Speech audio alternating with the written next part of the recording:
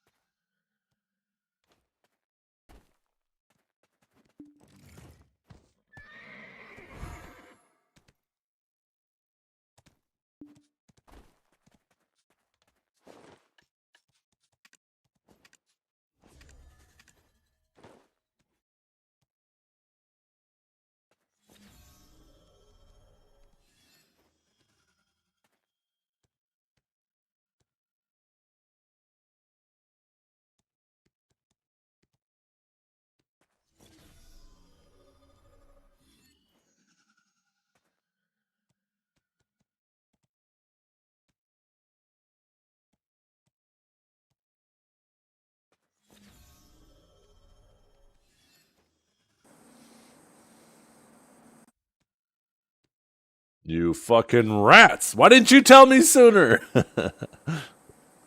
Oh, it's a new update for NVIDIA Broadcast. I'm gonna try updating. One sec. You guys won't hear me again for a second.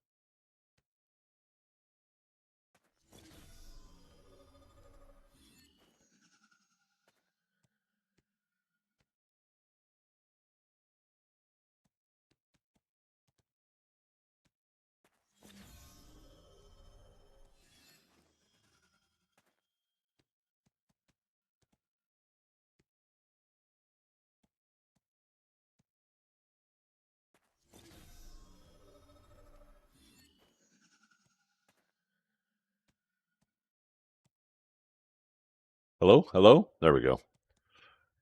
Just installed the new NVIDIA Broadcast. They apparently had a big update for it. Trying to see what new they added. I don't really see anything.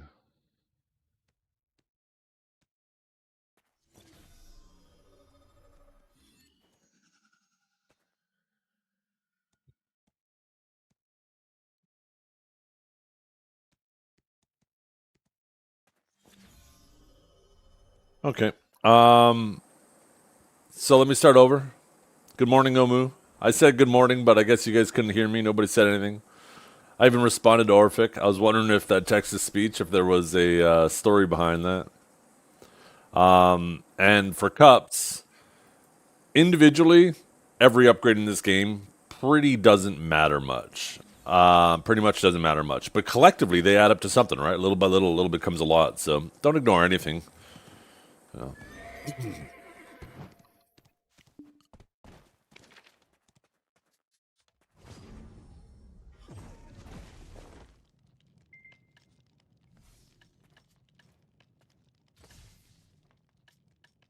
Okay, let's see.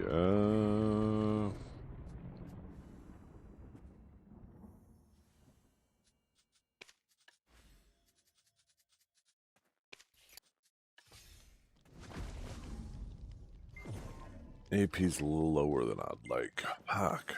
Probably have to switch some crystals, but I don't want to fucking... I like having my comfy grind.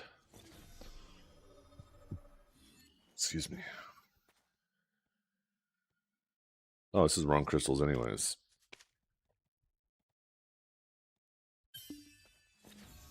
Shit, I mean, shit worse, not better. Did I have the Adania in that setup? Oh, I did. That's why. Expected to go up, not down, but... Am I missing any buffs? Fucking Node War buff, man. It's too good.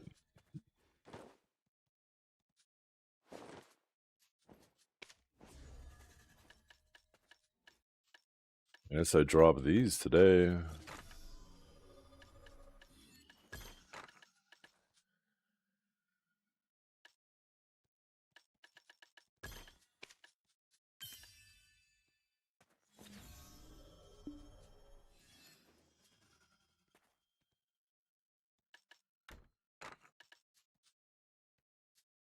Maybe...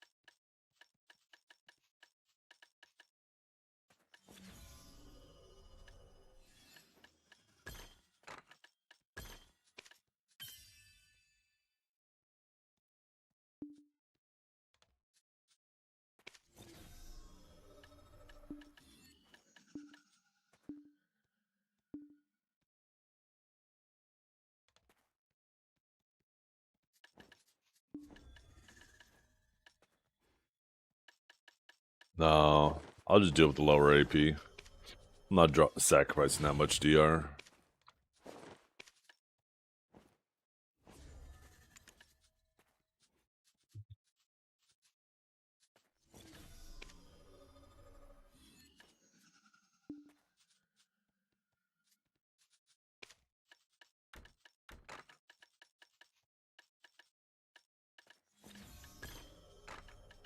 I like my comfy grind way too fucking much. Way too much.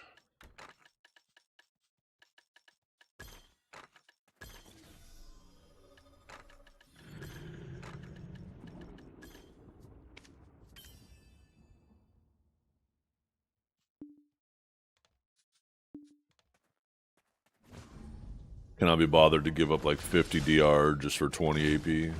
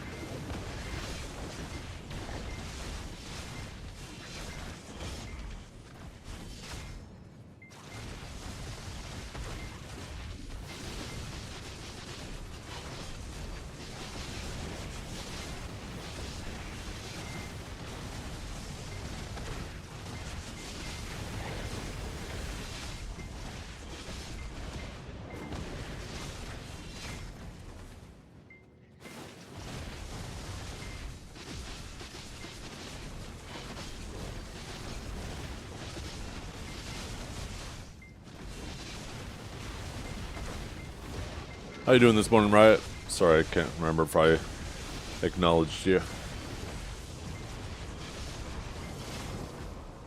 373 AP, 440 DP. Was it bad?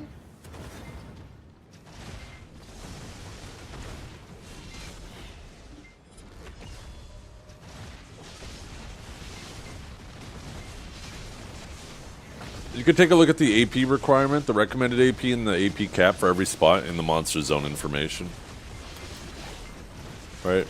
You go to Adventure, go to Monster Zone info, you can find the spot you're thinking of. It's pretty accurate.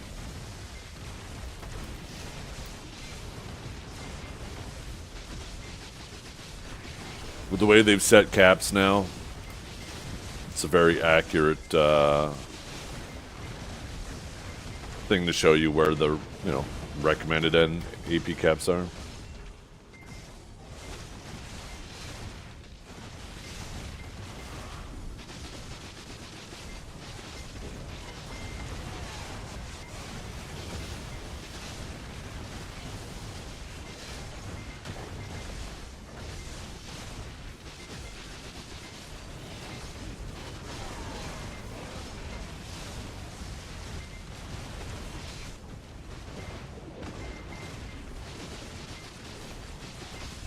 Oh, you could try anywhere at that much AP.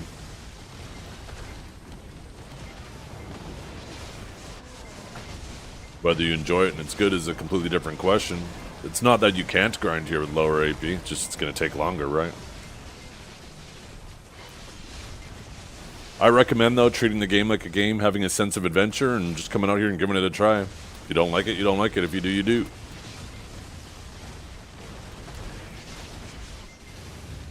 Part of the adventure, figuring things out, right? At least for me, it's part of the excitement of the game. They add a new hard spot, see if I can do it. Usually I can, because I'm always at the edge of progression.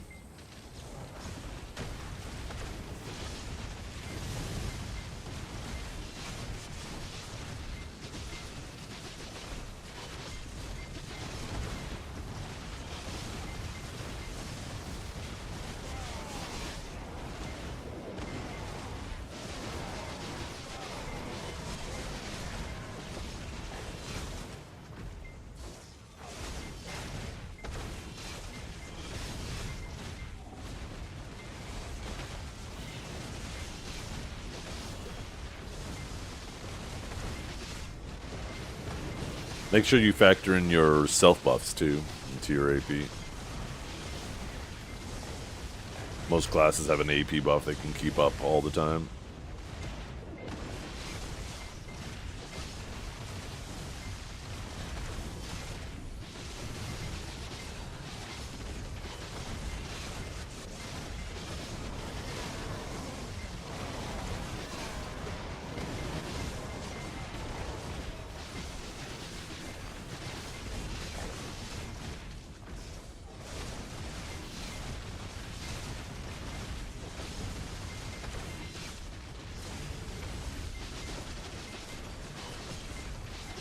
No music? There was music. There was a period between songs.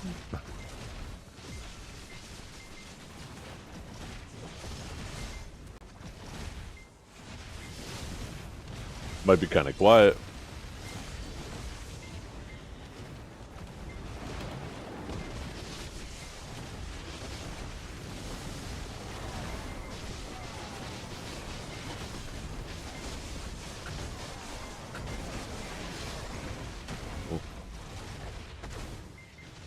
Why my face is itchy today.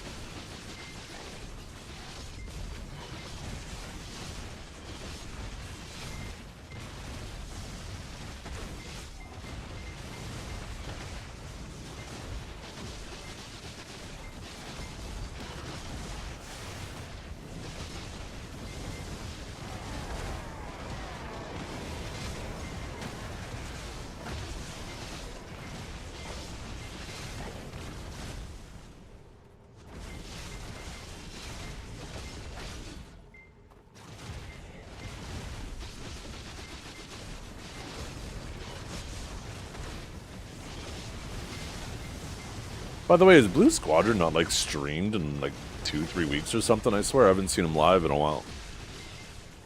Fucking song just got real loud. That's what I get for turning it up. Was he back the other day? Oh, maybe I was just busy doing something that evening. Yeah, well, it doesn't matter what game he streams. I'll still see him go live. Wasn't asking what game he's been streaming. I'm just curious. I haven't seen him stream in over a week. Figured it was probably something holiday related.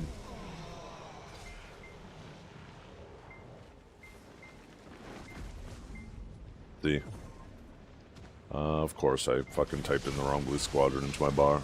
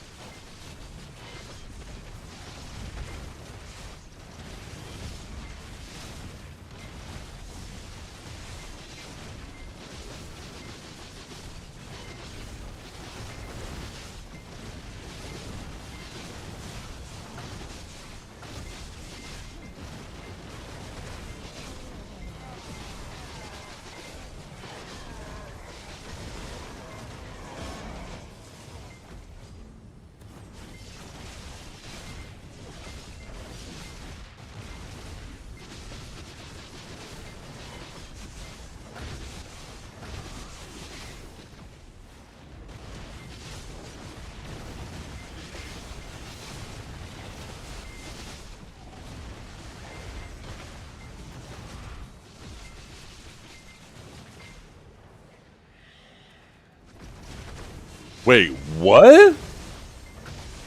Did I type the wrong thing? It says, sorry, unless you got a time machine, this content is unavailable. I must have typed the wrong channel. Right?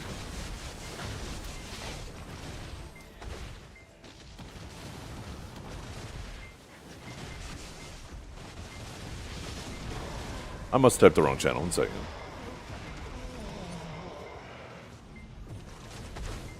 Oh, it's blue_squadron. Fuck, I typed the wrong thing again.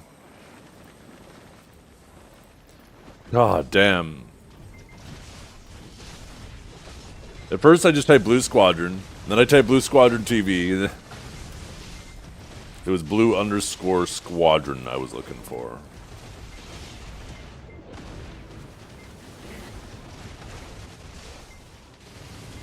Oh yeah, 3 days ago, and then 18 days before that. Okay.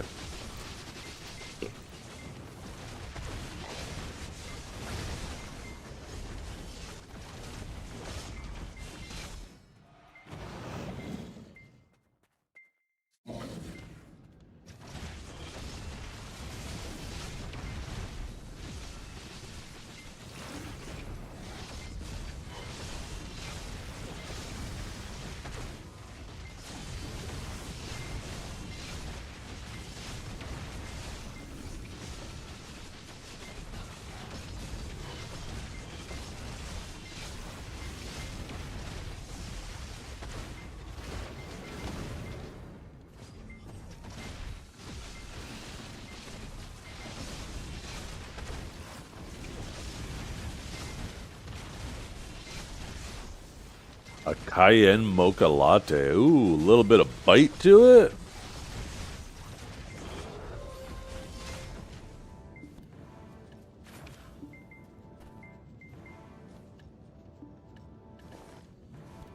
Let's grab these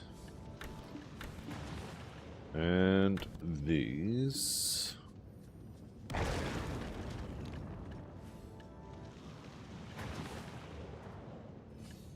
Grab 100 of these.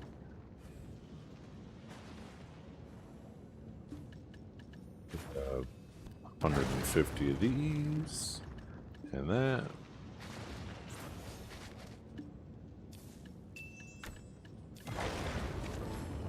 Oh fuck, it's too fast. Stupid frog getting in the way.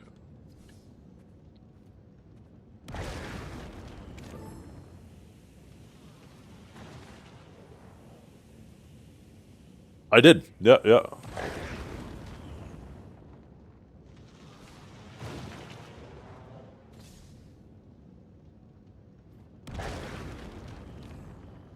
Did he tell you what the new class was? What Savior's brother, like the lore behind Savior's brother?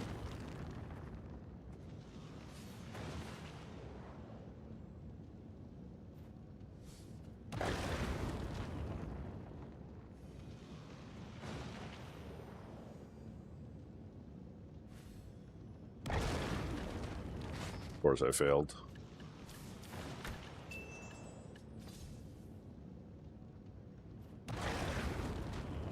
Yeah.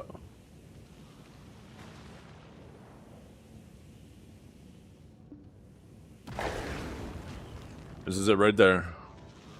Did I fucking fail again? God! How the fuck, man? This, like, how hard is it for them to remove failing from fucking processing? They said they were gonna do it. All they gotta do is fucking change a value in the files. Why the fuck do we gotta wait as long as we have? Why isn't that shit done fucking overnight? Shit is so fucking annoying.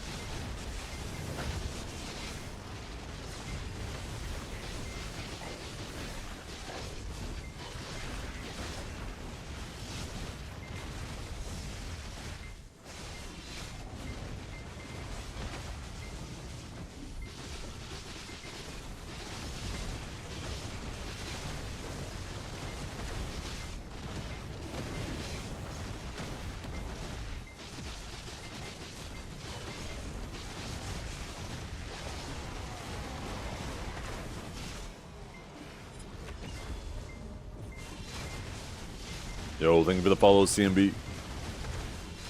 By the way, good morning, everybody. Oh shit, my multi-chat isn't open.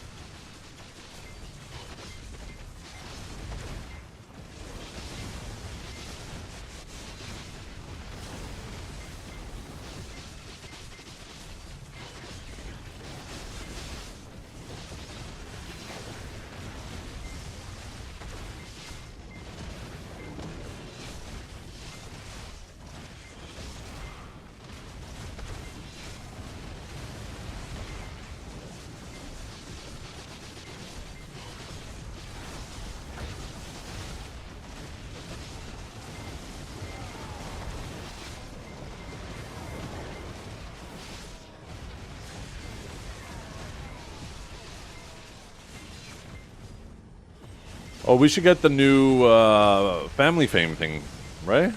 This week? As well as the new Krogdalo. Might have to level some horses. Fuck.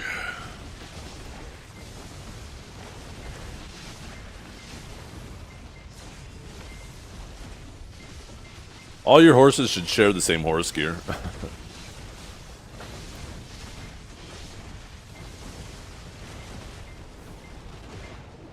I just realized I'm going to need multiple sets of horse gear now, too.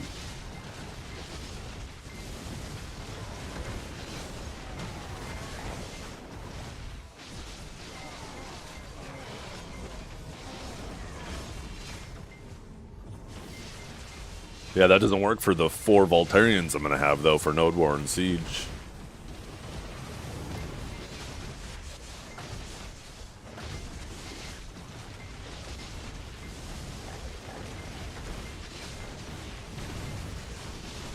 They should do the same thing with Voltarion, though.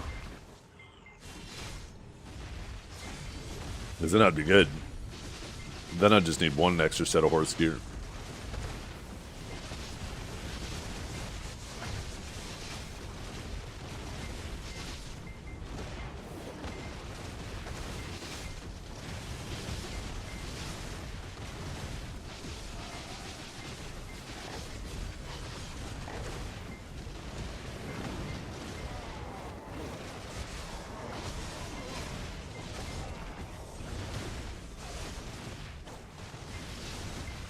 They are letting you put Voltarion in the stable.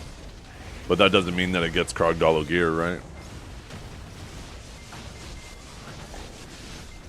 Like, it's not like the dad horse where you put any set on it and it gets all 3 buffs.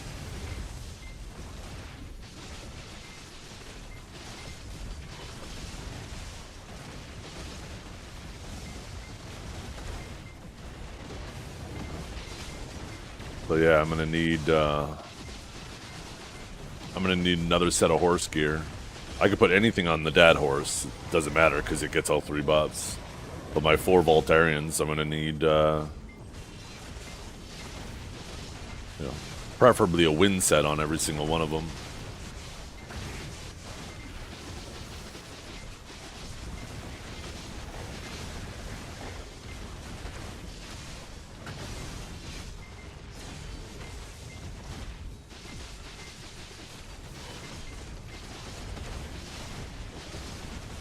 Did my camera just flicker? I think I saw that in my peripheral vision.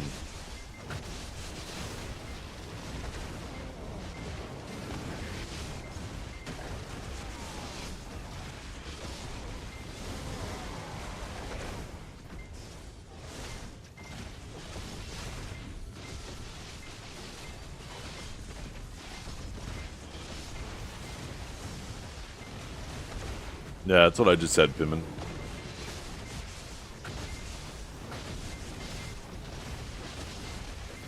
It honestly should just be like the life skill window. You just have one set of horse gear and it applies to all your horses.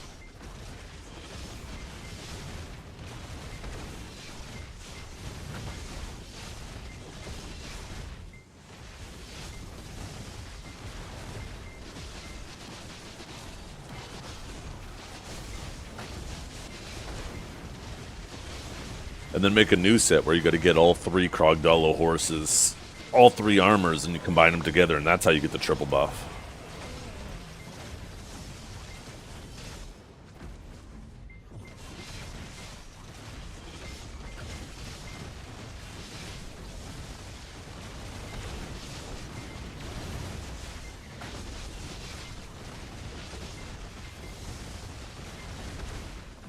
Well, regardless of whatever buff you want, you still need to make sure you have like a chaperone to charge. You got to make sure you have saddle to sprint. It's not the specific type that I'm getting hung up on. It's just the fact that I got to make 5 different sets of horse gear if I want to access all my horse's abilities, right? That's annoying.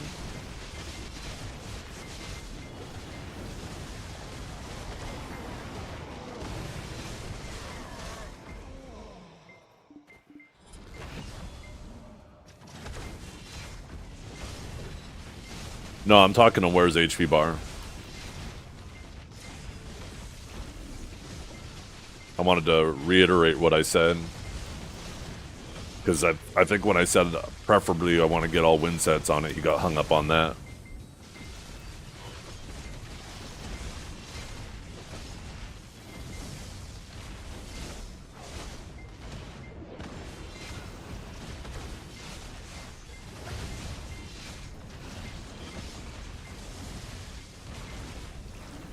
I just think they should use this window more. Have one for your horse too. Another tab for your horse gear. The fact that we still don't have the newer life skill tools, like we're still missing being able to put the hunting bag in here. You can't.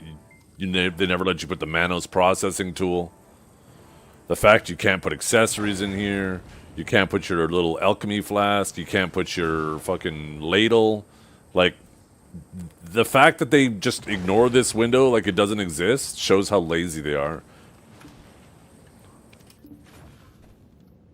And, like, that type of laziness annoys the fuck out of me. And then on top of that, you have your skill add-on window, which they didn't bother to check for any other region other than KR, I'm assuming, to see if this shit overlaps with this new button they added. But now we just have to deal with fucking text underneath a button, which is super fucking sloppy. And even a minute level of quality control could have caught that and they could have fixed it before shipping it live. But just another example of laziness, right? This shit just annoys me.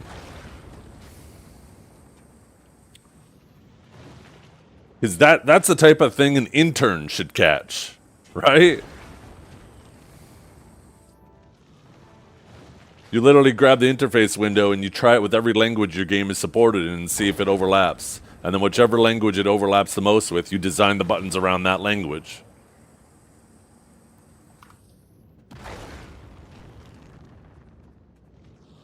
Like, how many times have we seen when they've adjusted this window, all of a sudden things are misaligned in here too? And you, like, immediately notice as soon as you look at it. Because brains are good at noticing a lack of symmetry.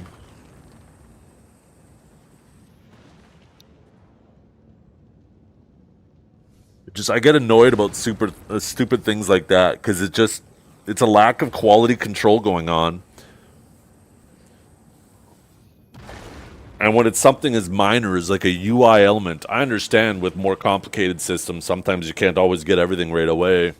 But when it comes to just fucking UI elements, and you can't do quality control on that, it annoys the hell out of me.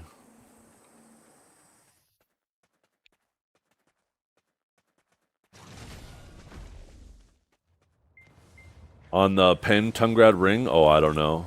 I haven't looked at a Pen Tungrad ring in forever. I wouldn't be surprised though.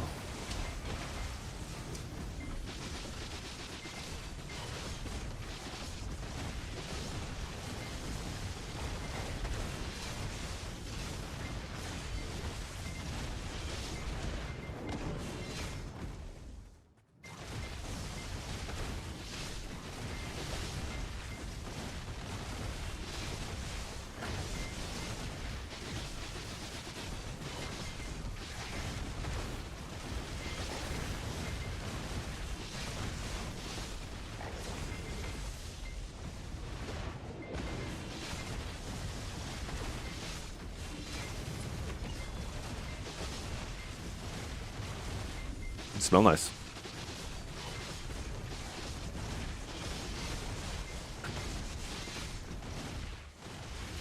You want to leave here like what, 9:30?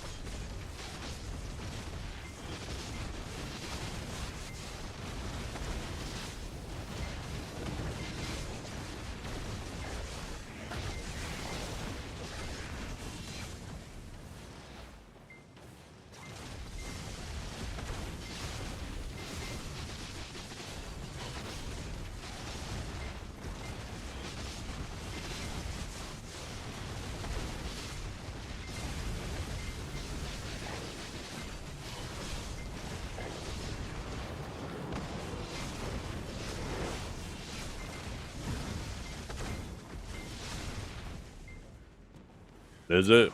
I didn't even think of checking the market. Yeah, it is too. You can see it right there. Oh.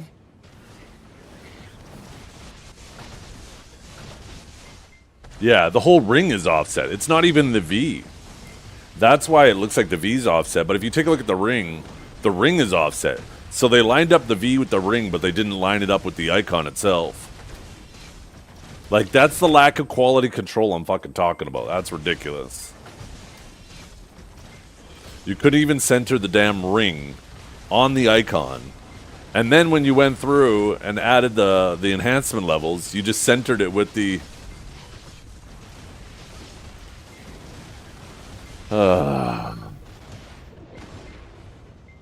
Yo, the tooltip, it looks like it's aligned in the other direction. Did they just mirror it? Is the image mirrored? Between the tooltip and the market icon? Oh my fucking god.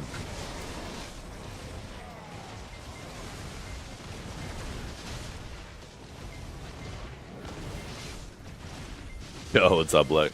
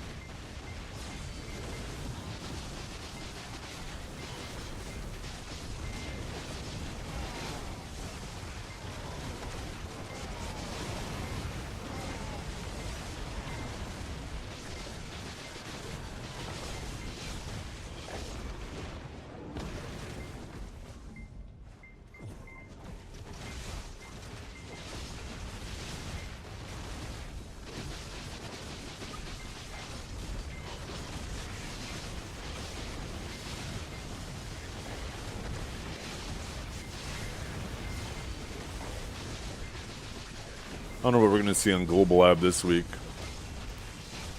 Maybe we'll see Star's End.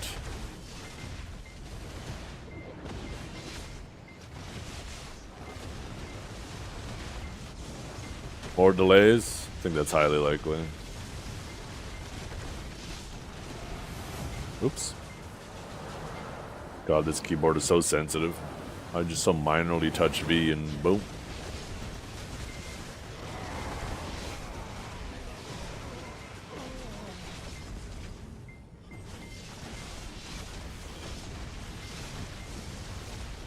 Well, we have 4 things delayed right now. I can't imagine anything that was scheduled after it not being delayed.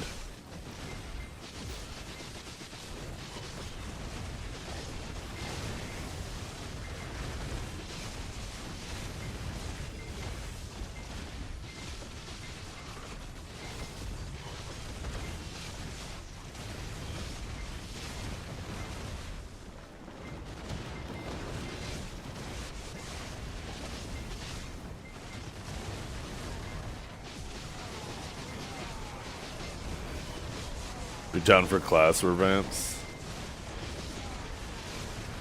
Who knows? Maybe they'll go do it like what they're doing on mobile. Basically redesigning every single class, and you have access to your awakening and your succession at the same time.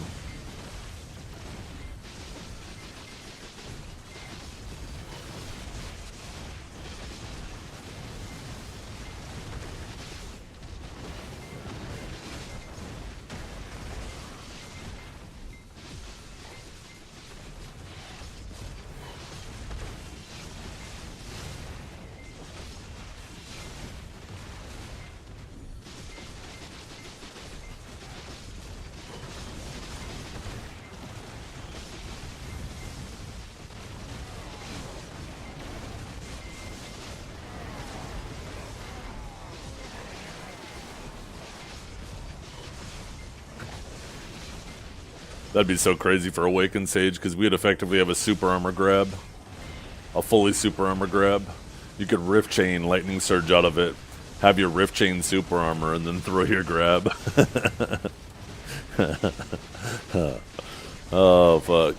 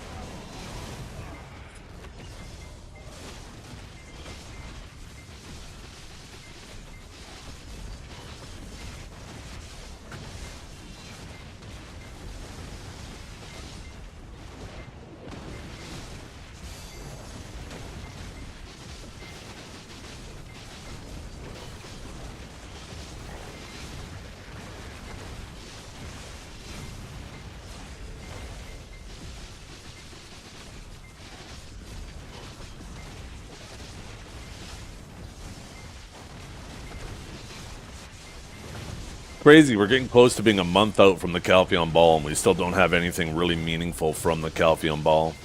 Not only did they really not announce much meaningful things, but of the things they did announce, we still don't have the more meaningful things of those announcements.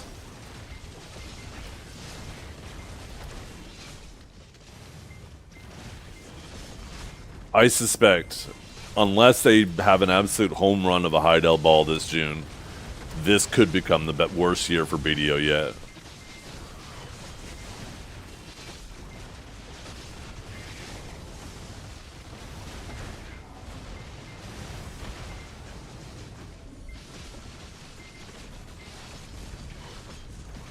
Well, there's an anniversary every year. That's how it works, right? Anniversary usually doesn't do much for us. All they ever really do is just give away free shit.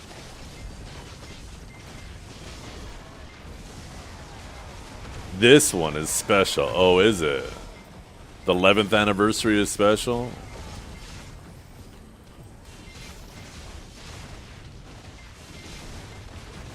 What do you mean? We have K-pop outfits. True. My bad.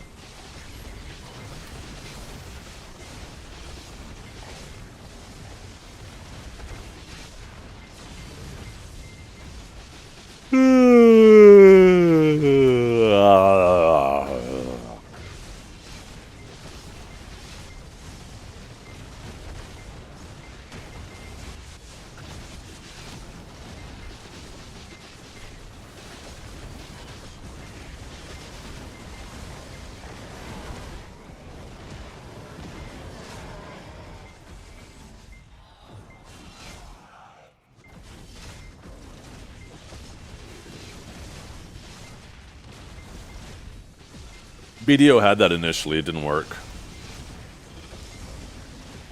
Believe it or not, there are abilities still in the game. Take a look at Dosa. Just, like when Dosa blocks, it gets a little... It has like a really short animation block, but if you time it, you get a little heal. And even before Dosa existed, Warrior had that, right? Warrior still, in a sense, has that. With its Scars of Dusk. They made it a little more meaningful as of recently.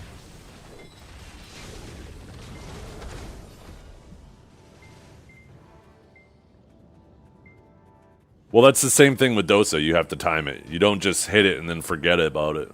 You actually have to tap it, and it's just a quick little animation where she goes like this. And if you happen to do that while you take a blow, it'll actually hit you with a little heal, which is effectively the exact same thing. So we already have some stuff like that in BDO. But Warrior has a very similar thing as well, where if you do it and you get hit, I think like 3 times, you can do your Scars of Dusk a second time, or a completely separate cooldown Scars of Dusk. Yeah, Hash has it for their block jump. We need everyone to have one. They won't do it. I don't hate the idea, but they're trying to make the game easier, not harder, right?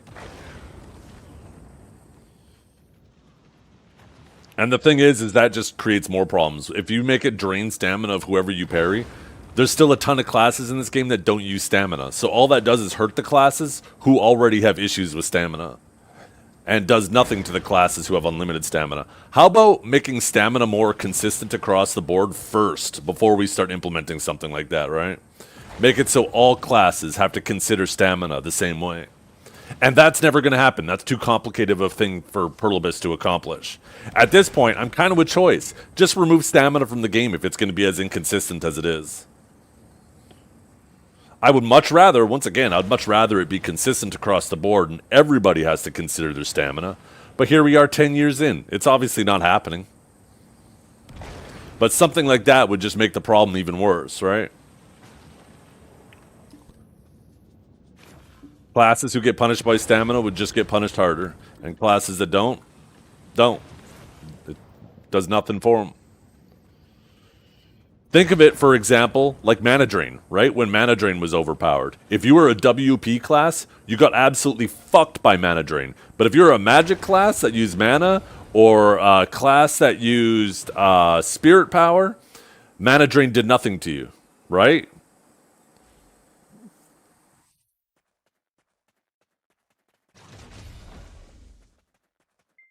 I don't think it's weird to have multiple resources to manage. Once upon a time, you used to have to manage your mana, and they actually got rid of that, right? They added mana potions. I think it's only weird that some classes have to manage it and others don't.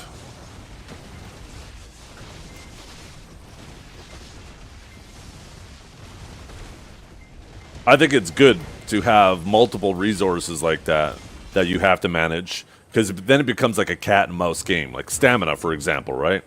You're trying to constantly maneuver around your opponent, and you're trying to find an opening to CC.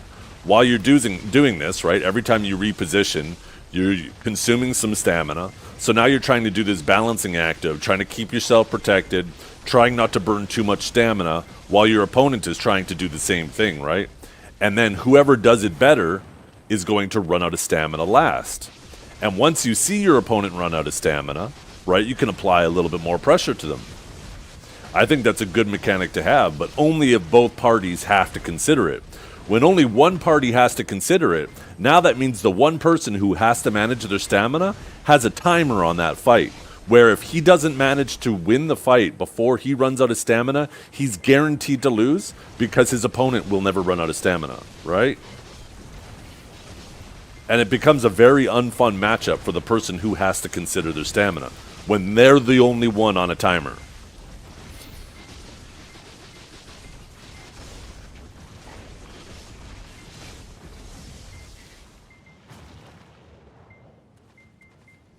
I mean, you say Sage yapping, but Sage isn't the only class that has to consider its stamina.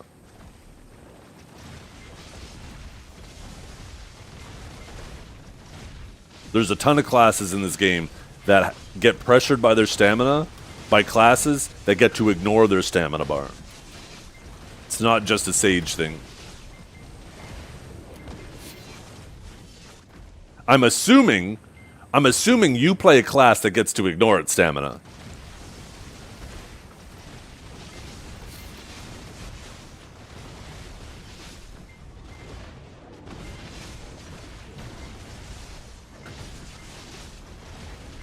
Would you get Super Armor and Awakening Q Block? No, I think Super Armor and Q Block should be... There should be not more classes getting it.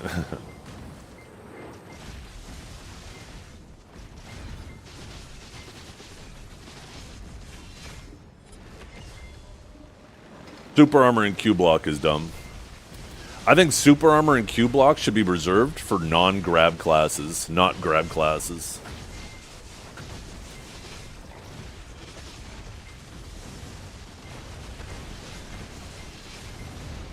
I don't think people realize Warriors, Velks, Novas, these players, and now, Guardian as well, and now Seraph. People who play these classes like to undervalue the strength of having a Super Armor Q Block and a grab, right?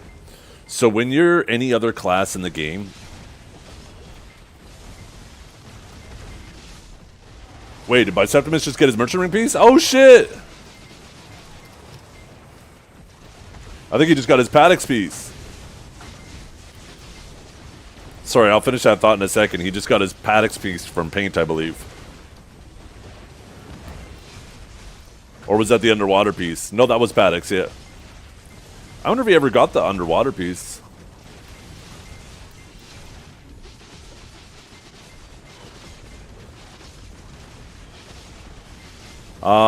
So what was I saying? Oh yeah, the value of a Super Armor block with a grab, right? When you're any other class in the game that doesn't have a Super Armor block, you have to keep yourself protected to try to take advantage, to try to be available to take advantage of an opening, right? So if a class locks himself in a Super Armor, you know, you might have just started your own protection. And by the time your protection is done, now that's your opportunity to try to go and grab the person, or if they're using a forward guard that they're locked into, you know, you got to wait till you finish your animation before you can try to get behind them and punish the forward guard, right? When you're in a Super Armor Q block, you're always available, right? All you got to do is hit Q and wait for that opening. And the millisecond they do the wrong ability, you can immediately punish it. Where other classes have to finish their current animation, then move into position to do it, right?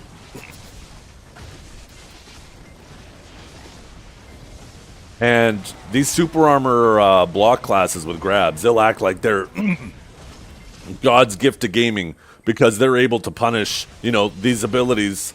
Like when they see a class locked in a Super Armor, they're able to grab it quicker than other classes. They act like that's a player diff. It's like, no, it's part of your class's design. Your class is designed to be able to make sure it's available the millisecond that wrong ability is used and throw the grab, right? Where other classes have to finish the animation they're in before they can go punish it, because they obviously have to keep themselves protected, right? And they will downplay that. And yeah, everybody downplays their class, but that doesn't change the fact that they're downplaying that. Like, I'm talking about that specifically. Everybody will downplay the strengths of their class and upplay the weaknesses of their class. Like, tune into any single Neptune stream.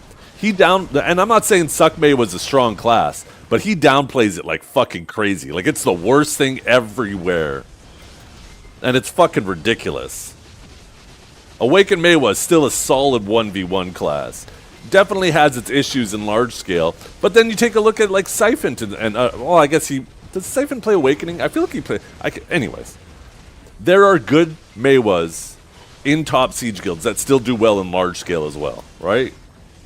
Maybe I'm not thinking of Siphon. Maybe I'm thinking of someone else. Siphon plays Saka? Okay, yeah, there you go. So like Siphon does well in large scale. He's a net gain to his team. He's not like just like.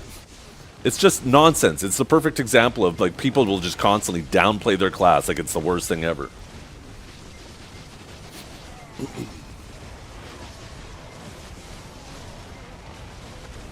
Because everybody wants to be the hero in their story. They want to be the underdog that's overcoming.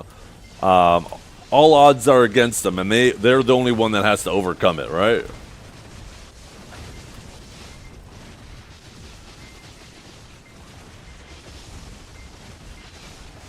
It's just Awaken Musa, but have to throw forward guard.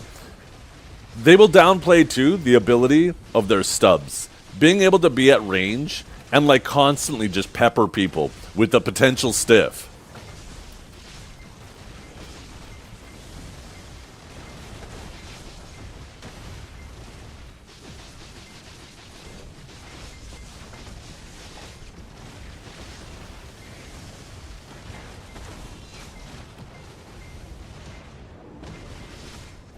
Yeah. Well, I mean, that goes for every class, right? That's not something that's exclusive to Meiwa. You just get randomly hit by shit no matter what class you play. Unless you're Striker, then you're permanently protected, and the only thing that ever CCs you is a grab. And nobody grabs on large scale. Well, actually, in Uncapped, you got all these fucking rock losers grabbing, so I guess you still get grabbed.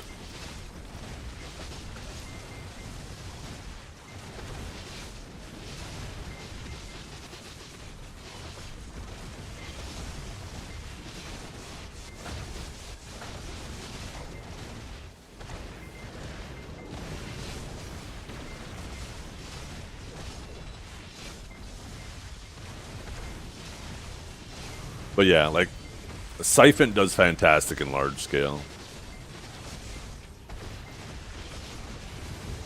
Suck Meiwas are perfectly capable in AOS. They're not a liability to their team. When I get like a Kari or Pinks on my team, I'm excited because I know that they are fantastic at the class and they're going to be a net gain.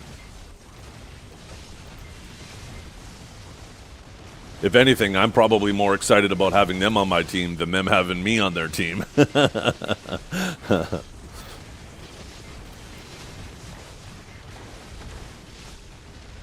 But yeah, people always dramatically downplay their class.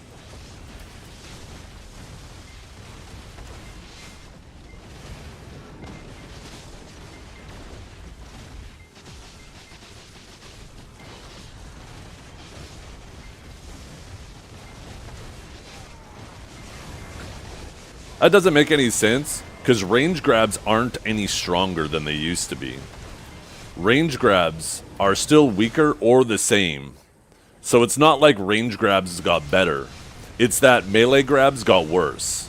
So this idea like all of a sudden range grabs are more oppressive than they were is nonsense. It's like, no, range grabs didn't change. It was the melee grabs that took the biggest part of that change.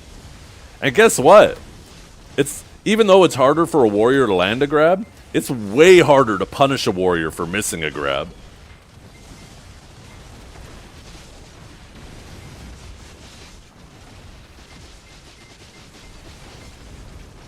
Awakened Sage's grab got definitively weaker because we used to very first frame be able to cancel out of our grab.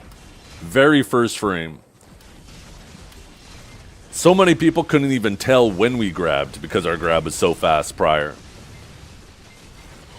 Now there's a blatant animation showing when the grab is thrown, and we're locked into it for that brief period after. Even though you can't punish it, you can still throw damage into it. I would much rather have my old instant cancelable grab fail versus having a super armor on the back end. No comparison.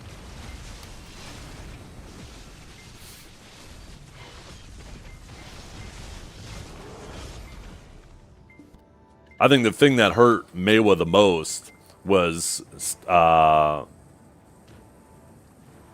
making it significantly harder to sniff people if they don't know their class or don't have appropriate abilities for coming out of V. That definitely affected Meiwa the most. What's this? Yeah, the old shift E grab? Now that was crazy.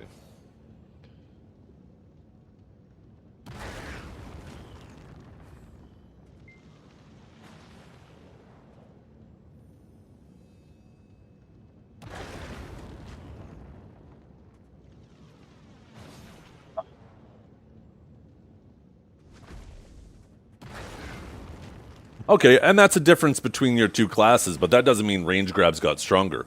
Proportionally, range grabs got stronger because melee grabs got weaker.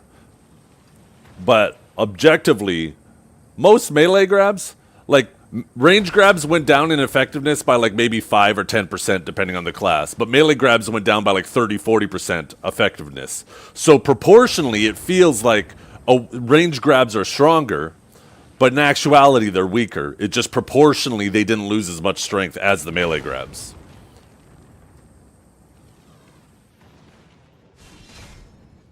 And then the irony of that whole situation is they go through and try to affect all the grabs, right? Nerf them to varying degrees of success. And then they add Seraph grab. It's like, what the fuck is that grab now that you're adding? It's like they made grabs harder to land, and they're like, "Oh, this grab's hard to land. We're gonna make it one of the strongest, if not the strongest, grab in the game." It's like, what the fuck are they doing?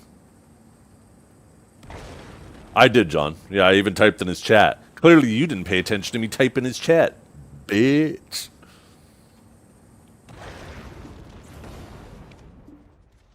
But yeah, he just got his Paddock's piece at Lava Frogs. I have to do a little brief AFK here, though, chat.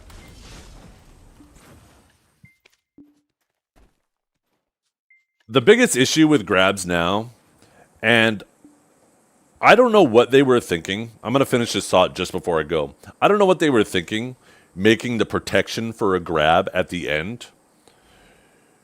They should have actually made the attempt protected and the fail unprotected.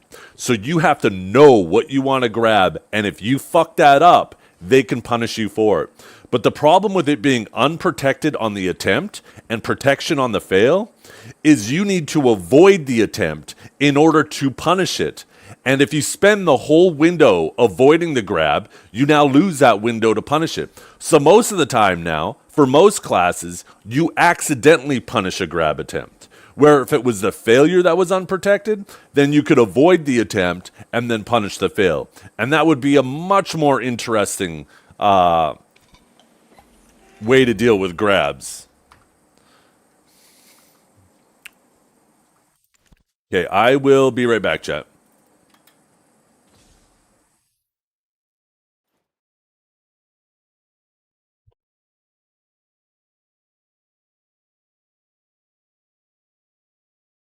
Just a heads up, I'll be approximately 10, maybe 15 minutes.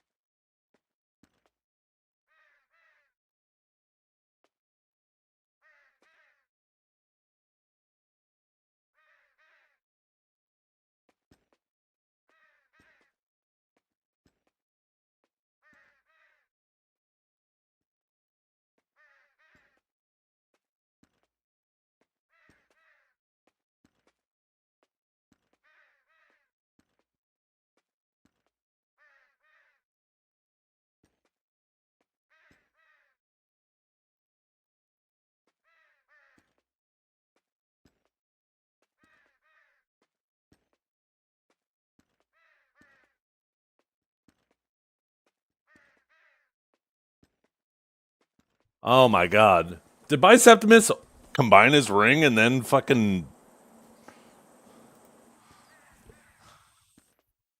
Did he raid me right after he combined his ring? I had to go AFK a minute.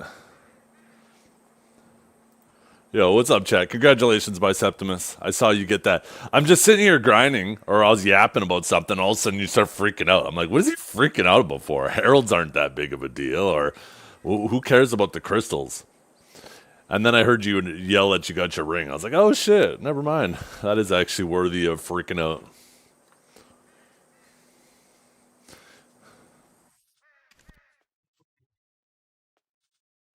Is it the real Seraph mains? The real Sage main?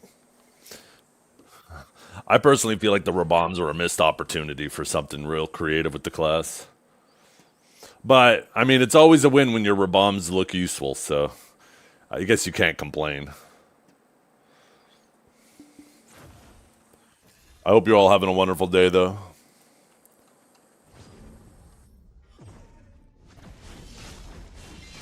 Oh, might as well grab my horse buff.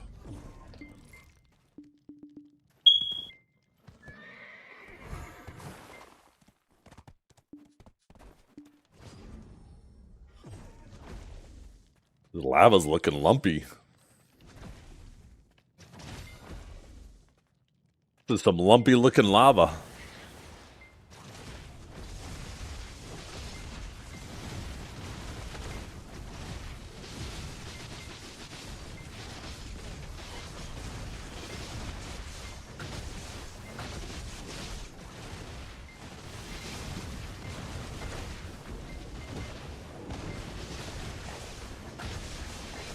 Oh, you might need to go change your battery, Valky.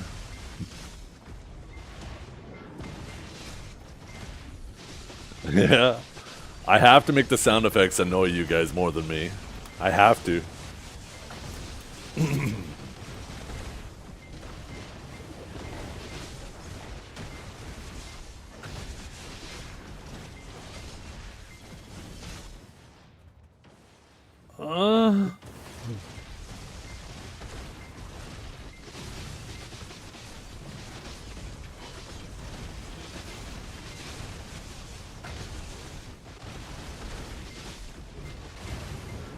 Did that one. That one annoys me, and only me. Actually, no, I think that annoys people too. I think when you guys start spamming that shit, if people are like listening to me on speakers at work, they're like, oh great, now I gotta turn off the stream, otherwise people are gonna think I'm fucking watching something stupid.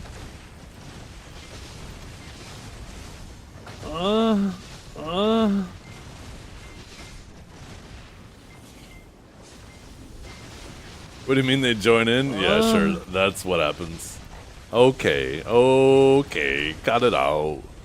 Cut it out. Don't even start with me.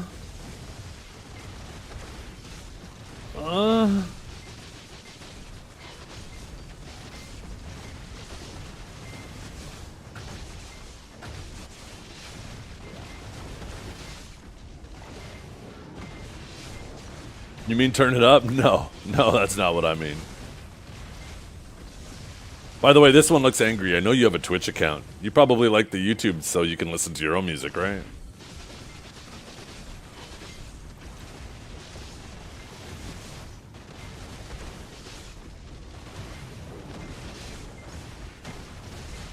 Can mods turn off redeems? That moan is the one of the redeems that is at the top of my list of getting rid of.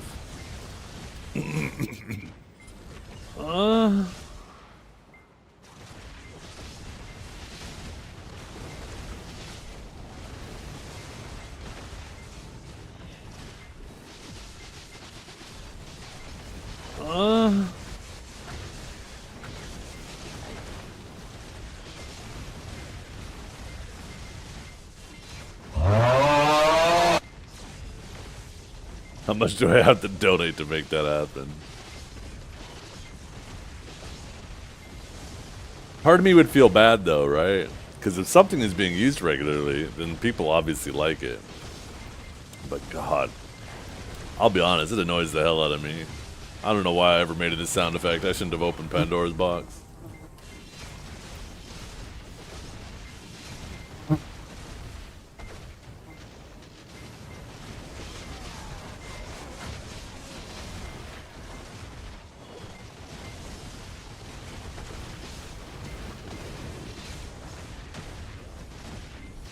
Like it? Sure. But would we miss it? I don't know.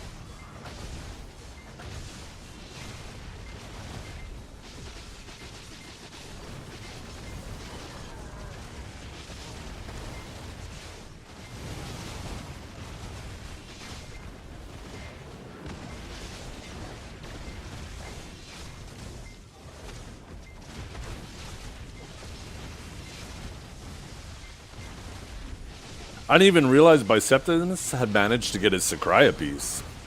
When I saw him freaking out, I was like, oh, okay, now he's got to do Sakraya. When did he get the Sakraya piece? Did he get that through Paint as well?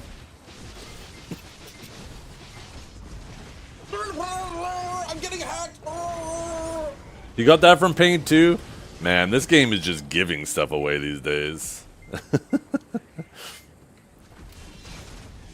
Oh no, I let it reset. Oh shit, I thought I killed it.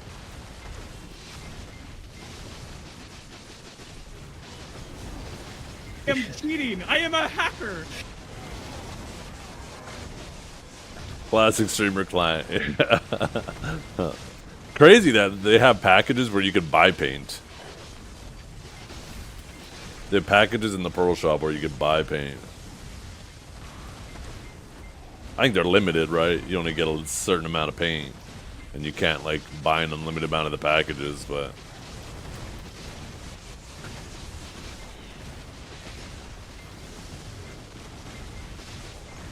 Divios to fall. Speaking of Divios, today's Wednesday. Divios might be streaming today. If I'm not mistaken, his band should be up today.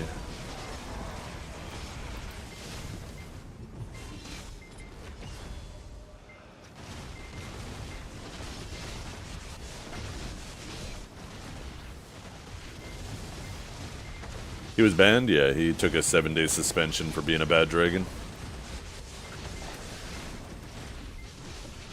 I still find it confusing why people like to grind Olins. Every minute there for me is pain. Yeah, I'm not a huge fan. The time goes by fast, but I still don't enjoy it.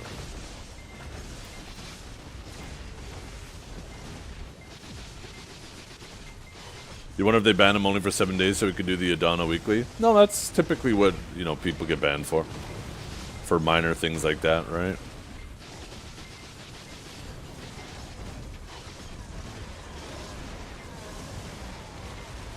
If you do really bad things, well, obviously if you do really, really bad things, you get perma-banned. But then if you do, like, pretty bad things, it's a 30-day, and if it's just a minor thing, it's 7 days. A little 7-day vacation. And it always lines up. The 7-day vacations always line up with maintenance, right? So, they end up being able to get on just, like, his ban was probably up as of, like, 2 hours ago. Because of the way they line up. Now, if your weeklies reset with maintenance, and, well, I guess maintenance are Thursdays, so it wouldn't matter anyways.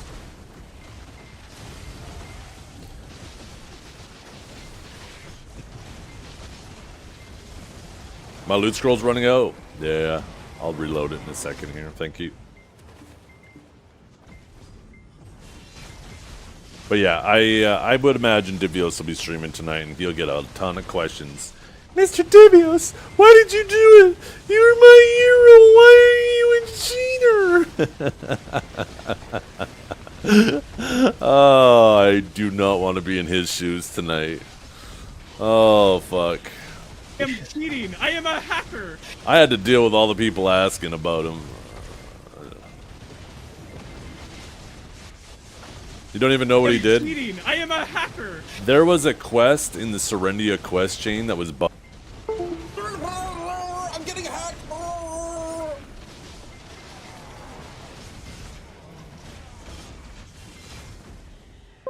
and that's why he was banned. I am cheating. I am a hacker.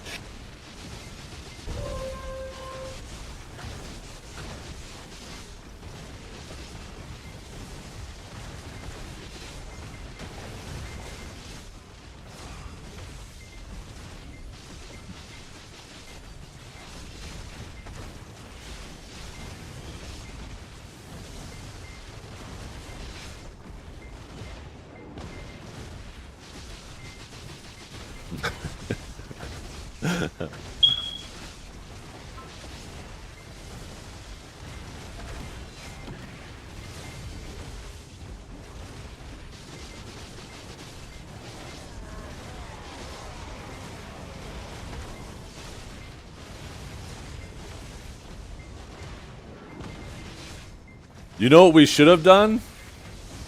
I don't know if Biceptimus is around still. We should have found Medozin. We should have had you wait to combine your ring, and then we find Medozin.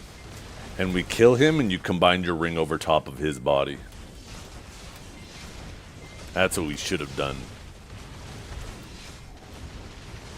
Little bit of tit for tat, you know?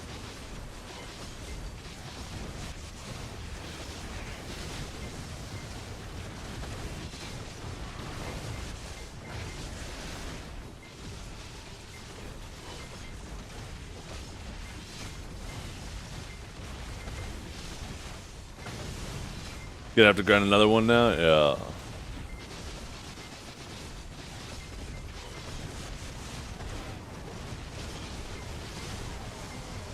Someone mentioned doing that with Divios? Oh, that's fucked up. That's fucked up.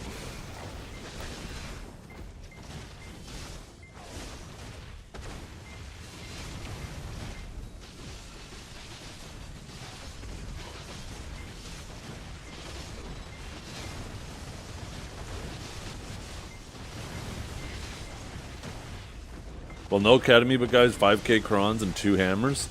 Wait, are they giving away more? Did I miss something?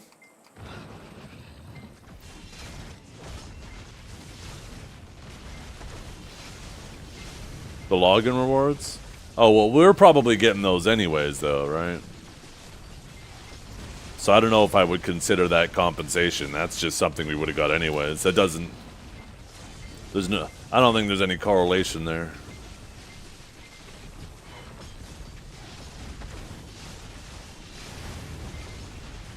That's Perlibus trying to buy your love. Because they can't get shit on out on time.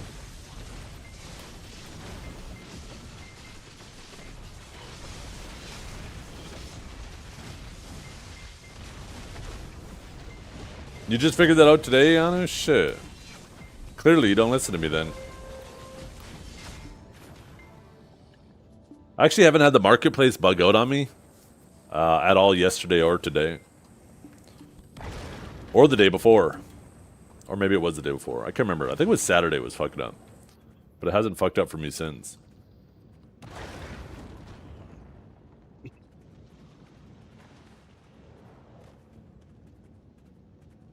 Mid using it. Nice.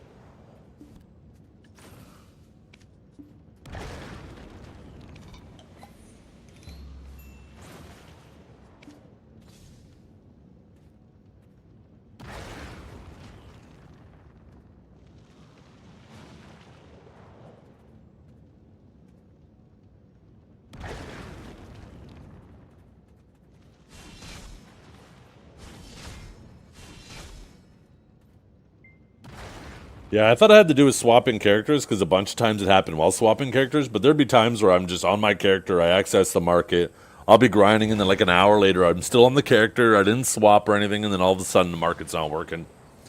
But it was only the one day for me.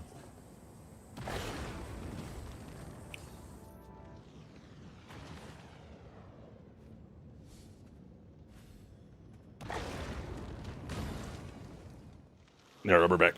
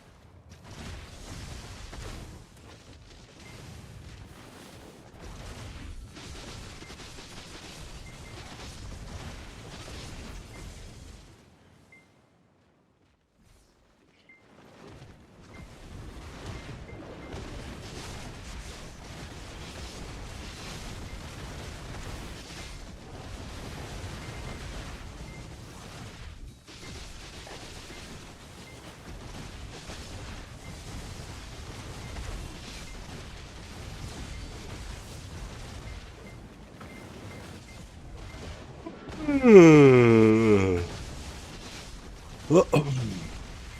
need to figure out what I'm gonna have for lunch today. Maybe I'll just throw some chicken fingers in the air fryer.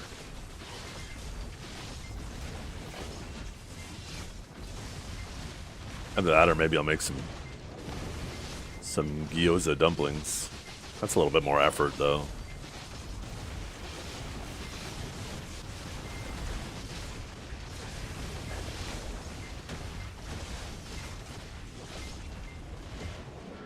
A new air fryer? Ooh, does it have a big old basket on it?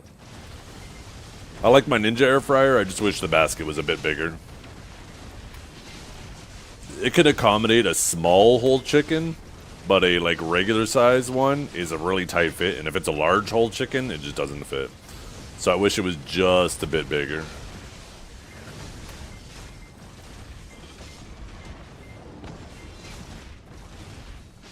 What's up, Briskindo?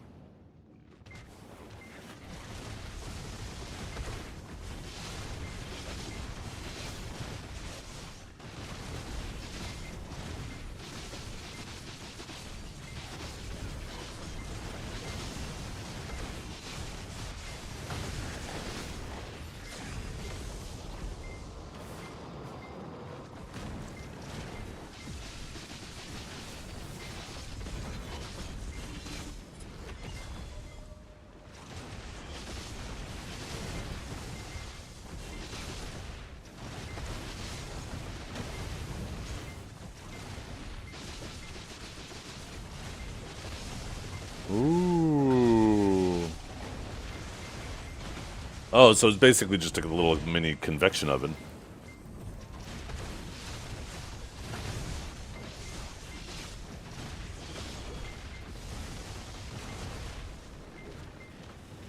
That looks sweet, though.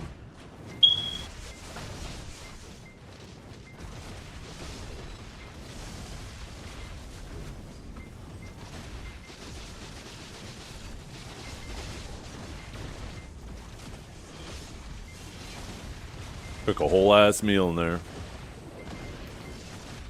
My stove and oven, when we bought our house, we inherited all the appliances with the house, which was nice, right?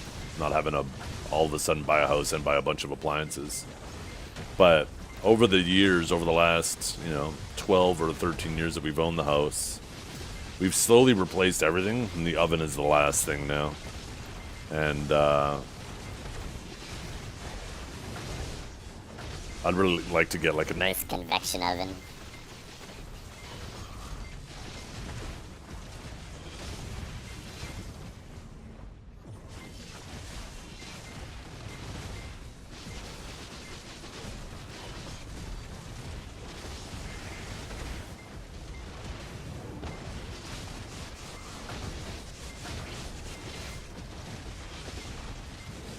RAM price, yeah. Convection ovens use RAM. Good morning, Nelly. How you doing today?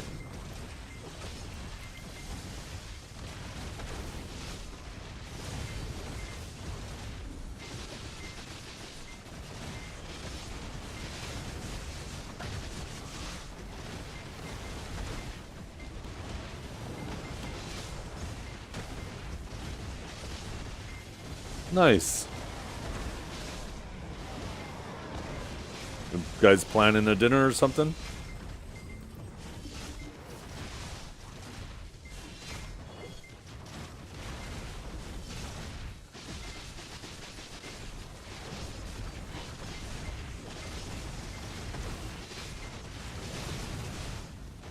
My turkey soup I made yesterday turned out fantastic. Can't wait to have, gonna have the other half of it for dinner tonight. So nice easy dinner tonight. I think I might end up making dumplings for lunch after all. I think I might do that.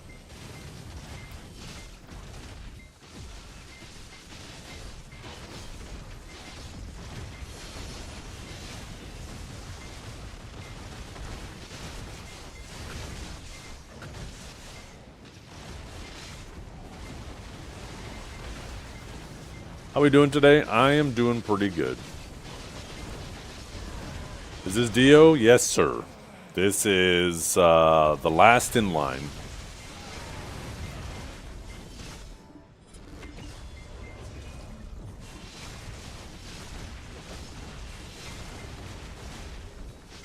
But yeah, I'm doing pretty good today.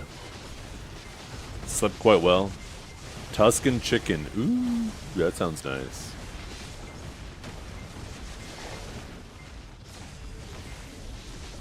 I had to figure out what I'm going to make for dinner tomorrow night, but the day after, Friday, is my daughter's 13th birthday. My oldest daughter's officially a teenager. I think it all goes downhill from here. At least that's what I hear. She's still my angel, though, so maybe she's the exception. But, anyways, it's her birthday, and she wants to go for sushi for dinner. But she also dances at 5 o'clock. So we're going to actually pick up her sister from school early, right when we pick up my oldest daughter. We're just going to go have a little early sushi dinner. That means you old? Yeah, next month I'm turning 42. Definitely don't feel 42. What club does she dance at? You're fucking weird. I just said she's turning 13.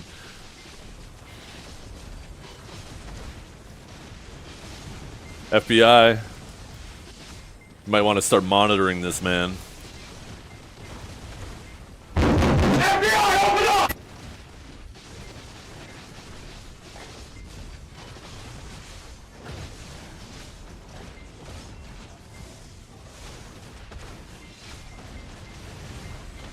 Imagine you start 10 years ago in video release. 32, yeah. Yeah, I've been playing BDO for a decade. It'll be a decade in April, because I actually started a month after release. Frozen mini wontons. Oh, shit like that are so good. Actually, you know what I should do for my birthday? I should tell my wife to make her little mini pizza rolls. What she'll do is she'll take the little wonton wrappers and she'll put pepperoni and mozzarella cheese in them, roll them up, fry them, and then you serve them with like a little marinara sauce on the side to dip them in so they're like little pizza bites. Holy fuck, they are so good! What did I play before BDO? Immediately before BDO, I was playing The Division. Briefly before The Division, I didn't play The Division for long because it was plagued with like cheaters and shit. Oh, excuse me. I was playing Ark. I played Ark for a few months, and then it started feeling like a job, trying to make sure nobody raided your base because I played on an official server. Running shifts with your tribe. And then having your phone turned up at nighttime, so if you were getting attacked, people could respond, was just felt completely absurd to me, so I quit that. Before Ark, what was I playing right before Ark? I think it was Diablo 3?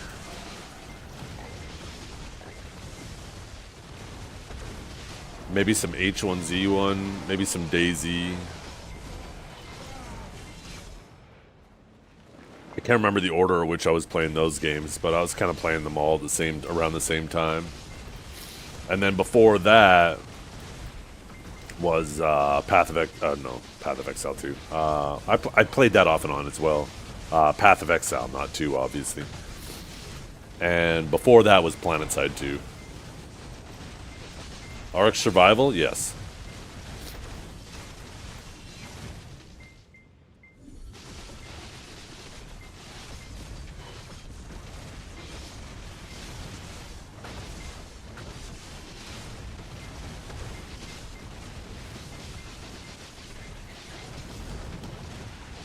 Oh, I played Ultima Online a long time ago, yeah. Long time ago. I played EverQuest, I played WoW. I was just referring to games that I streamed and played.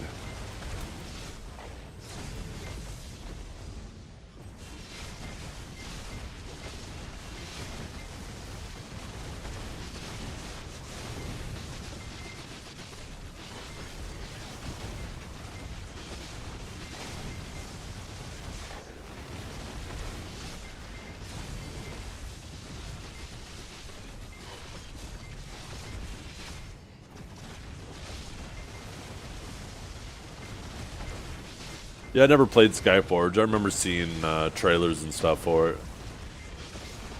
I can't remember what I was playing at the time. Same with the first Aeon. Same with the first Guild Wars. I was just caught up in other MMOs.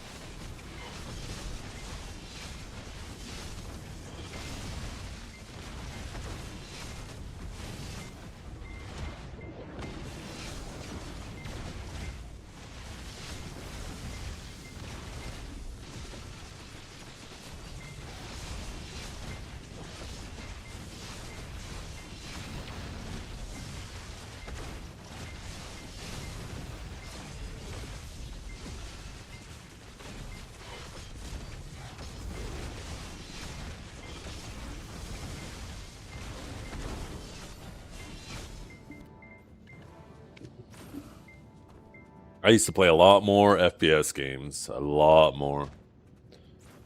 World of Warcraft's Cataclysm expansion kind of turned me off from MMOs for a while. And then, like, I didn't play any MMOs for quite a while until Lineage 2 came out. Not Lineage 2, sorry. Terra. And I heard about the action combat and all that, and I was like, huh, that sounds kind of cool. I'll fuck around with that. So I remember playing that in its alpha and its beta and then on release. And it was a game that, you know, it felt great to play. I loved it, but they just kind of bamboozled the community with on release. There was like nothing in game, nothing on release. And as you would imagine, someone who plays games as much as I do, I get to end game pretty quickly. And there was just fucking absolutely nothing for me to do. So I was like, fuck this, and then I quit MMOs for quite a while.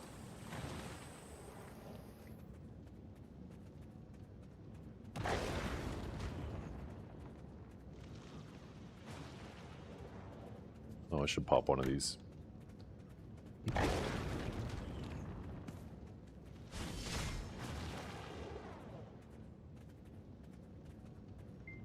Yeah. It's unreal to me that you see Pearl Abyss leaning into time gating when you have so many people from other games, whether it's like Lost Ark, Arcage, even people playing Where Winds Meet now are like, fuck off with these time gates. Like, there's definitely way more people that hate time gates than people who like them. And people who like them generally end up eventually hating them too. Because they realize that the goal of them, the goal that they thought the time gate was originally intended to accomplish, ends up hurting them more than it does end up helping them. And the real goal of a time gate is to give the developers the ability to slow you down. So instead of the developer keeping up with your progression and trying to make sure they always put out stuff for you, instead they forcefully slow you down. That's the real intention of time gates. And they'll try to gaslight you like they're doing it for you, but they're not. They're doing it for themselves. Every single time gate in every game. They're doing it for themselves. Because they don't want to keep up with you anymore. They want to artificially slow you down, so it's easier for them.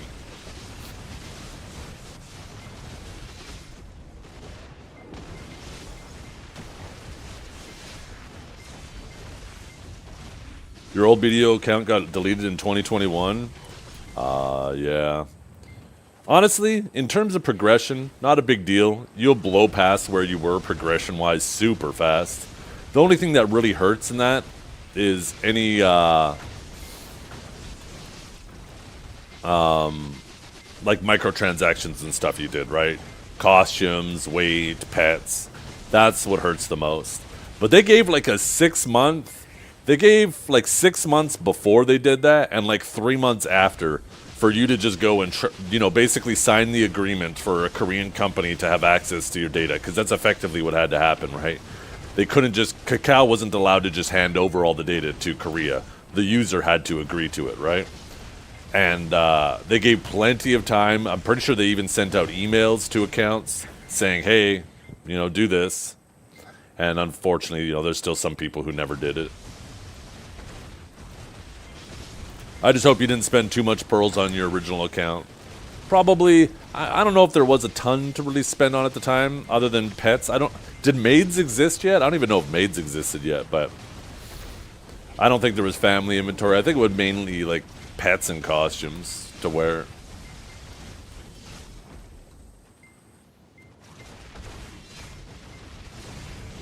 Maids did exist? Okay. I guess maids have been around for a while.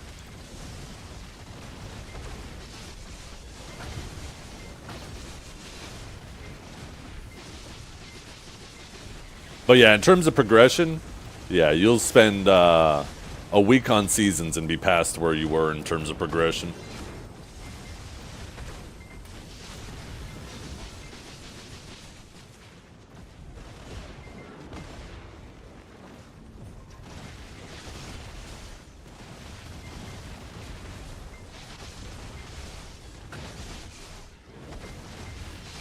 Yeah, they do a pretty good job with pets now. Pets used to be super, like, predatory. But now, like, you can get a full set of T1 pets just by going through the main story. And then they're always giving away, you know, a wizard Gosby here or a pet there. That you'll in a very reasonable amount of time, you'll get full T4 pets.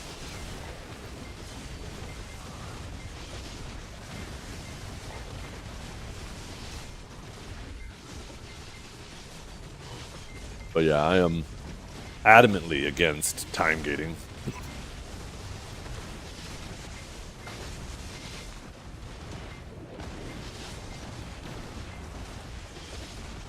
I just don't understand why, in any industry, why would you tell your consumers that they are limited? Why would you ever limit your consumer of being able to interact with your product?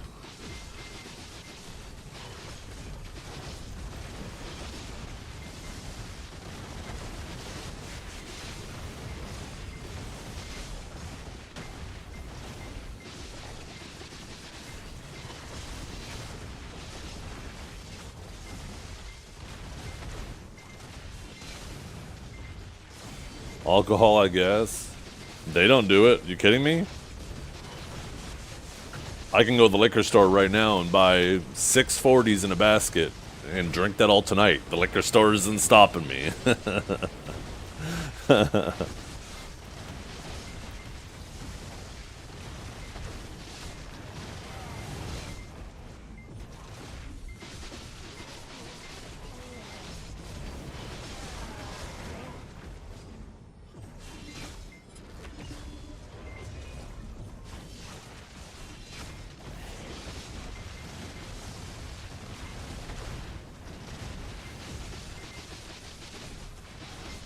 But even if it does accomplish that, that's still nonsense, Skirga. Why would you want to force people to do the things... Why would you want to force people to do stuff that they don't want to do? And force them to stop doing the things that they do want to do? It doesn't make any sense. Like, logically. Why would you do that to your consumers? Are you trying to drive them away?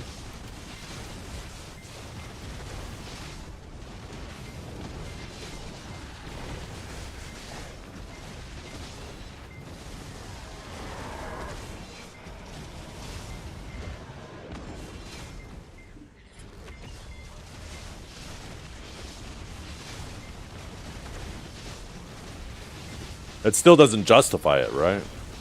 Why would you do that to your consumer? It's not their fault. It's not the consumer's fault. You invested money in a system that turned out to be piss poor and people don't want to do it. So now you're going to force people to stop doing the things they want to do, so they have to interact with something that you poorly designed that people don't want to do? Like, logically, once again, it makes no sense to do that to your consumers.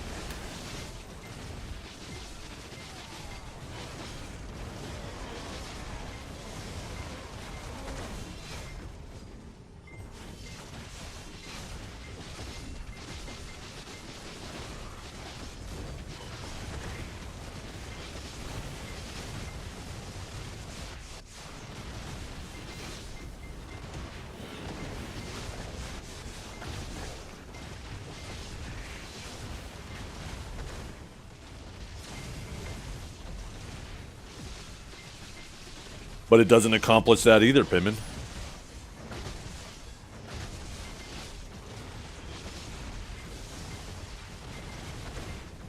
If anything, it gets people to log out more time gates, right? Because once people do finish their accomplishments, they then log out for the week. They're like, okay, I gotta wait for my quest to reset. Time to go play something else. Where if there is no time gate, they can play as long as they want to. It ends up accomplishing the exact opposite of that. That would be a fair argument for things like AFK fishing and stuff, right? Because obviously that keeps people logged in instead of logging out and keeps the game in the system tray.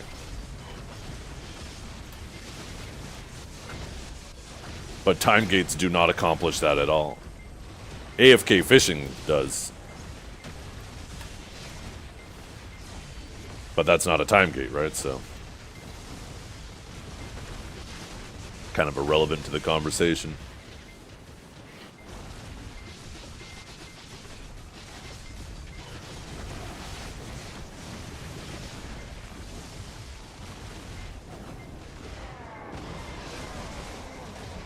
No. Every system in this game is janky.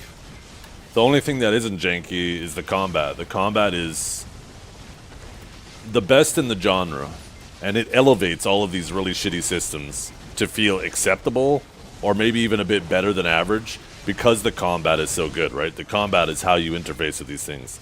But all of these systems, by themselves, if it weren't for the good combat, this game would be dead. There's no doubt in my mind. Why would you ever play BDO if it didn't have its combat? If it was just a 1, 2, 3, 4 MMO with buttons on your hotbar, why would you ever play any other... Why would you play BDO over any other MMO?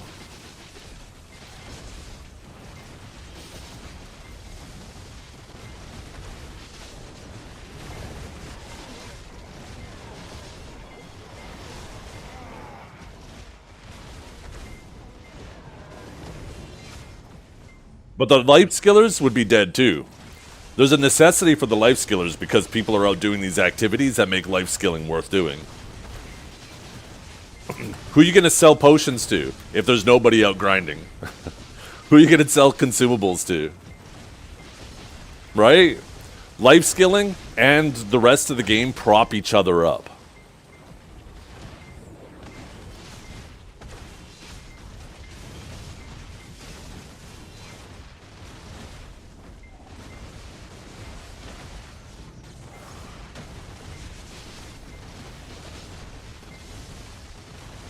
I'm going to sell fish to that lovely gentleman in the land of the morning light. Huh.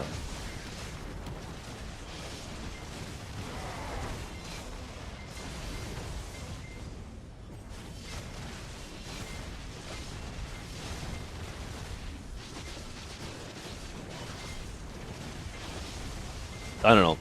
The only genuine purpose that makes sense in my brain why you'd actually time gate your game is because you don't want to have to keep up with your player base in terms of development. So you forcefully slow down your player base. And then you gaslight your community into thinking that you're doing it for them.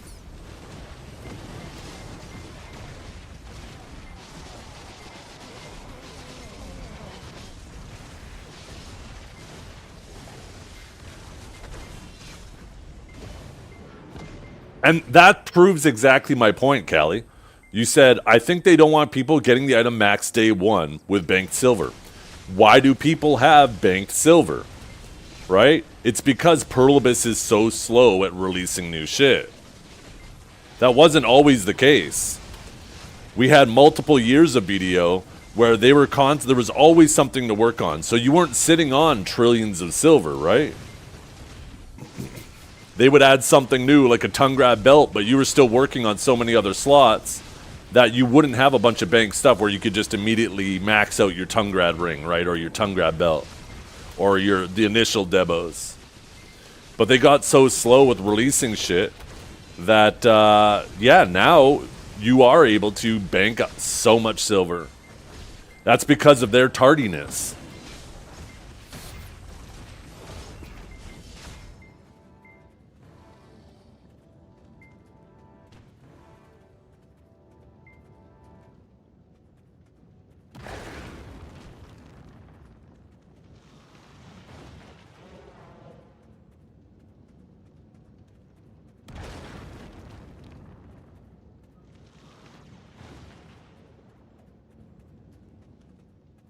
If they release too much new stuff, I'm never going to feel accomplished, create another problem. That's a you problem. That's not a game problem.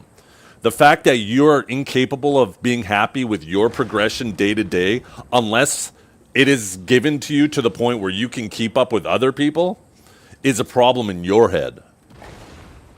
What comparison is the thief of joy? Why are you unhappy with your progression just because you can't keep up with someone else? You got to learn to be happy with your own progression. Like, why would you be unhappy with your own life? You could have a wife and kids and all these things in your life, and you're like, oh man, I'm not Elon Musk though. I wish I had a fucking $1 trillion.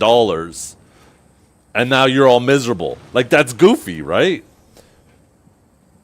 Just be happy with how you're progressing your own life or progressing in your own game. If every day you're better than you were the day before, be happy with that.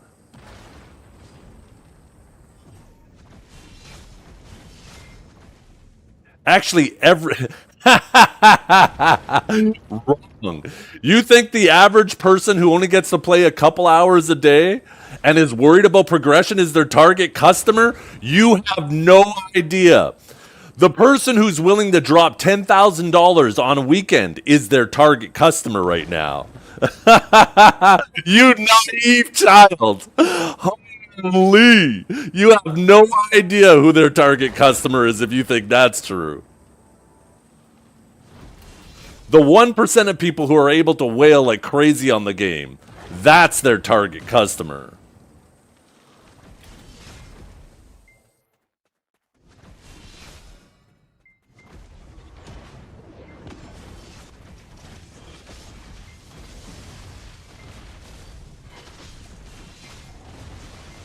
But they can be.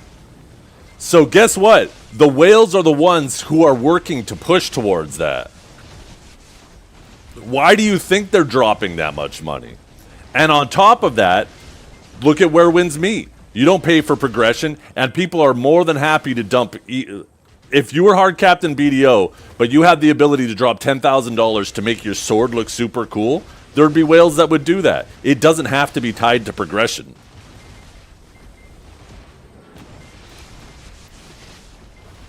No, I'm not delusional. You're delusional. Are you trying to tell me that people don't swipe like crazy on Where Winds Meet for cosmetics? It doesn't have to be tied to progression, and you can still get people to wail like crazy. Don't give them ideas? I would rather give them those ideas. I think most of us would much prefer them monetize cosmetics over progression. We want them to have that idea. I bet if we did a poll in chat right now, most people would be much happier with them monetizing cosmetics over progression.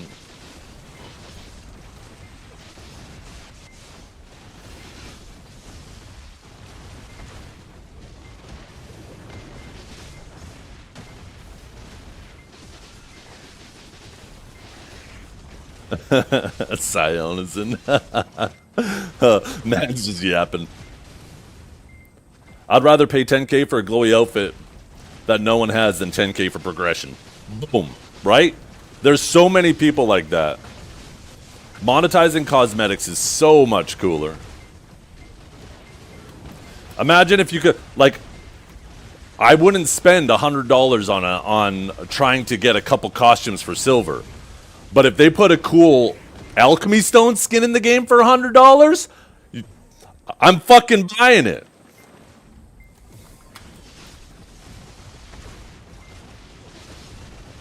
Case in point, right fucking there. What happened there? That looked messed up for a second. If they started giving you cool mount skins for $100, take a look at the new Savior sword, right? That was tied behind getting seals through the Pearl Shop. Tons of people who wanted to play Savior swiped for that shit.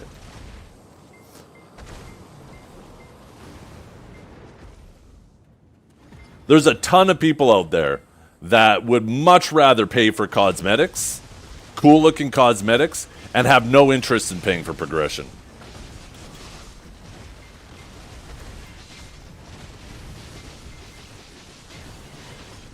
No, you're missing the point. You're moving the goalposts, Mess Show.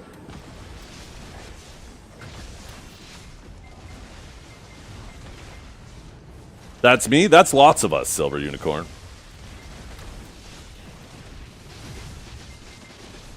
And for some reason, unbeknownst to anybody, they are so stingy with trying to monetize cosmetics. And I cannot figure out why.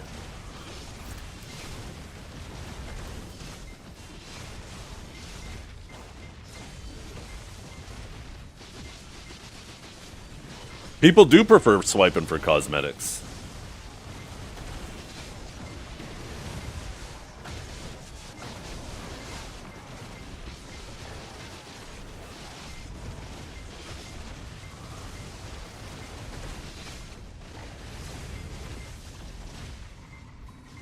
You have a much larger target audience, too, when you monetize cosmetics.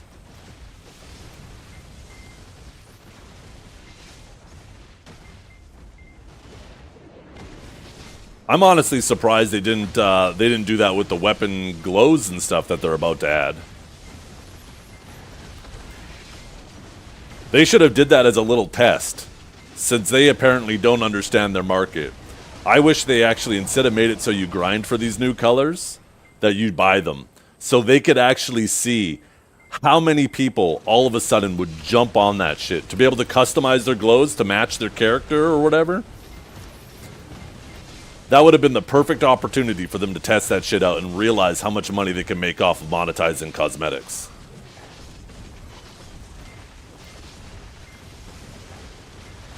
They could have had it like a tier system too, right? You spend $100, you have a little purple glow. You spend $1,000, you have a medium glow, and you spend $10,000, you have this absolutely giga glow, right? And people would fucking go crazy over that shit.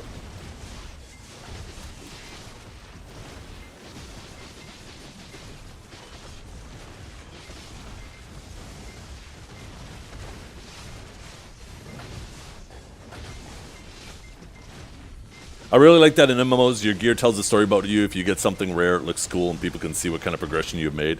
Yeah. Right? And there's so few items in BDO that are like that these days. Almost every slot was like that way back in the day, right? Between 2017 and 2020.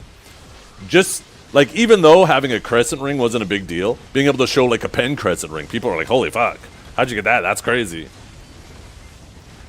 Maybe 2020 might be a little late. I can't remember when pen crescents started becoming a little more common, but it was cool being able to show off pen items. If you had one pen item, one decent pen item, that was worth showing off. Now we have decks, and it's like nobody cares about it. It's just whatever.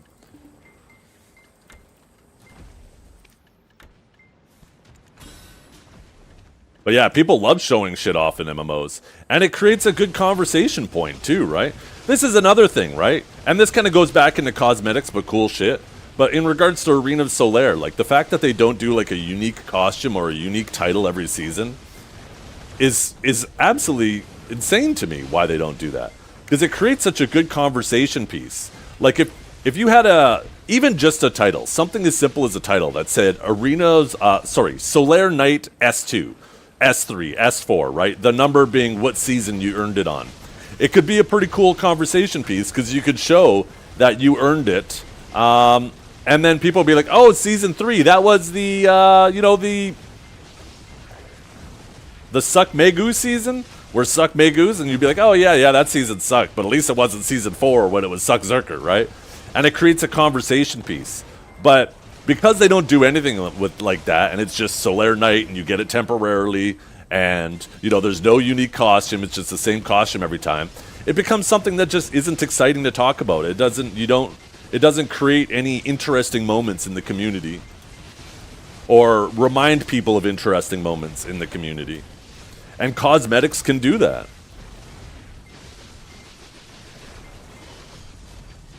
But Pearl Abyss is so adamant in not doing it.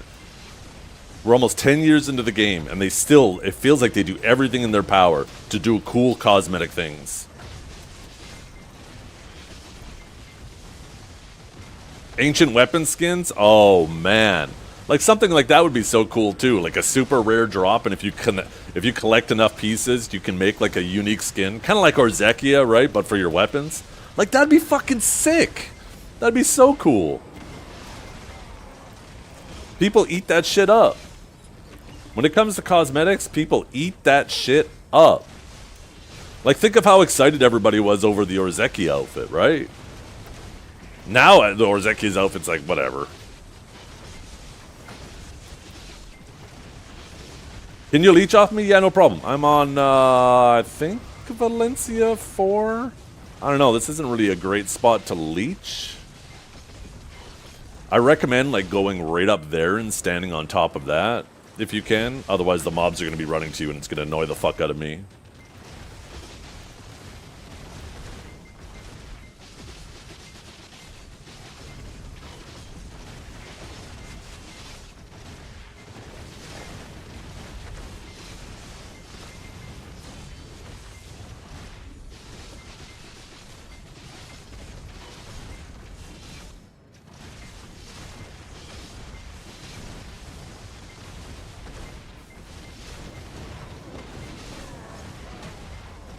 Yeah.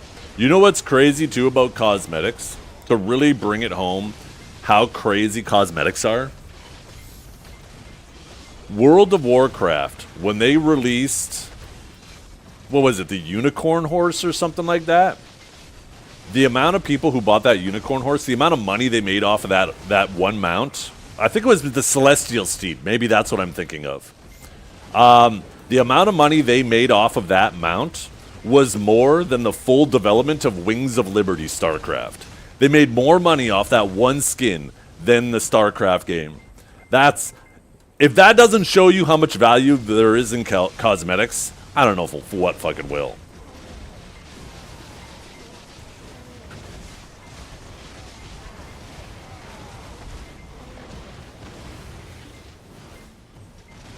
Yeah, I just took the invite. Like I said, try to get up on top of that pillar so this way the mobs don't run to you. These mobs, they really like to go run to random people standing around.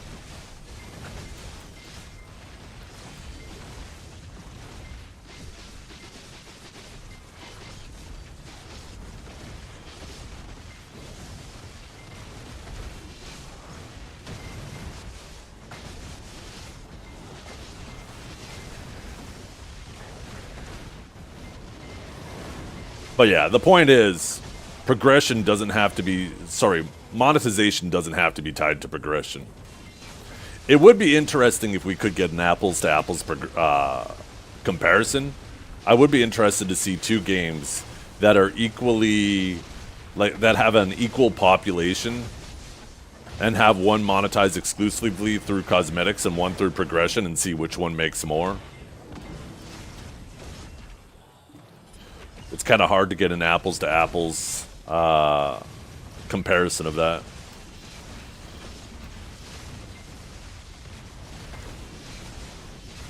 But like Where Winds Meet, it seems to be making money hand over fist, but they're also in their initial hype phase still, right?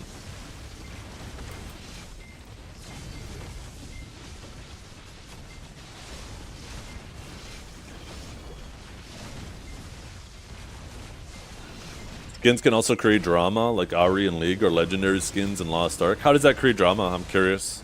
I'm not aware of those situations.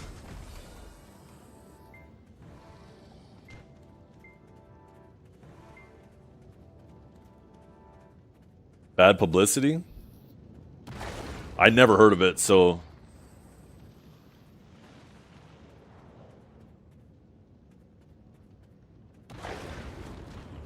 Is this a thing? Any other players of League of Legends or Lost Ark?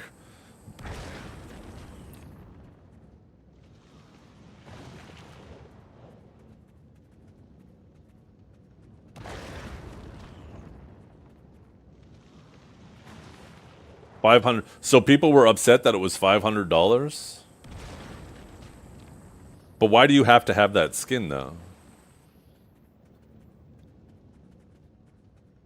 It's a super expensive skin in a game that's fully monetized by other skins.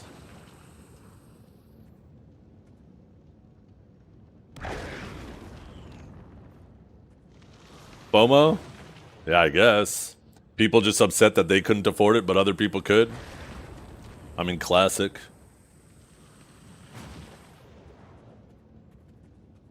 So basically, it didn't create bad publicity. All it did was upset the people who were playing the game that couldn't afford it.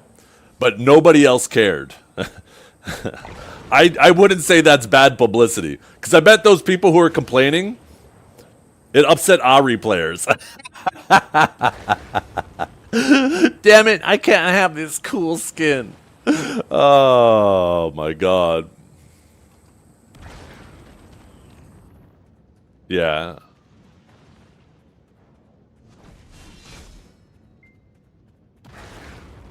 If they added a skin to Sage that made him look absolutely ridiculously insane, like so fucking cool, and it cost 10 grand, there is no world where I'm spending 10 grand on the game. But I'm not going to be mad that other people want to. I would rather somebody wail and spend 10 grand on cosmetics than wail and spend 10 grand on progression. And it's not even close. Maybe it's something wrong with my brain. Maybe I'm different than you guys. I feel like most of you agree.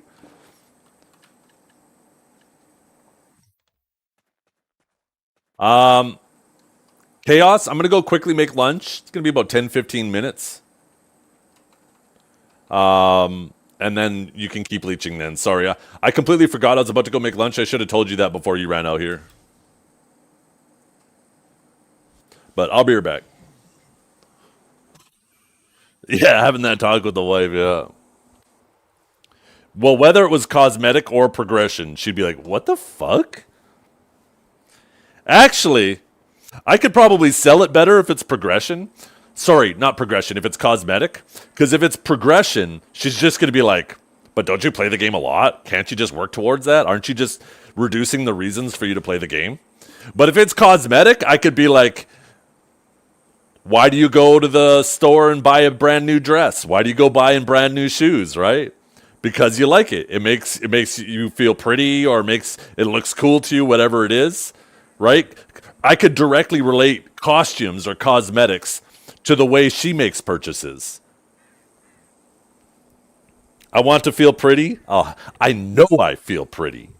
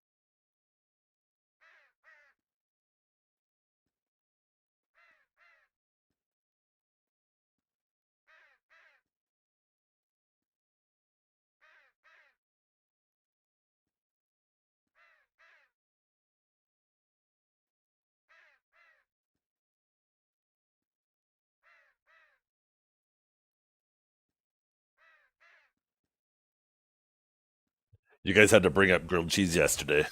I, I realized dumplings. Too much effort. Too much effort right now. I don't want to have to steam them and then pat their little butts dry and then get the bottoms crispy in a pan. Too many steps. Too much work. So I aimed for grilled cheese today.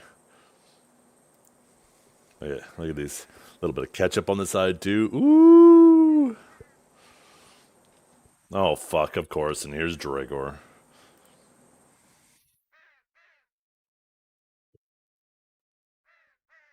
But yeah, time gates. Like we had that guy earlier. I don't even remember what his name was. Acting like time gates served a good purpose for the community. But if that's the case, why do you see all these other games that lean even more into time gates than BDO? You have so much of the community becomes unhappy with them and are like, fuck, I wish that they didn't have this shit. And like I could see the argument. I could see the argument you would make. Well, time gates are to stop the people from who play a lot from being, completely unkillable or whatever, right? For uncapped content. But for one, like uncapped content is the worst it's ever been in BDO. So it's clearly not serving that purpose. And that's obviously a completely separate issue as well. So maybe it's not a great example. But take a look at back in the day. I think there's no argument to be made in regards to take a look at the earlier days of BDO. Uncapped content was way more popular. It turns out people like to feel powerful.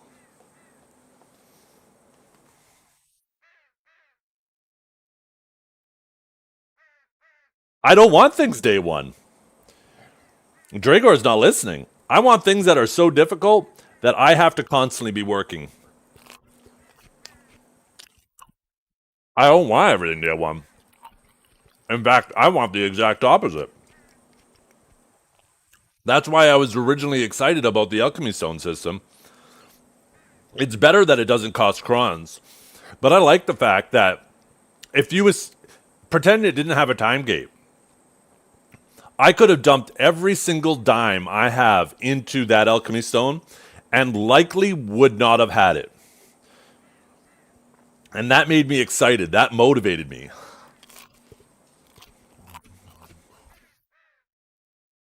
You wanted your trillions of prep to not be enough?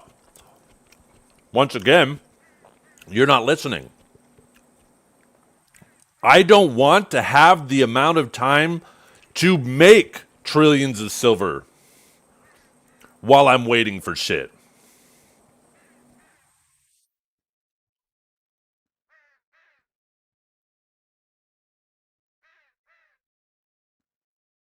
I like the first years of BDO where you never had the time to save up trillions of silver. They would add stuff to the game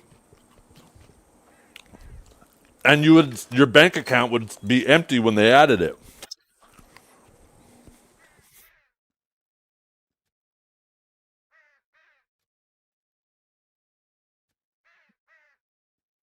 The fact I'm able to save up costumes for 2 fucking years is a fucking problem.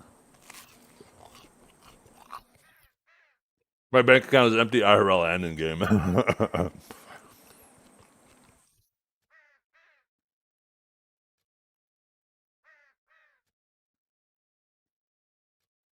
That was maybe the first year, Dragor. But don't act like we rapidly got stuff. We were so far behind KR and we were waiting and waiting and waiting, but we still had tons to do. You lied to me? Are you backtrapped?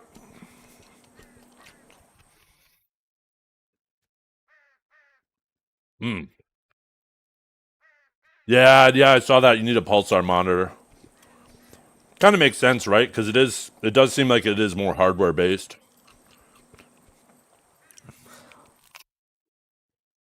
It looks cool because one of the biggest issues, right? All that NVIDIA Pulsar is basically a newer version of ultra low motion blur or the strobing effect. And in the past, right, whenever you enabled ULMB, it affects your brightness, right? Your brightness would go down, but that pulsar, yeah, not only can it be used with VRR, but the brightness actually doesn't go down. Apparently, like, they got rid of, I don't want to say all the drawbacks, I haven't looked into it that much, but the major drawbacks seem to be eliminated with pulsar.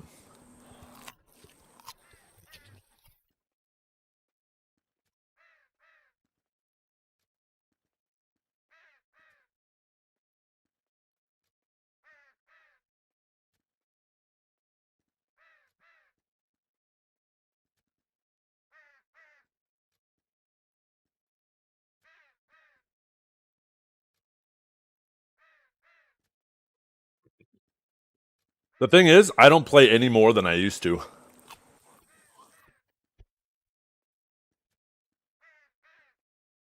And it hasn't made the game any healthier putting time gates in.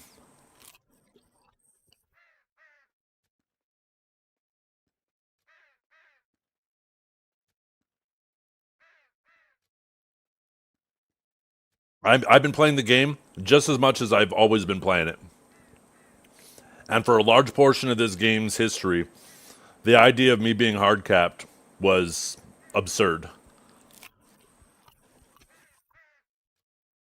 But then they got slow with adding new stuff.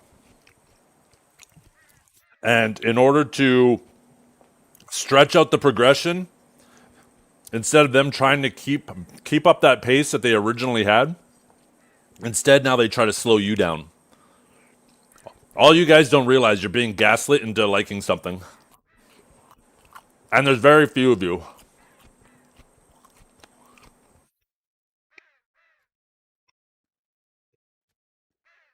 I've been live for 12 hours straight. My hands are numb. My coffee's cold. But you know what really hurts? Remembering when BDO meant something. Back when every grind spot felt magical, every patch note gave you hope, and my RNG was definitely better because the game respected me. Sure, I still play all day, every day, but that's just because I'm chasing the ghost of how good it used to be. I don't know whether I love it or I hate it that you're completely incapable of having a productive conversation, Dragor. I never know whether you're actually just fucking around or if you actually believe the nonsense that comes out. Shut up, Dragor. Thank you. Thank you, Tozenji. Now, if all of these things that some of you are saying were true, then why don't we see it in the data? Why don't we see the game booming, right? Why don't we see, like, oh, for how long did we see people complain, oh, there's people too geared, so I don't want to do uncapped content? Now the gap between people is probably smaller than it's ever been. Now, don't get me wrong, the amount of silver that all of a sudden it jumps when you go for a deck weapon is large. But the difference between those players isn't massive. Like, how many people do we see running around with full deck accessories now? Come on, dog. Come on back inside. So with the gap, like, the gap is way smaller between, like, the Giga geared people and your casual player than it's ever been in terms of stat difference. But why is Uncapped then way less popular than it used to be? Like, these things that you guys think are benefiting you are clearly not benefiting you.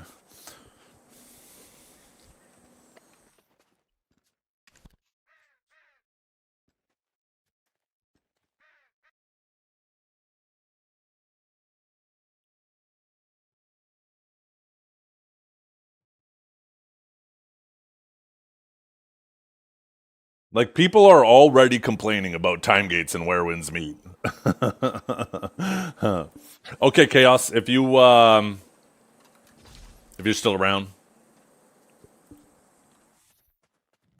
do you think it's worth getting into BDO still? Oh, absolutely. BDO is still a great game.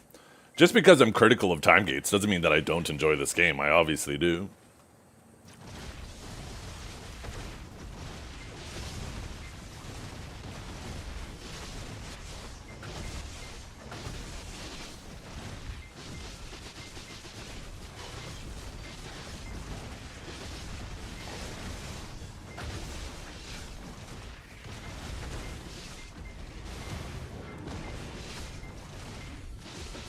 What are you talking about? We've been having a productive conversation all morning, Dragor.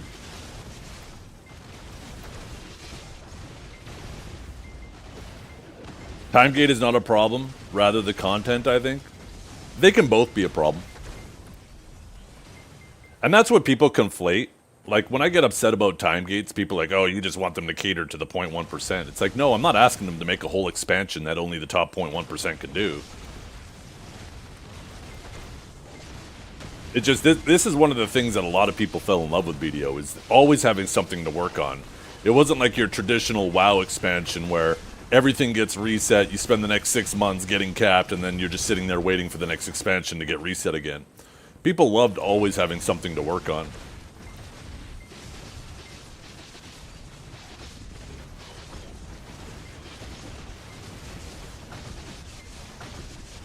And like, yeah, time gates right now in BDO don't affect a lot of people.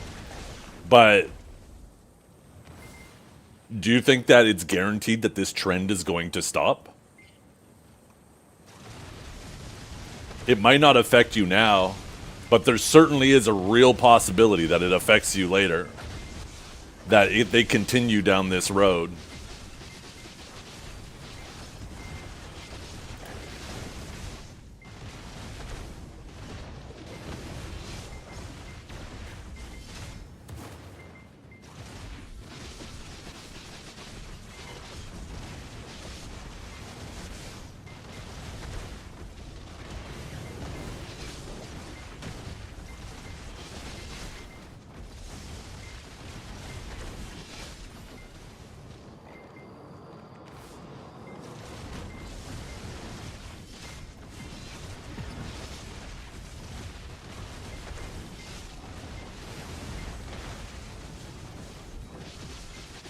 The most I ever played WoW was Legion with perma-grind artifact power. I never played Legion. I don't know what you're referencing. But if it's something you could permanently grind and improve and improve and improve and improve, that does sound cool to me.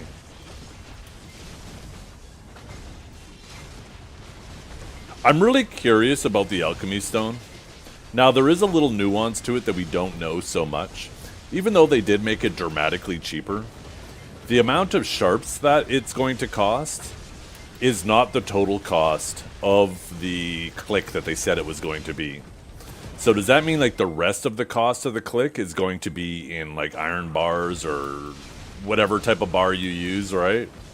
Because if that's the case, the time gate might not even matter. Most people might actually be processing gated.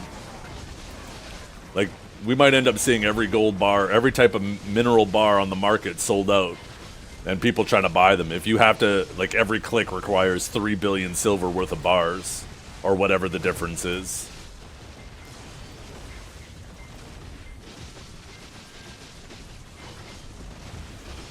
Everyone in WoW hated it? Not that guy. So not everyone. One thing you gotta remember, too, is the haters are always 10 times louder than the lovers, right?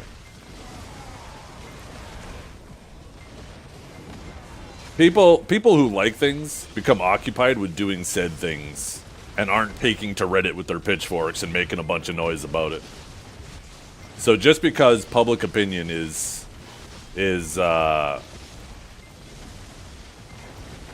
seems overwhelmingly negative doesn't mean it is. It could be, right? It also doesn't mean that it isn't, but doesn't mean that it is either. You do have to accommodate with, you know, when people are angry about something, they tend to be a heck of a lot louder.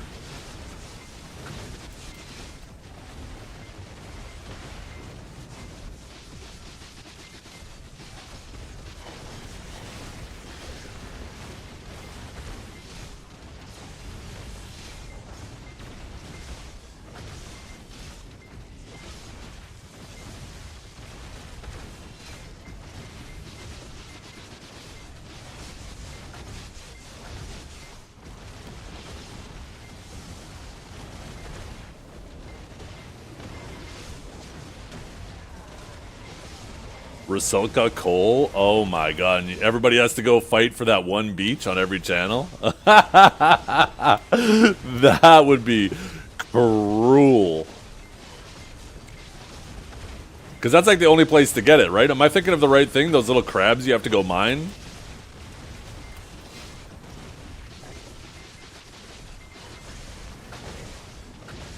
But yeah, I've been processing ore like crazy in the evenings while I play Diablo 4. It's actually surprising how much silver it's worth.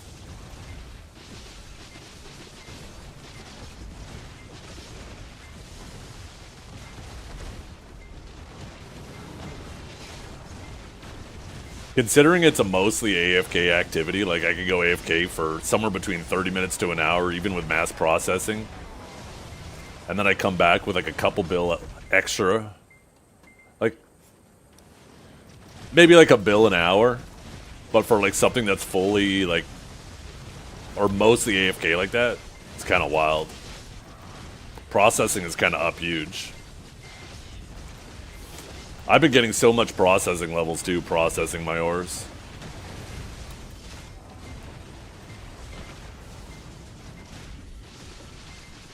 What I'm probably going to end up doing is once I get an order up for the Shining Destruction Stone, my leftover silver, I'm just going to start buying deck Prion accessories. I'm going to start working on that shit.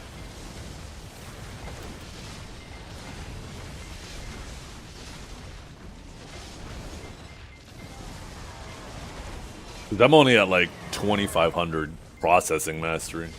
How much does above... I know there's massive diminishing returns above 2,000 mastery. Is there like some type of chart or something out there in regards to how processing scales with mastery? Thought you weren't deep into life skilling? I'm not deep into life skilling. I do life skilling out of necessity, and I like to invest into life skilling to minimize the time that I have to do it.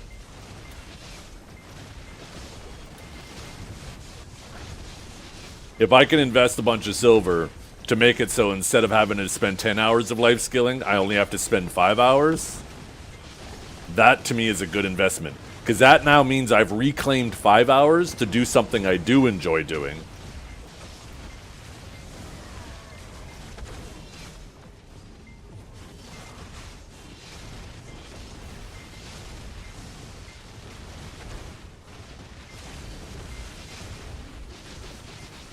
Yeah.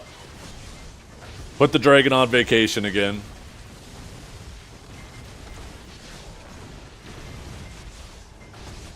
I need a new tag. Awakened Guardian or Awakened Mystic. If you like legs, go Mystic. See?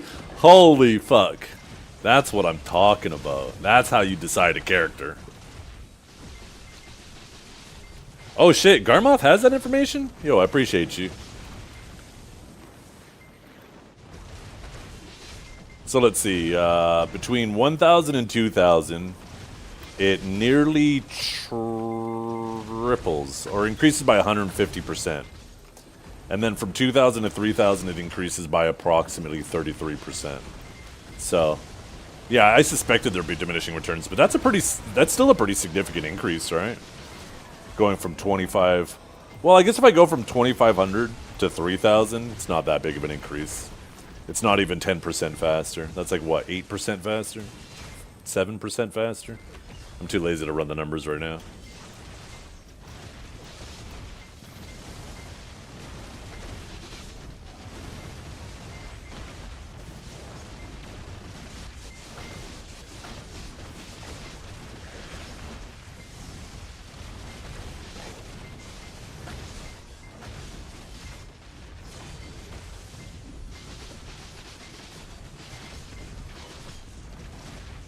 Add up that plus on chests with getting mastery. Well, you don't get chests from processing, right? I'm more concerned with processing currently, because I need to relook at the posts. But if I remember correctly, it was going to cost. They said like approximately 3 billion silver per click, right? For shining. But they also showed that it was going to cost, like, what was it, 200 sharps per click? And 200 sharps is not 3 trillion. Or 3 million, sorry. 3 billion. Holy fuck, I'm saying every number but the one I want. That's like a third of the cost. So does that mean each click is going to be 2 billion silver worth of ingots that you have to process? That's quite a bit of processing to keep up with that, if that's true. I don't remember what the other costs were going to be, but they're trying to keep it away from crons, right?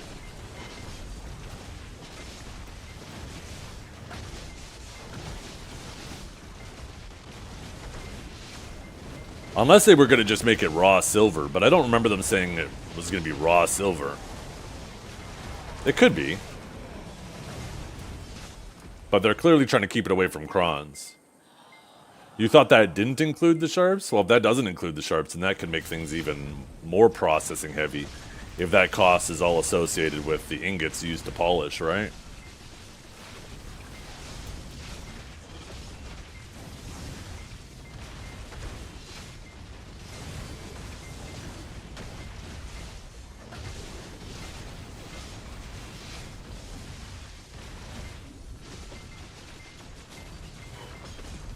Okay, but once again, where's that click cost coming from? Because it's not going to be crons.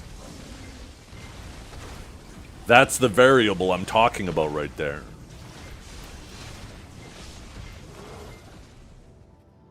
They didn't say that they were going to just make it silver.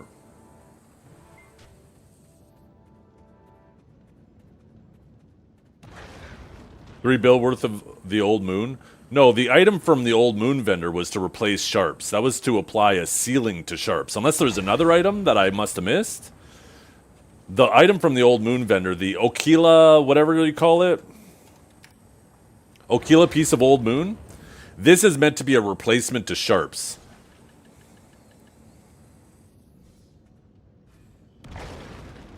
So if sharps ever go above 5 mil a pop, you use these instead. That doesn't accommodate the rest of the cost, though.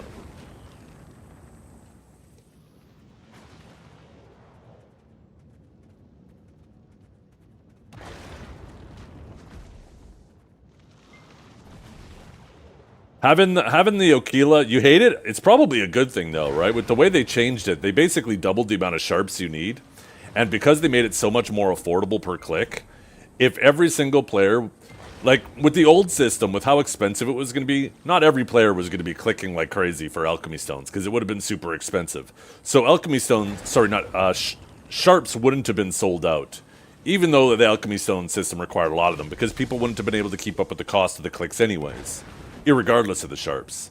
But because they made it so much more affordable per click with this new system, they had to add that item to the old moon vendor, because now everybody can afford to do their clicks. And if you had to, and they increased the amount of sharps, the sharp market would have been completely emptied out, max price with a bajillion orders. You would have had to spend the majority of your week just gathering to keep up with your clicks.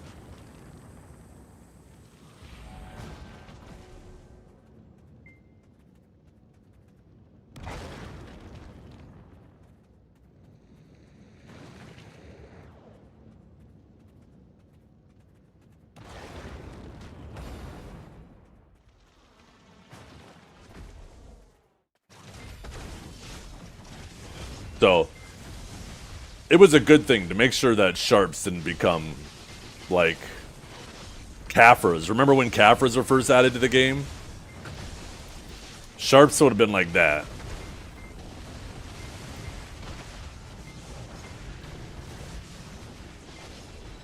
Sharps will definitely still be at least 5 mil now. With everybody being able to do that many clicks, sharps will definitely sit at 5 mil.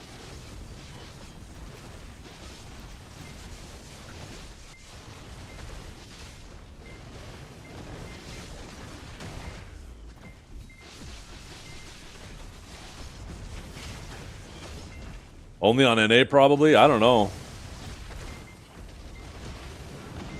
What are sharps on EU right now? I think you're underestimating the demand on sharps that alchemy stone's going to add, with them making it so... Potentially, once again, right? That one variable, if you end up having to do a fuckload of processing, you might end up being gated by your bars more than anything. So then the sharps might become irrelevant. But that's the variable that we don't know, that we'll have to wait till global. I could see sharps go to max just for people not knowing there's an alternative. That's fucking true. Absolutely, right? There's a lot of people. I mean, take a look at just the other day. I went on Global Lab and I was turning concentrated back into sharps. And people were like, huh? How do you do that? Is that a Global Lab only thing? There was a ton of life skillers, like very prominent life skillers that had no idea that that item existed on the old Moon Vendor. So yeah, 100% I could see that being true, Callie.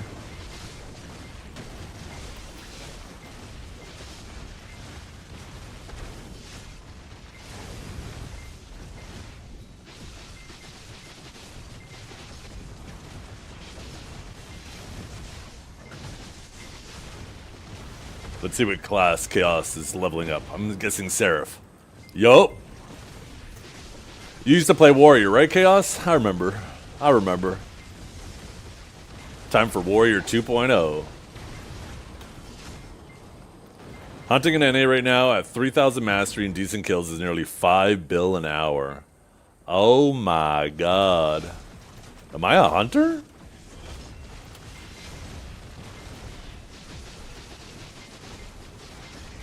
Yeah, between the scrolls being capped at 60 mil a scroll and sharps being that high, yeah, I imagine hunting is up huge. Yeah, and if you keep the materials to use for yourself, then you don't have to value the tax on them. So it becomes even more valuable. Your time becomes even more valuable.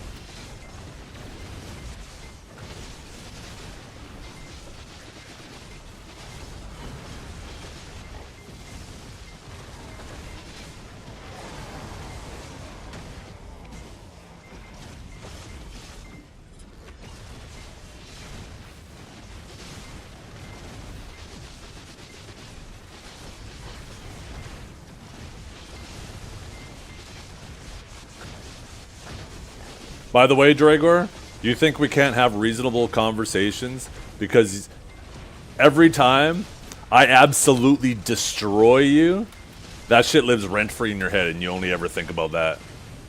And you just ignore all the times where we have a reasonable conversation.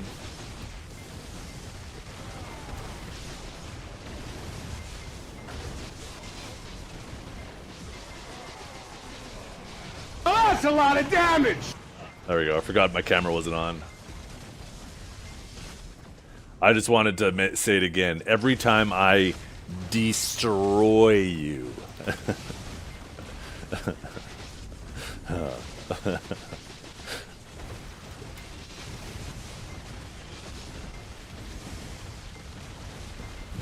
Emotional damage!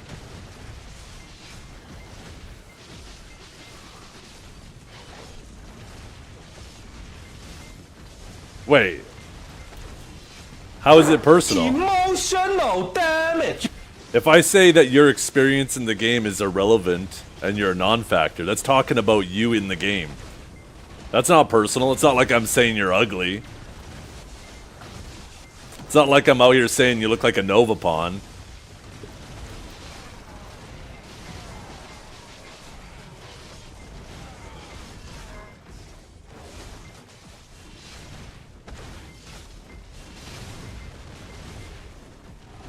A Nova pawn.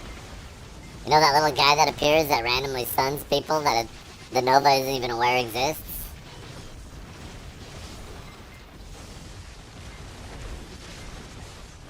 You couldn't say that. I'm gorgeous. Yeah, I bet you are. You probably had multiple circuses asking you if you would be willing to just hang out in a cage for them.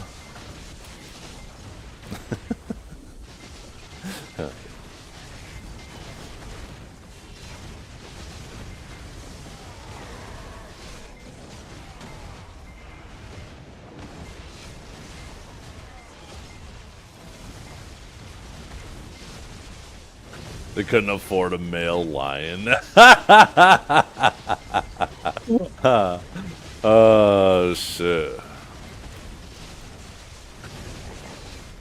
And that's why they're asking you? So they got a small dog. A little chihuahua. Yep, yep, yep, yep, yep, yep, yep, yep, yep, yep, yep, yep, yep, yep. Wow. The hell was that?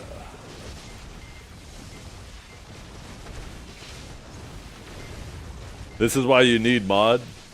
You gotta earn VIP first. I'll tell you. You know what? If that next fight happens and Dukes wins again, I'm gonna upgrade him from VIP to mod.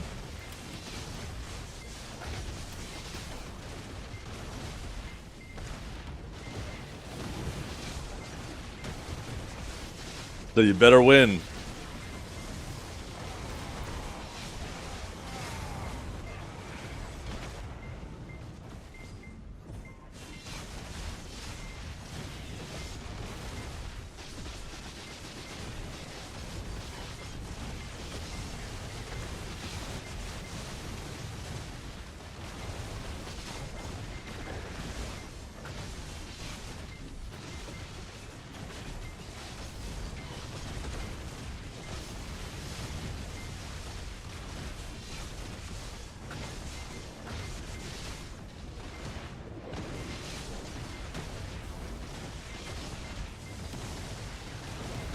Is that a bad idea?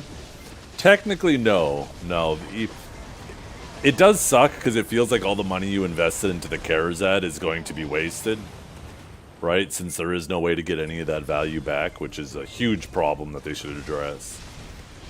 But the amount of money you will save, I'm pretty sure, is more than the money that's going to be locked in those accessories. I don't look at that market regularly, but I know that at least used to be true. I don't know if it still is. Other people who pay more attention to it might be able to comment on it. It's also a lot less fun, though, having to sit there and just stockpile silver waiting to buy an item versus being able to maybe do clicks every day, right?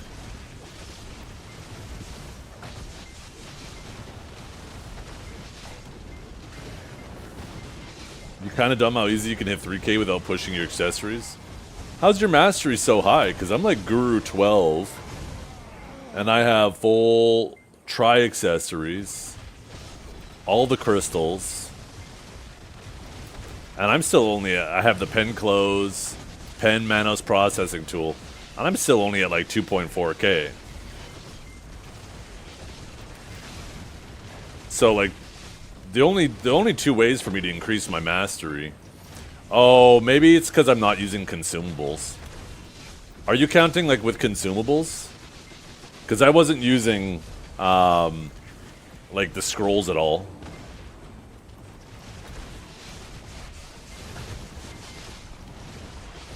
Can't find them in my inventory. I must have, oh, there they are. Like I wasn't using these Florin or the Roland scrolls.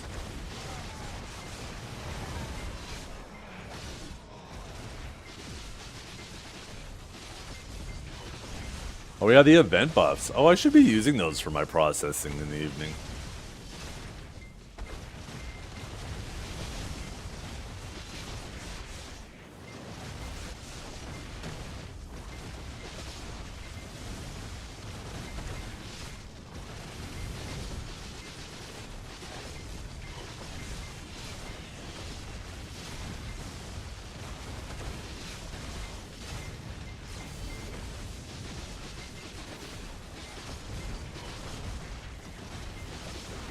Yeah, during the next AFK phase, I'm going to take a look at exactly how many sharps it's going to cost. Because I do feel like there's like 2 billion silver unaccounted for. And if it's going to take 2 billion silver worth of gold bars or copper bars or any type of mineral bar to polish your stone just to do the click, then the bars might end up being the bottleneck. I think I just need to reread it.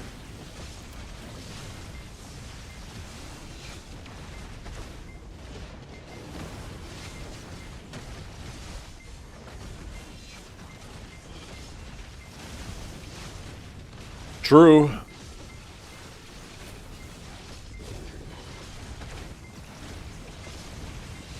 It's just a shame because this guy could have been sitting there with a Tet Debo, basically the same stats, while saving up for his Pen Debo. And then when he bought the Pen Debo, he has the Tet Debo to sell. That gives him a little head start on the next Pen Debo, right?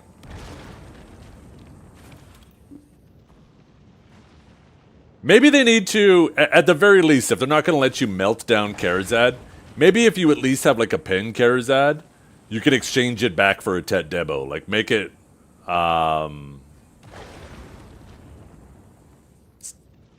fuck, what's the word I'm looking for? I want to say symmetrical, but that's not what I'm thinking of. But yeah, just allow you to do that. Reversible, you know.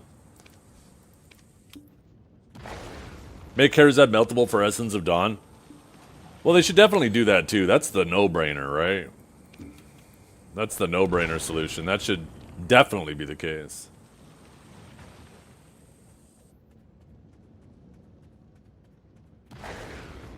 You're screwed when you enhance it? Yeah, because all the money you put into Karazad, if all of a sudden, like, you're at a Tet, a Pen, a Hex Karazad, and you decide, you know what, I want to buy a Pen Debo instead and just exchange it for Nov. Well, all the money you dumped into that Karazad, you can't get any of that value back currently. Which makes it just feel bad, because now you've dumped hours of work into something that you'll never get back. Apparently it's not a no-brainer? Oh, it's still a no-brainer. Just because Pearl Abyss can't think of it, doesn't mean it's not a no-brainer. There's a lot of things that they seem completely incompetent in regards. Like, for example, the new skill add-on. Like, it would have taken them 2 seconds to check all the different languages to see if there was overlap. But they didn't do that. So now there's regions that have fucking the button overlapping the text and it looks sloppy as fuck. Somebody could have quality controlled that in under 15 fucking minutes and then probably spent the next 45 minutes adjusting the text on here so it made sure that it didn't overlap on on some regions. That's the type of quality control that's a no-brainer. They should have had somebody do it, but they didn't.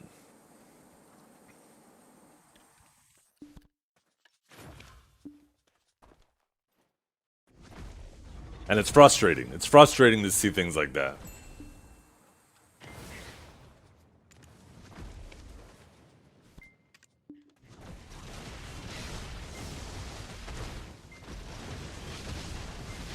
Also, can we get Dekia Star's End soon, please? I want to be able to grind for my own BMCs.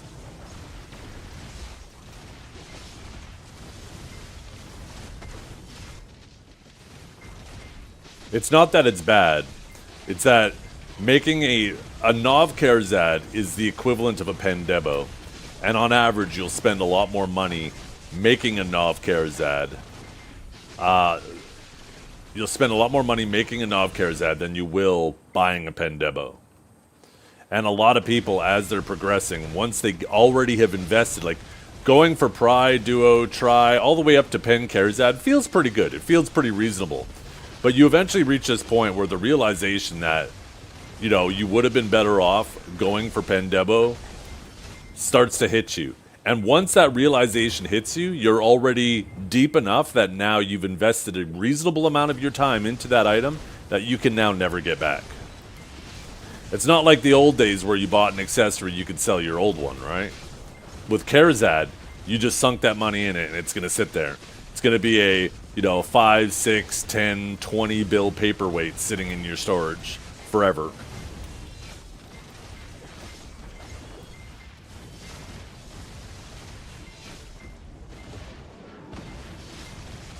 That's why they should, at the very least, let you melt it into a reasonable amount of Dawns.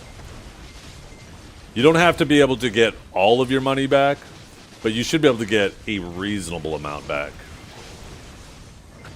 Your Garmoth ult will do huge damage. True. Actually, you could put it on an ult.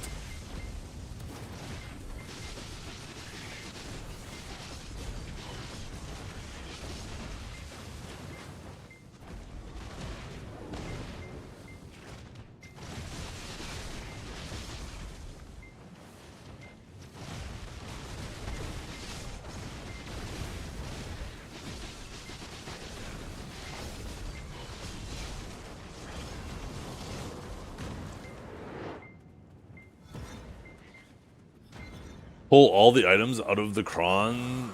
All of the crons out of an item's pity? I don't know about that.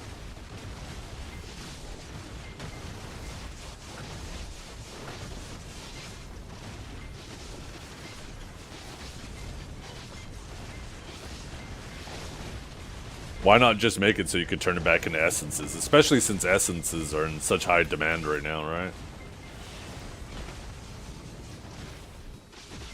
So you just get to try again for free? True, I didn't even think of that, right? Every single player would do exactly that.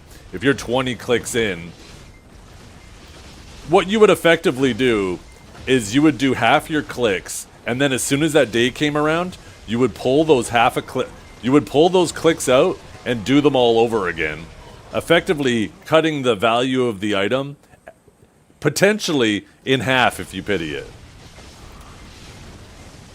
I don't think that'd be good.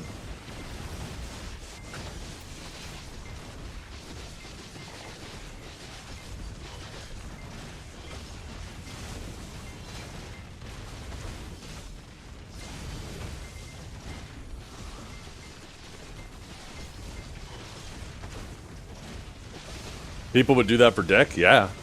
Why would you ever click past 166 clicks, right? Or whatever half is. You would do 166 clicks, you would wait for that day to roll around, you would pull out all those clicks and do them all over again.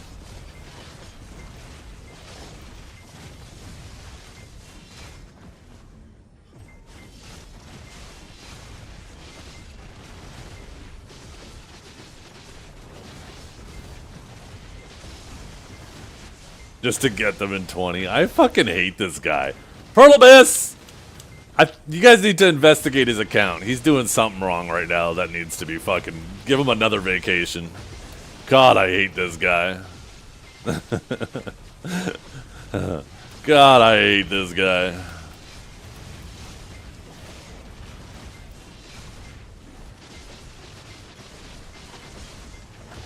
By the way, are you going to be streaming tonight? Are you going to be doing all 10 of your Adania clicks tonight, or are you going to wait till tomorrow? I am cheating. I am a hacker. I feel bad for you, Divios. I hope you're ready for it. Everybody's going to be asking you, why'd you get banned? Did you get banned? Why'd you get banned? Did you get banned? Are you a bad boy? Have you been a bad dragon? Oh my god, you're going to be bombarded with stupid fucking questions, and you're going to have to repeat the stupid fucking answer every stupid fucking 5 minutes. And to say random shit each time, you should. You might as well play with it.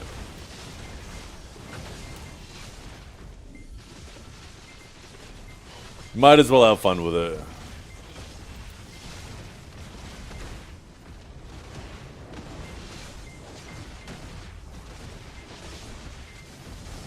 Yesterday, somebody came in here and asked, and I told them that they had to suspend you for 7 days because they found you behind the barn doing foul things to your griffin. And I'm sure the person believed it too.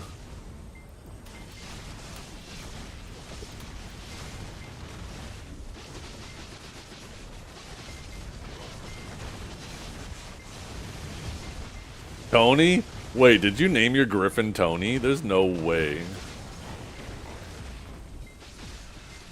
Why Tony? Is there a reason behind that?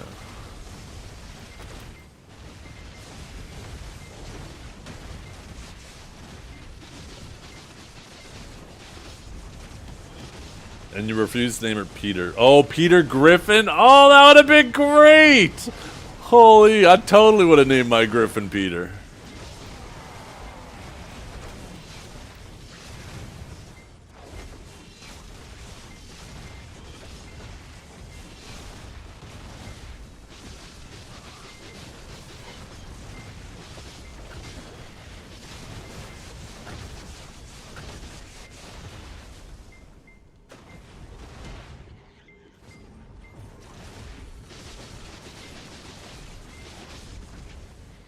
The hell?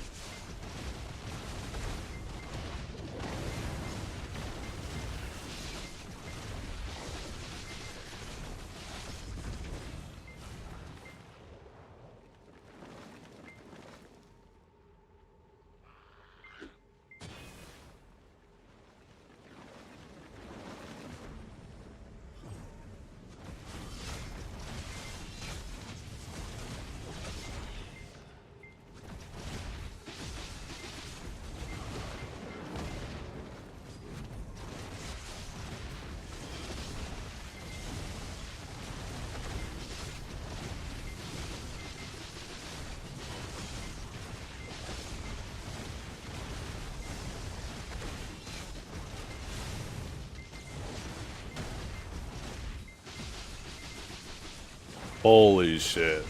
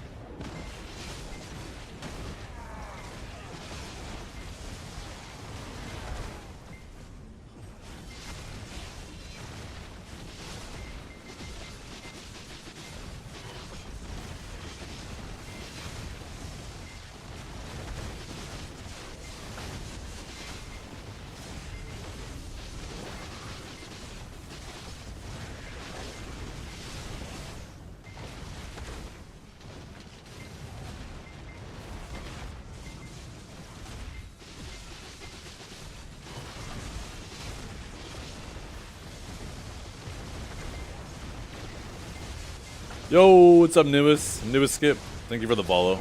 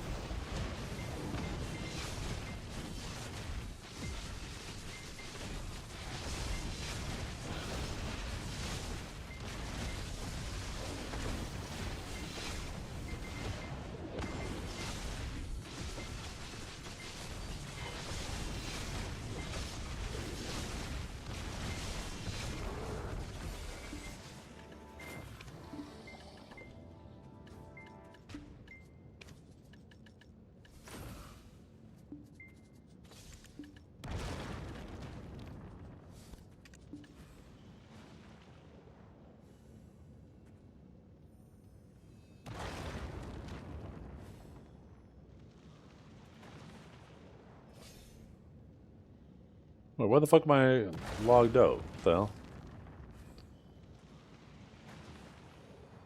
There we go.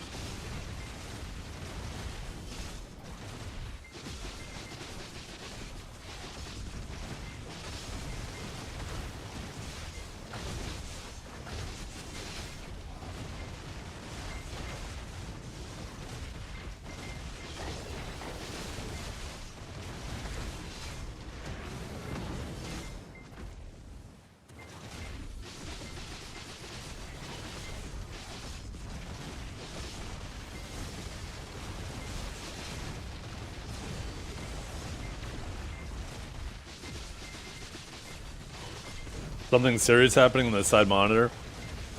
Choice actually said something on stream that's fucking crazy.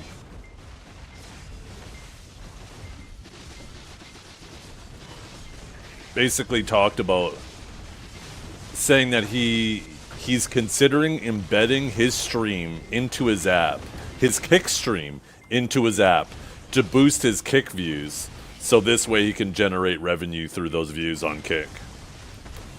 I don't know why, in what world you would say that out loud.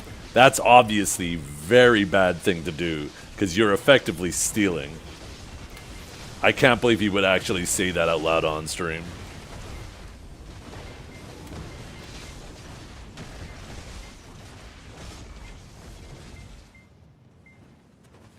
And all that would do is hurt people who stream on Kick in the future. Because if that became popular, if that became a popular thing to do, where people were just embedding nonstop on Kick, and they weren't real views, then Kick is going to have to change their whole payment structure of how they pay creators on Kick. Like, that is shady as fuck. I honestly, I'm more flabbergasted that he would actually say that intent on stream. That's wild to me. At that point, he should be opening up a daycare in Minnesota.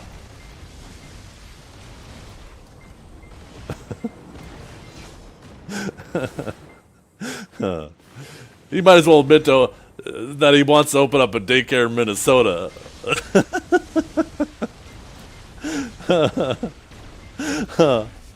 Oh shit. I can't believe he would fucking say that.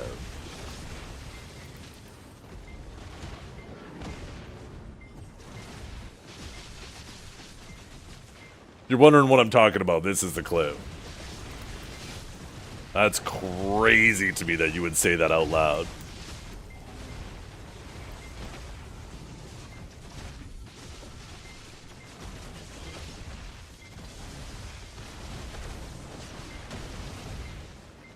Yeah, he definitely has some bad influence.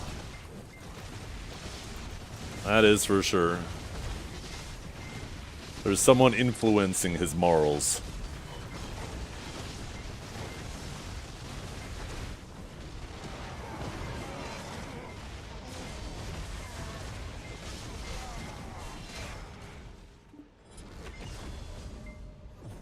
Kick wouldn't initially, but if all of a sudden they're having to pay out thousands of dollars to people that aren't generating them real views, they're going to change their whole payment structure, right? You know which day it is tomorrow? It's the day that you guys, Ronan, Laffy, Gahaz, Enlave, you all have a fucking heyday. And I hate it. I hate it so goddamn much.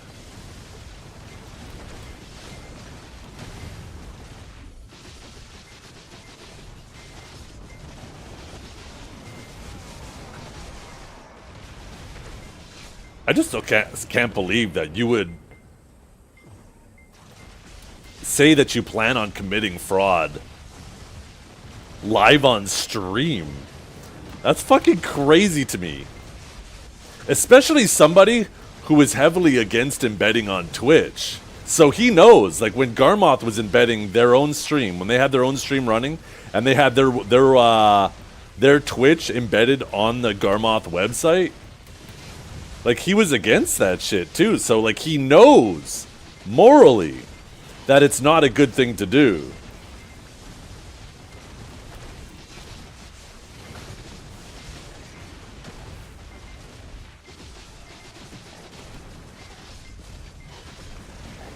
That's crazy to me that you would say that out loud.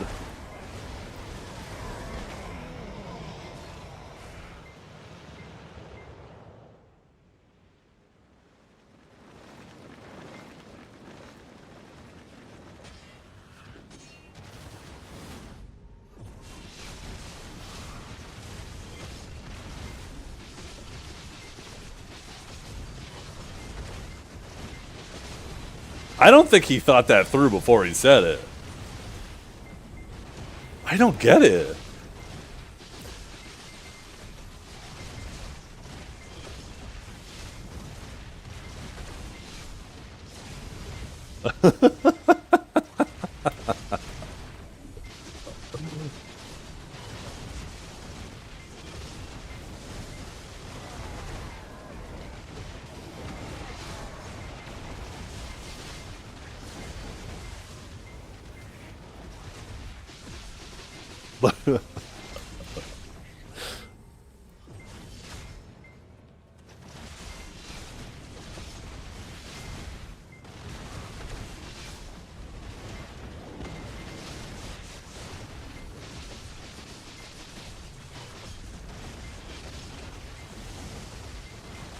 Like, there's no doubt that Kick is not as maybe aggressive with foul play on their platform. Right? They're definitely a lot more laid back, it would seem. But I don't think that means that if there's blatant abuse happening, they're not going to punish it. Especially when that abuse is coming straight out of their pocket, when they are paying for it. It's one thing for them not to enforce the rules on a Twitch channel,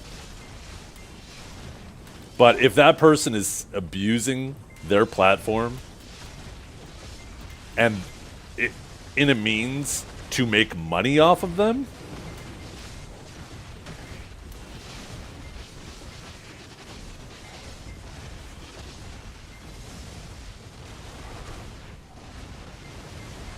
Kick actually allows it.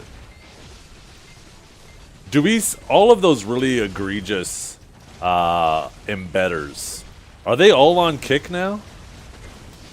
I remember hearing that they were going to go to Kick, but I would just thought people were speculating. I never really looked into it.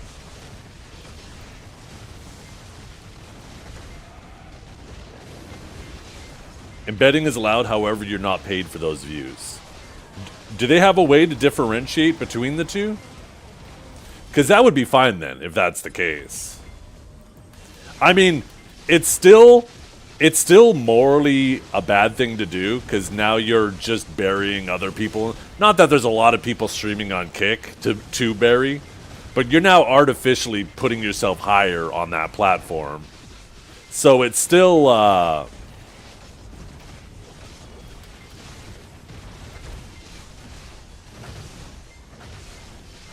it's still morally a bad thing to do.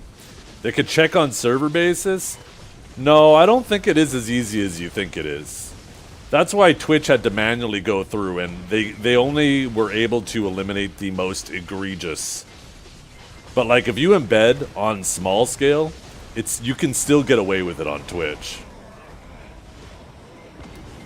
Trust, you work there? You work at Kick? Or Twitch? Where's there? Kick? Oh, sick.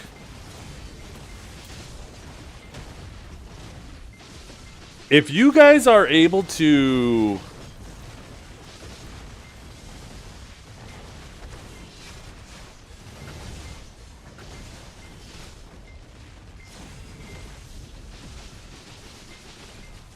It makes me wonder.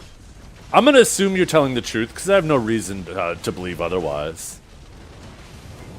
If you guys are able to do that, then why wasn't Twitch able to do that?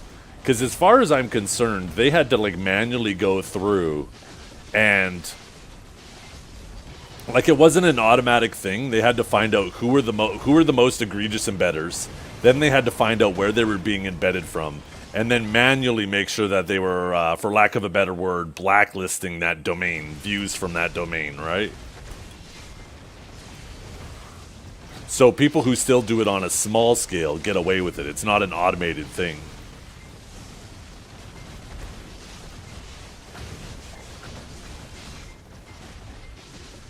What's this, Tasty?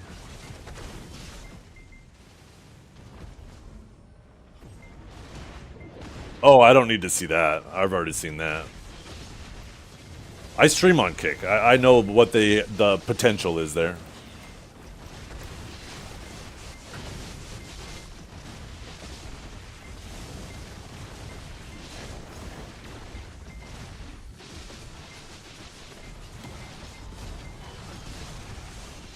Well, Zodi Jackal, you're right. But if you don't believe anything, right? I like to assume people are debating in good faith. And I'm not going to repeat what they're saying until I know for sure myself. But I'm still going to engage with the person until they prove otherwise, as if they're arguing in good faith. Otherwise, you can't have a conversation about anything online, right? If you just assume everybody's a liar.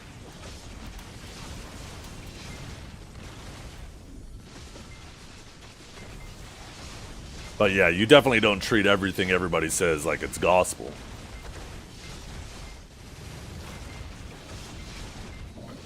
I always argue in good faith and I'm humble. Yeah, somebody needs to give Dragor some lessons. Maybe then he won't get schooled so hard.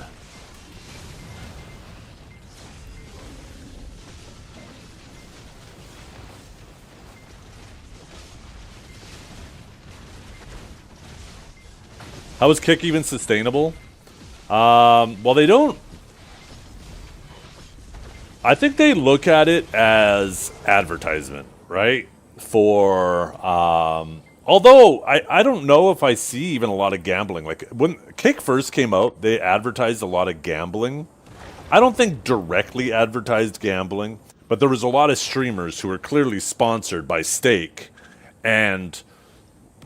you know, by going on the platform, because there were so few people on there and most of them were gambling, it, in a sense, advertised Stake. But Kick has definitely grown larger than that these days. And they're not constantly just, like, advertising, trying to push you to gambling. And there's no advertisement on there either. So it does make me wonder how they're generating revenue. Maybe they still... sometimes I feel like it's just out of spite to Twitch, to be honest.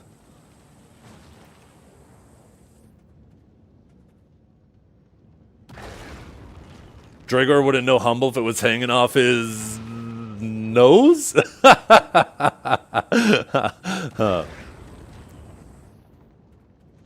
a shame, because I don't think Dragor's here right now, so all these fun comments are wasted. We'll have to replay this conversation later. Might be some new Crimson Desert gameplay coming out tomorrow. There's a live stream at 4 showing off upcoming games, and PA is attending. Ooh! 4 Eastern? Fuck. I'm not going to be at that. Oh! I'll be making dinner. I'll have to put on my phone upstairs. That's one thing that pissed me off about Twitch. Every ad on Twitch is about gambling. Yeah, I don't know if that's true or not. I don't have any ads because I have Turbo. Chat, for those of you who do watch ads on Twitch, what would you say most of the ads are about?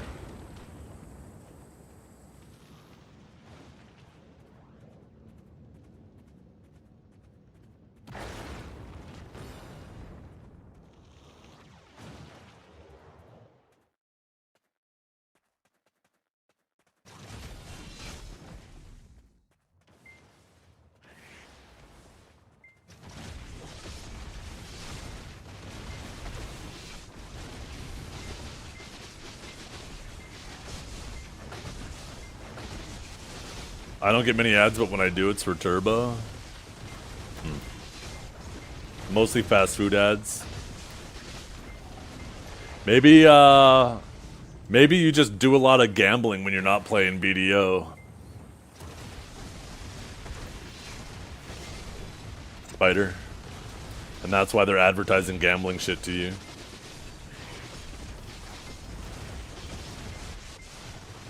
Oh, I need to re-up my house buff.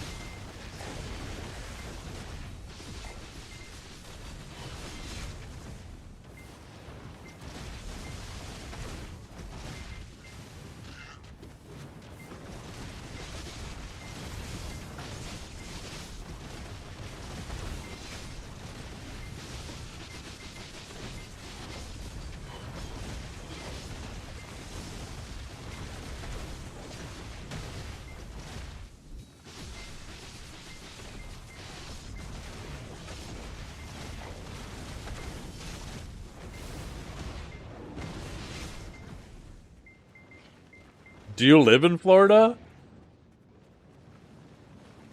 Did they... Huh. Maybe it's a regional thing. Maybe they're like, oh, Florida's trying to ban gambling, so we're just going to advertise gambling more to Florida residents? Oh, shit. Yeah, I don't know the specifics of that, but if it's something like that, that's funny.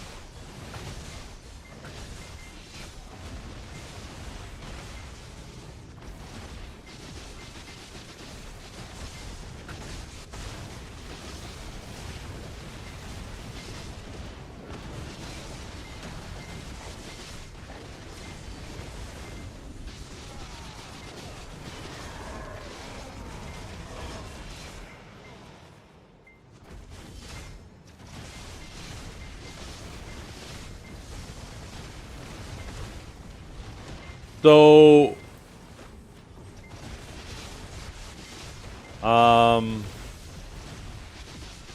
Ethereal, are you still here?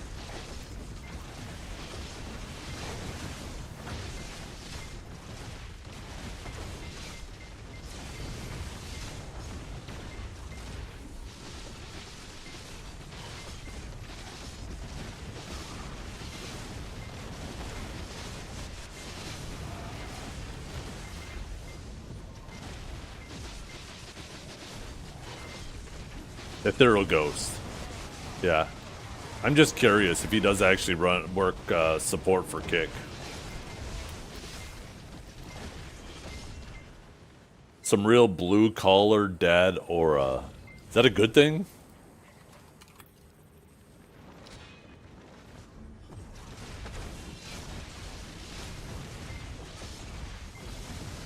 I don't know about blue collar.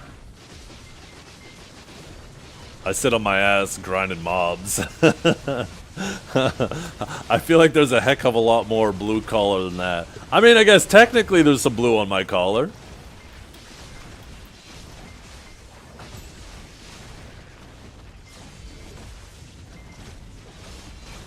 Like, you're gonna go tweak a carb after this hour with your son while he holds the flashlight and you yell at him type shit. I have 2 daughters and they're angels. I would never yell at them.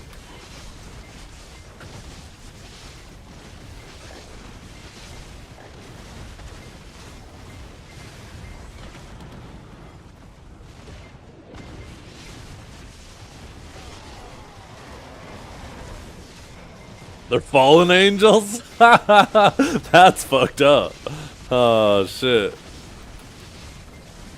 Well, my oldest is turning 13 in 2 days, so...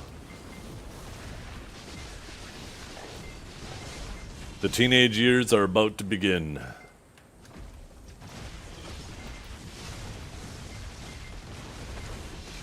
I'm sure in short time the wife will start menopausing, the daughters are going to be teenagers, and I think me and the dog need to go on a lengthy vacation to go get milk.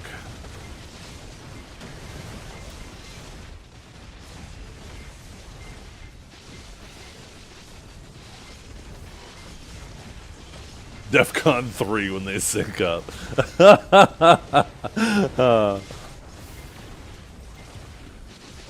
What doesn't kill me makes me stronger. I will persevere.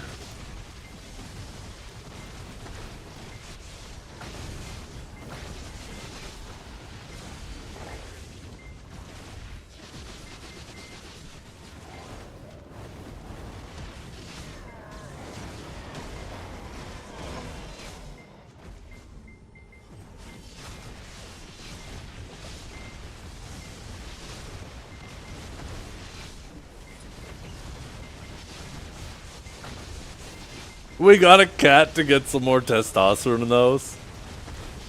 And then after a month you found out it was female. Oh.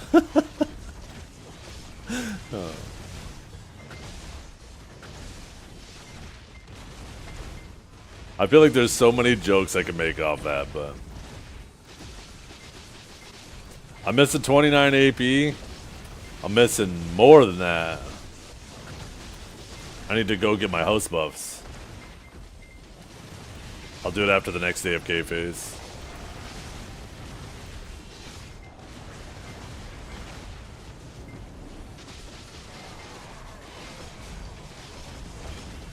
I like, excuse me. I like to grind with XP Lightstones on. So it's when they graduate and move out. Yeah, I mean, I feel like when you're in the moment, it probably feels that way. But I imagine once the house is empty, you kind of miss the commotion and the noise and something exciting always going on. I feel like it's, you know, yeah, one of those situations where you end up missing it.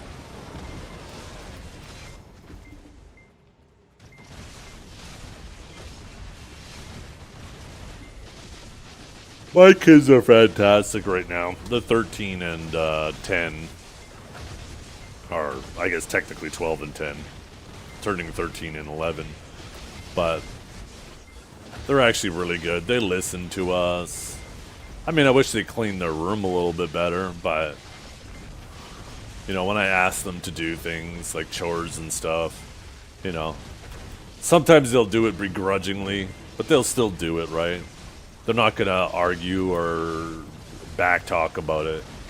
You could, and there's nothing wrong with, you know, when you're doing something else to be frustrated that you gotta stop that and do something else. So, like, I don't treat them like they're not allowed to, you know, have emotions. You know, there are lots of times, like, sometimes I don't want to cook dinner, so I'll be in the kitchen all grumpy cooking. But it's nobody's fault. We gotta eat, right? Just it is what it is.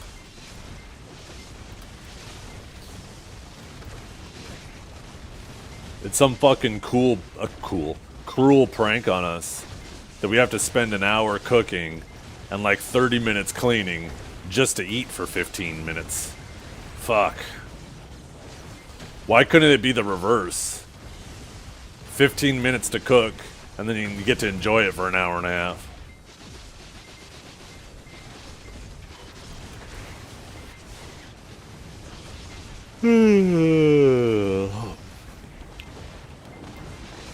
Yeah, my daughters know how to cook some very basic things, but they're still pretty young. Mainly like making mac and cheese and throwing some stuff in the air fryer or microwave. Very basic things. I had my daughter make pasta one time, but it's not like she made her own sauce or meatballs. Quite literally open the jar, boil the noodles. Pretty simple, right?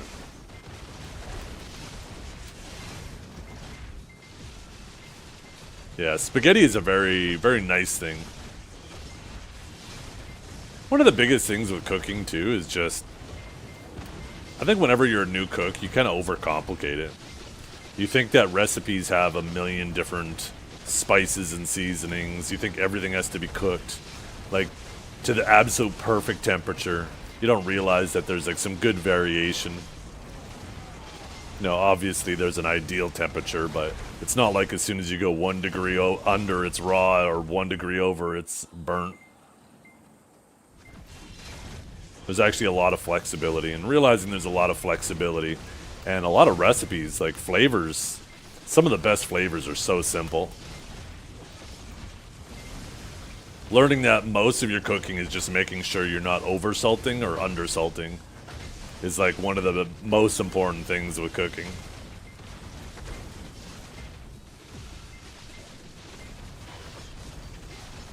And that's why someone made barbecue sauce? True. Although, it's damn near impossible to overcook dark meat. It's only the breasts you have to worry about. Dark meat, man, You can overcook that shit 20 minutes, and sometimes it might even end up better. Now, you overcook a breast 20 minutes. You're chewing on leather, and yeah, you're getting the barbecue sauce.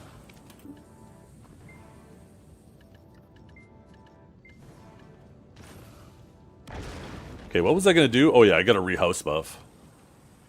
Are you still here, Chaos? I'm going to have to drop party to go grab my house buff. But as soon as I get back, I can re-invite you.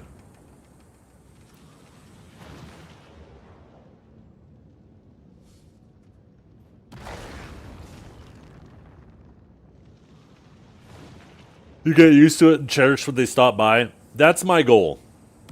My goal with raising my kids is that they are capable of moving out and managing their own lives, that I've taught them the skills that are required to do that, and that I've managed to accomplish that while still being someone they enjoy being around. That after they move out, they still want to come home and they know that they can always come home and hang out with us.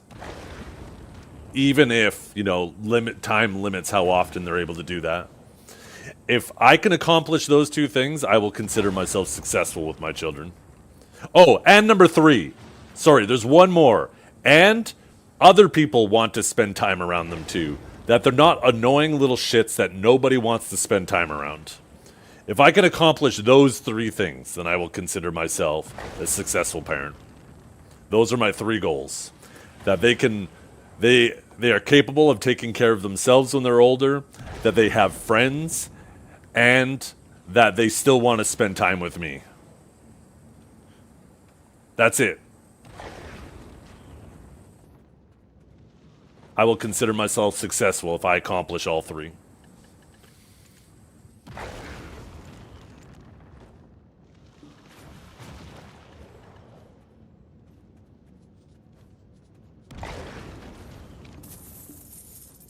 And so far, I feel like I'm doing a pretty good job. The kids still love spending time with us. They have lots of friends. Not even just like friends, but their friends' parents enjoy taking my kids. Like, when I go to camp, that's my place to relax. I just want to get away from shit. I don't want to have annoying things going on. That's where I go to reset, right? And there's a lot of my friends' kids. There's a lot of my kids' friends that there is no shot I'm ever letting them come to camp with us. Because I know that it will be far from relaxing. And then there's some kids that, yeah, they're a treat to have around. The kids go play, they're out of my hair, I know they're being safe, I know they're being responsible, they're having fun, and they stay out of our hair.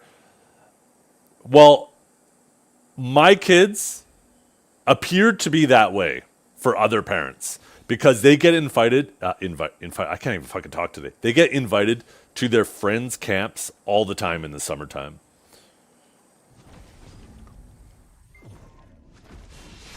So, to me, that tells me that so far we're raising them to be fun people to be around, not annoying people to be around.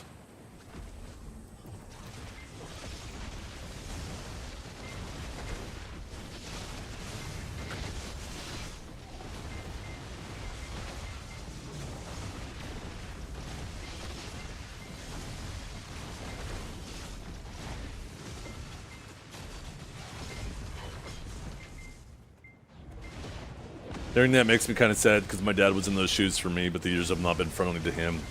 And he's, to put it nicely, become so mean.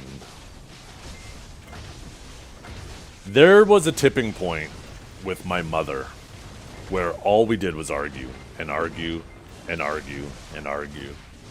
And it was primarily about her drinking. My mother's an alcoholic. She drinks so fucking much.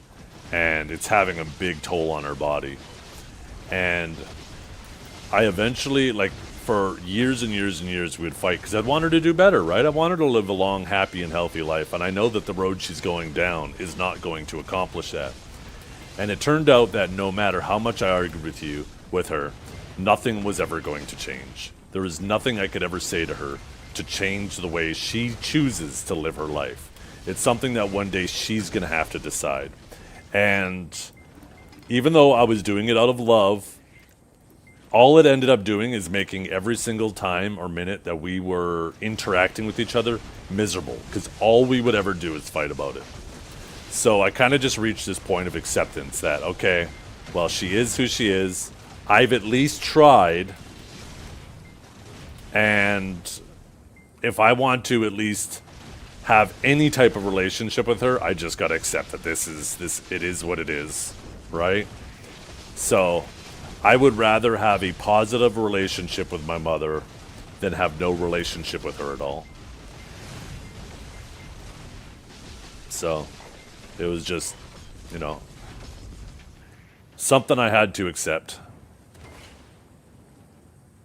I had to try. I had to try to convince her that she should stop living her life that way.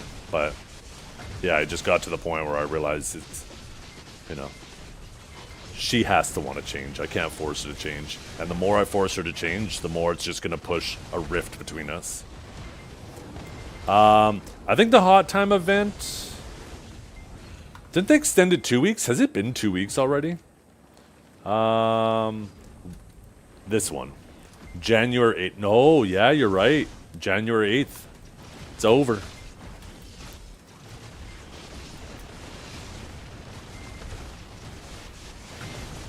We just moved across the country, and my kids had to leave behind a lot of their friends, and luckily we had a good relationship with the parents. And the technology nowadays, they've been able to keep in touch with their friends with little to no effort. That is one wonderful thing about technology, for sure. Back in my day, back when I was a kid, when one of your buddies had to move, they were gone. They were gone forever. That is definitely something nice for kids these days where, they can continue to be friends. They'll still drift away, but it's not like just... And sometimes they won't, but at least there's still that potential for them to stay connected. My mom was an alcoholic for 15 years, ruined her relationship with me and my sisters, was always like walking on eggshells around her. Yeah, I consider myself lucky. My mother is, for the most part, maybe my dad would say otherwise because he has to live with her, but a happy drunk. Like, she'll ramble on and, but she's not like the type of person that's trying to pick fights. But she's just stubborn, and she'll just kind of ramble and talk a lot. And, she's not trying to cause any harm, so.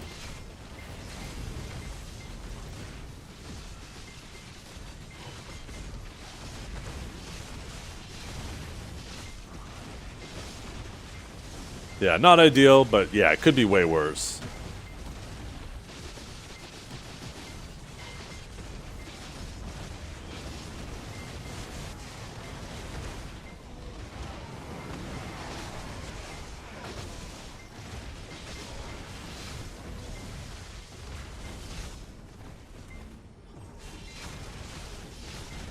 It's kind of like, dealing with people on Twitch has maybe made me a lot more patient with my mother. Because how, depending on what's going on in real life, right? When the pandemic was going on, everybody was a disease control specialist. When the war in Ukraine started, everybody was a military specialist. When OceanGate, that little submersible, everybody was an engineer. Right? You know how the internet's like that every time something's going on? They got that Dunning-Kruger effect where they just Google a couple small things and now all of a sudden they act like they're experts on the matter. Well, that's kind of how my mother is when she drinks. Is she becomes an expert in everything. And you eventually learn to just move on the conversation. You don't try to argue with her. You don't try to, show her proof that she's wrong. It's just easier to be like, oh yeah, and then just move on with the conversation to something else. Redditors, yes. My mom does that sober. Yeah, but is she right though? Maybe she's right.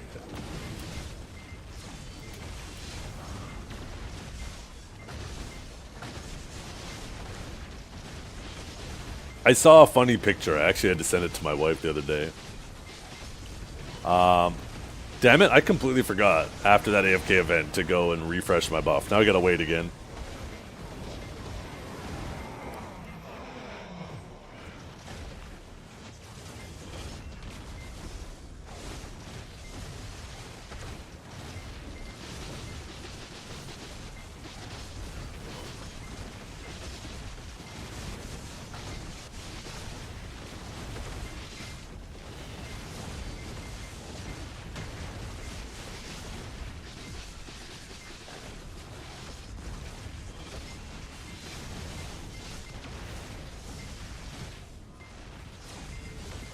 Maybe that's something I should be concerned about. Although I guess maybe that's part of it, right?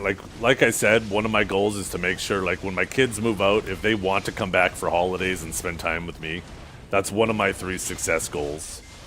So this probably falls under that umbrella. I hope my kids don't end up treating me like I'm a Redditor, where I think I'm always right on everything.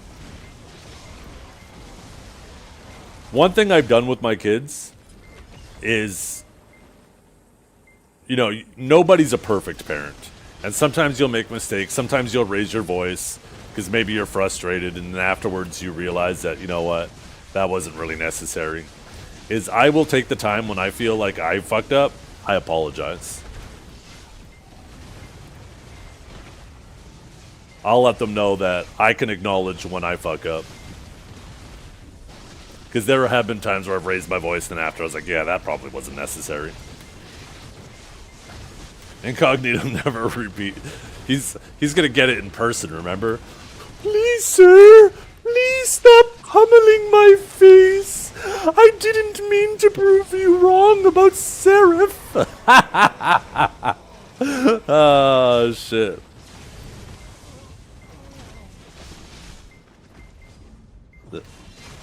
Oh, shit. Maybe I should give Kanjara, like, my address and shit. So if one day all of a sudden somebody does show up on stream, Kanjara could be real quick with calling the police. Gotta know, thoughts on spanking? I don't think spanking is necessary. I think,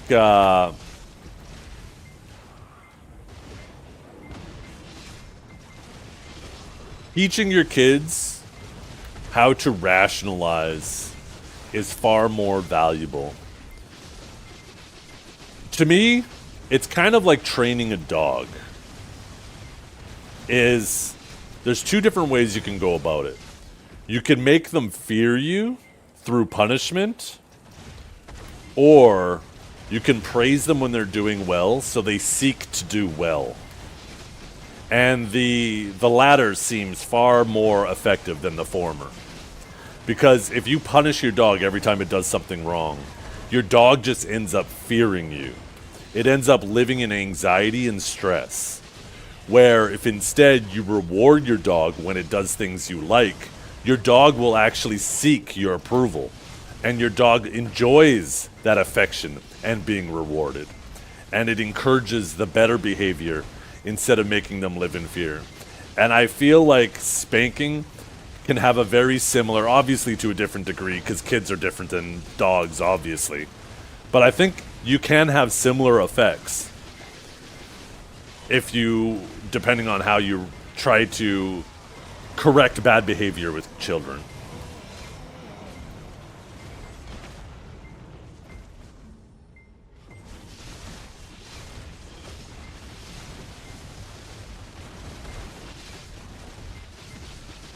For example, with a dog, right?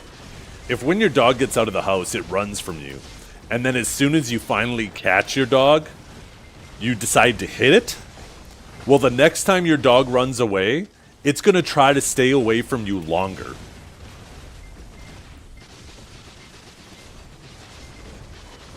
Because now it's going to be afraid that once it gets caught, it's going to get hit. It's going to remember that shit.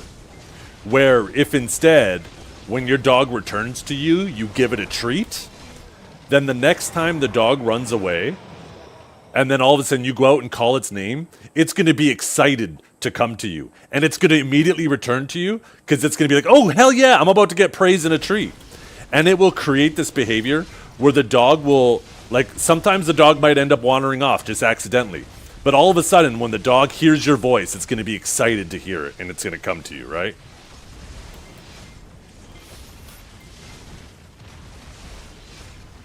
I can count on one hand the amount of times I got spanked growing up, but it was never the go-to. My aunt would sometimes joke when I would be like at my cousin's house and all the cousins would be there together, and sometimes, you know, we were a bunch of boys, we'd get up to no good, we'd destroy a bush, or maybe we would wreck part of a wall or something, right? We'd get a little rough and somebody gets pushed into the drywall.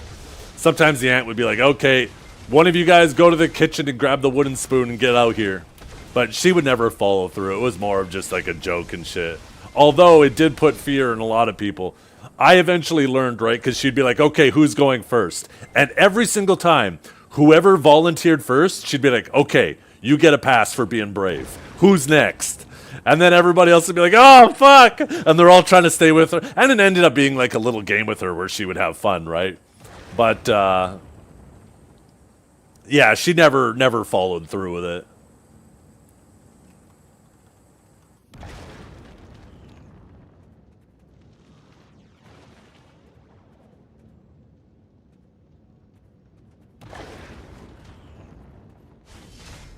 Shit, I don't know. Kaya seems to be doing fine, yeah.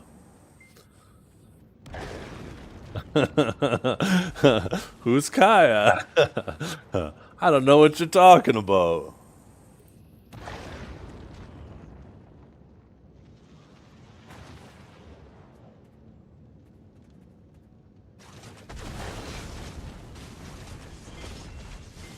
Oh yeah, AFK phase. I gotta remember, go get my house buff. Chaos, are you here? I know I asked that earlier, but I didn't even see if you typed. I wonder if they fixed it. I know you can use the magnets when you're in a platoon now. I wonder if it'll let me. I might not even have to drop party. Might be just an old habit that I haven't broken. But yeah, I've never spanked my kids. Never.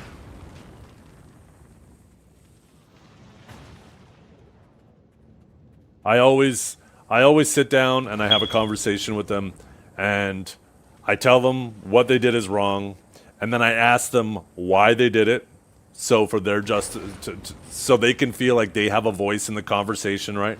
I try to make sure that they know we're having a conversation, and then I ask them why they did it. I ask them why they think that I'm telling them not to do it, and then I explain to them why I don't think that they should do it. And it just ends up being a whole conversation, right?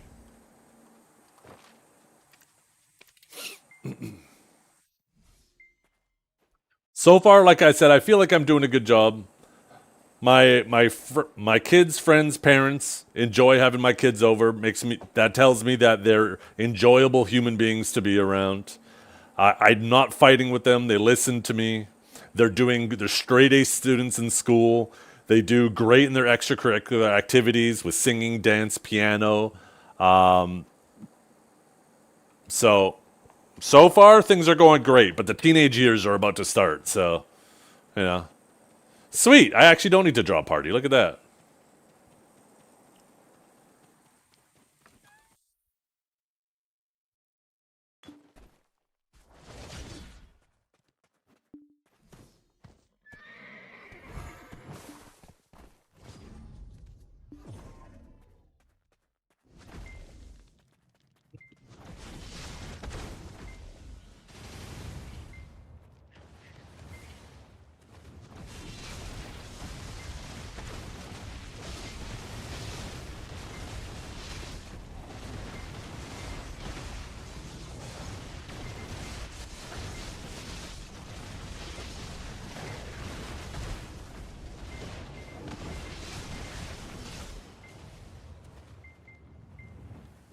Oh, the dragon. The dragon is live.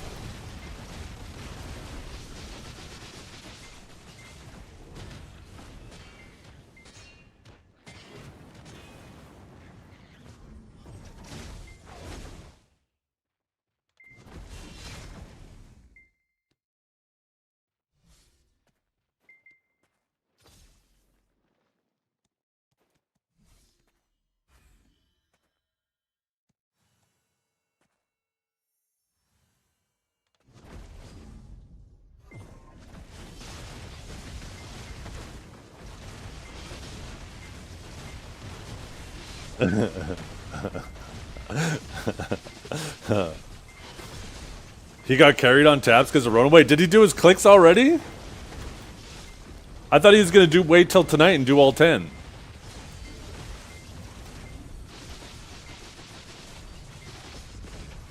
You already purchased a Pulsar monitor?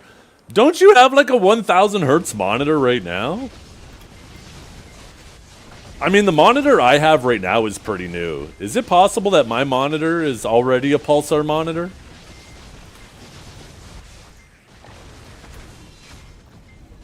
You had a 480 hertz OLED? Oh, those are the two monitors you have. Which one's the Pulsar one? The Tien?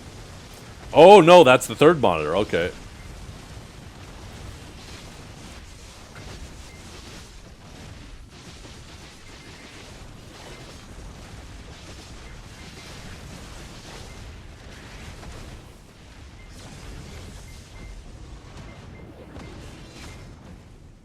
Ugh.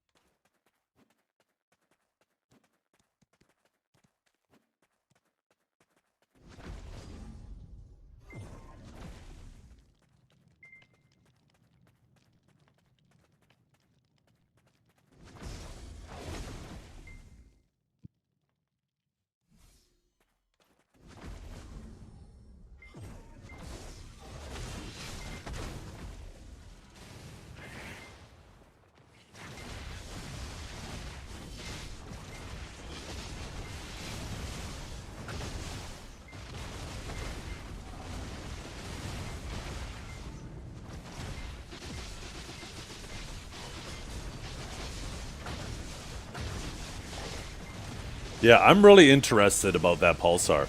I remember when I got my... This was before G-Sync ever existed. I ended up having a monitor that had... It wasn't even called ultra-low motion blur at the time. It was just called, like, strobing. And yeah, it basically turns the pixels off between the frames. And it had a dramatic reduction in ghosting and motion blur, right? But your screen, you lost a lot of brightness because of it. But it was really nice, especially for FPS games. So seeing what is potentially the next evolution in that technology, but doesn't have the drawbacks of dramatically affecting brightness, seems awesome. It kind of makes me annoyed that I just bought a monitor, now that's a thing.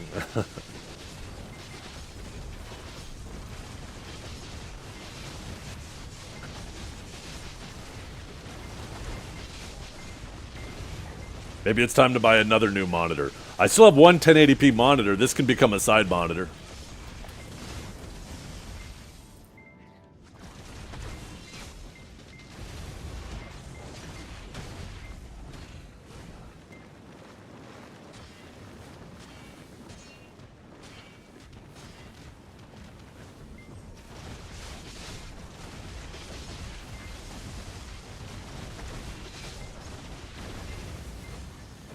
Don't get me wrong, it's nowhere near where it comes to an OLED in colors and picture quality. Yeah.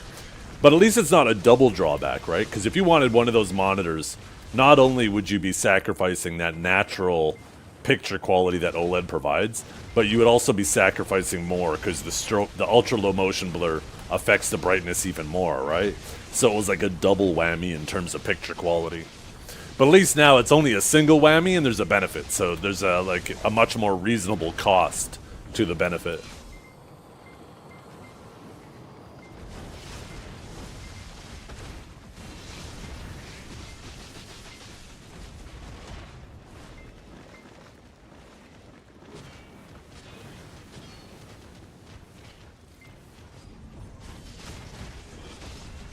Yeah. Yeah, let me know how it works out. With how much Kinjara's been hyping up the OLED he bought, it's kind of making me wish that I had an OLED now. I love this monitor, though.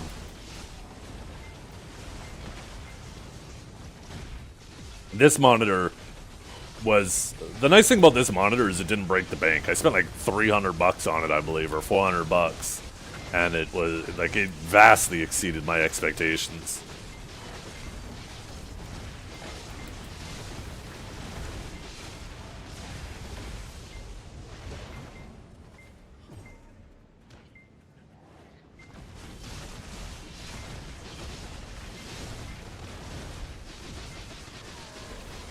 It's also from a streamer standpoint. I never realized this, but when my old 2K monitor became my side monitor, and having like a 2K monitor to monitor my chat in OBS just gave so much more real estate for that. I was struggling to fit everything I wanted on my side monitors to monitor my stream and watch stuff on the side. So having two 2K monitors on the sides sounds awesome.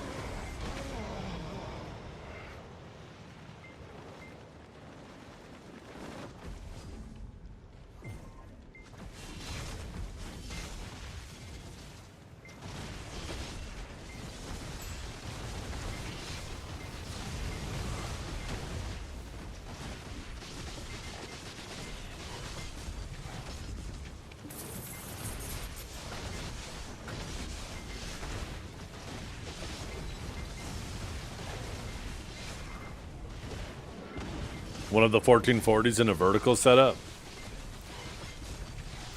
That'd probably be pretty nice.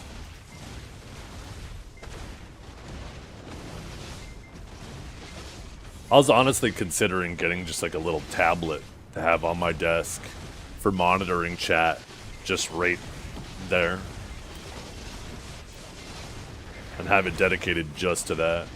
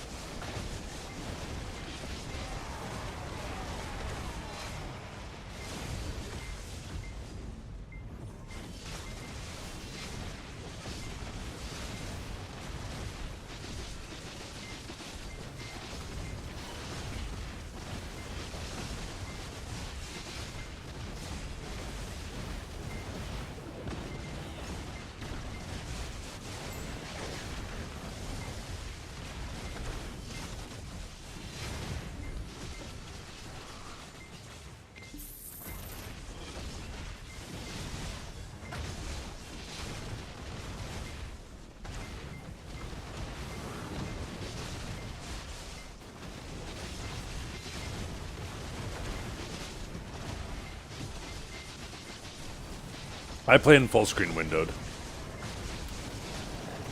I like being able to access my monitors easily, and having to go out of full screen every time would be super annoying.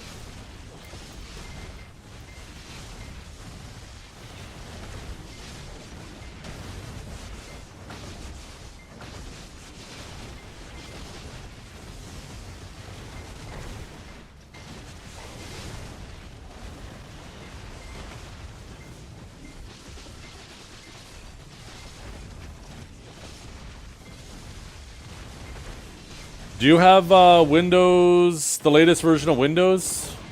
There was a lot of issues when running in windowed full screen while you had like video players and stuff open on the previous version of Windows that have been largely been resolved with the latest version. That's why this version of Windows, I was quick to jump on it. This version of Windows, in my opinion, is way better than the previous version.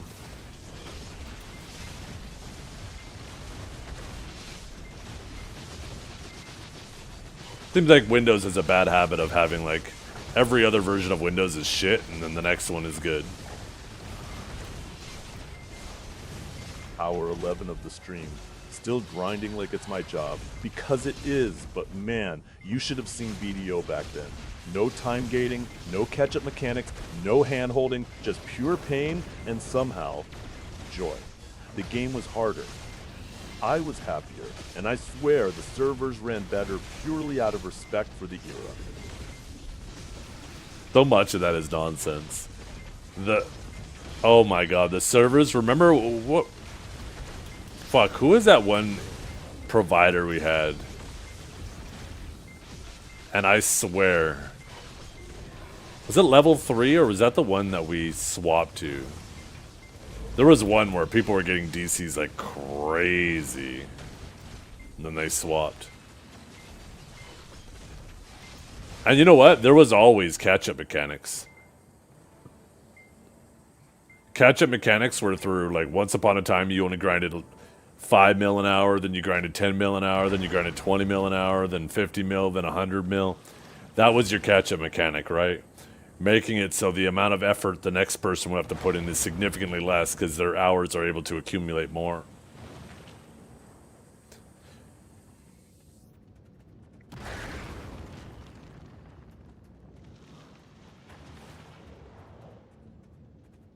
Helm's Cave was the best era. I love the Helm's Cave. That was definitely a good era.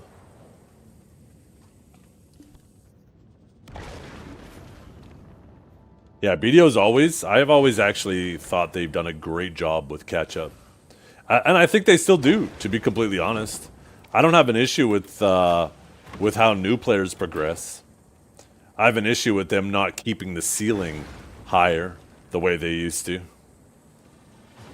But I like for example, I thought they did a fantastic job that once they added Sovereign, they made Pen Black Stars way more accessible so people could get into starting their Sovereign quicker. I think forcing people to have to go through what we did in the first days with Black Star, make them have to do that first before they could then get into Sovereign would be completely nonsense, right? I was super critical, and I even expected them to do this, and for some reason they didn't. But I think now that we've had the Adana armors for 6 months, it was a perfect opportunity to reduce pities on Fallen God, and they didn't do that, right? I thought for sure they were going to do that, and I still think that they should. So, yeah.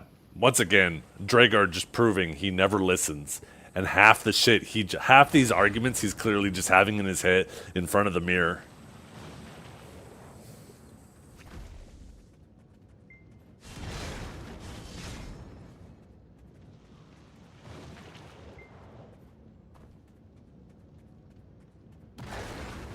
You're not even arguing? No, you're arguing. You know why? Because I said you were. And I'm just right.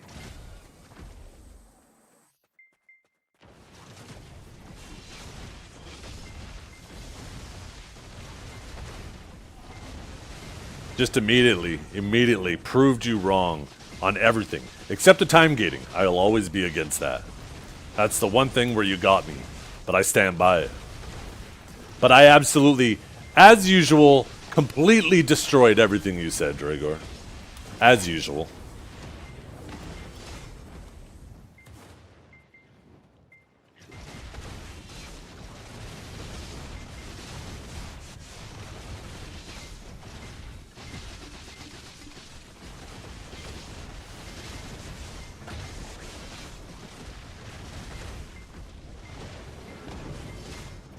destroyed, decimated, eradicated, eviscerated, obliterated, masturbated.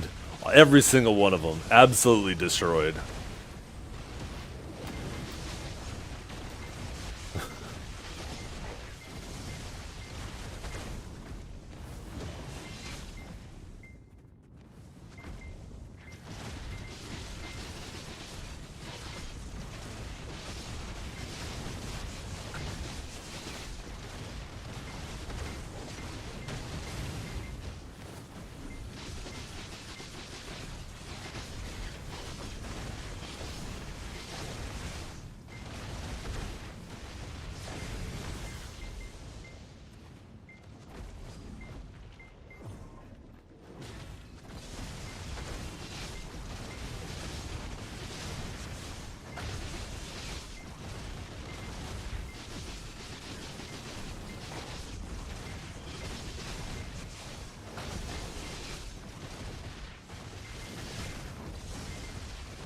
Bro destroyed ChatGPT's understanding of the game? What do you mean? What's going on?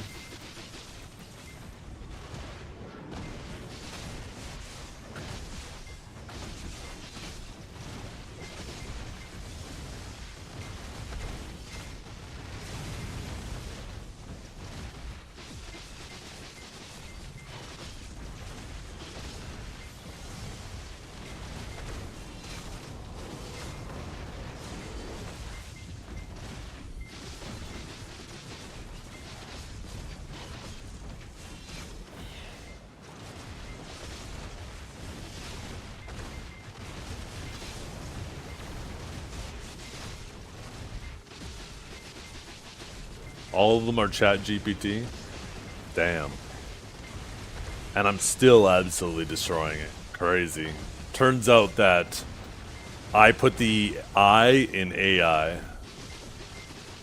I have more I than AI has eyes.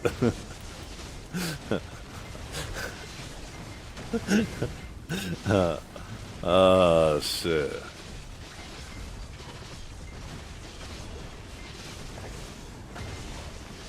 Trep, we were having such a good day. We were having such a good fucking day. And then you have to go and type that shit.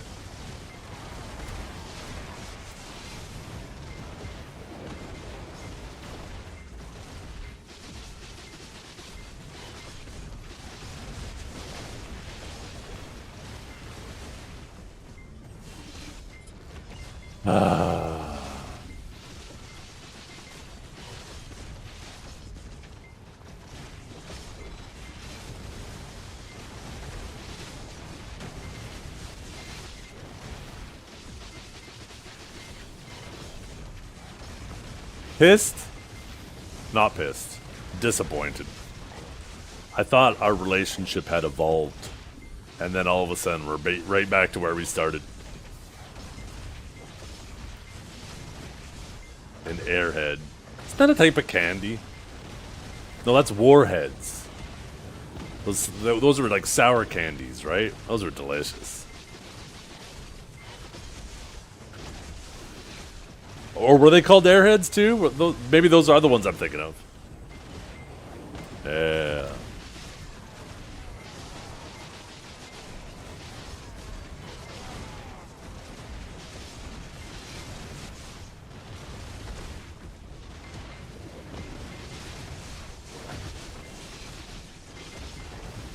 Uh-oh, my phone just vibrated. What is this about? Uh-oh. It's my wife.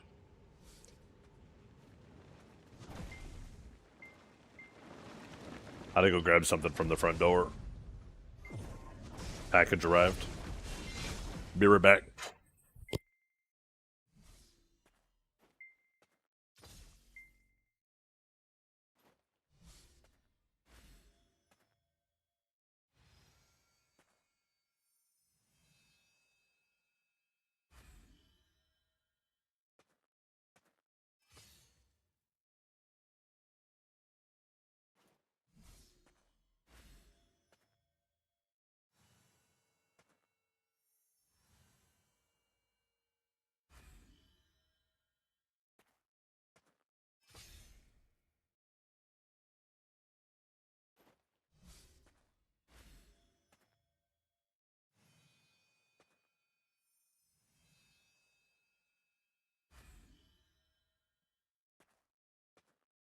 What do you mean that shit bounces? Shut up. What do you mean that shit What's fucking bouncing? You're so fucking dumb. But speaking of, look at, grab some Belgian chocolates. I have a box. I got these for Christmas. My mother got these for me. Like little chocolate covered biscuits. I can't fucking open this fucking box. Jesus. As you can see, I've already put some work into it.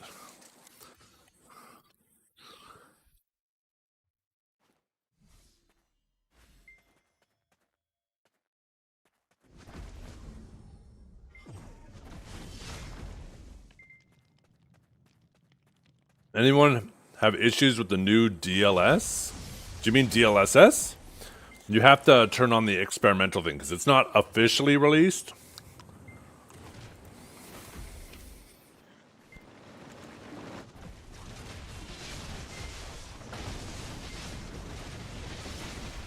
You have to open up the NVIDIA control panel. On the left side, go down to settings. And then there's a section where you got to opt into experimental features. And then you turn that on, and then you can manually turn on the new transformer model, I think they call it. The DLS 4.5. DLSS 4.5.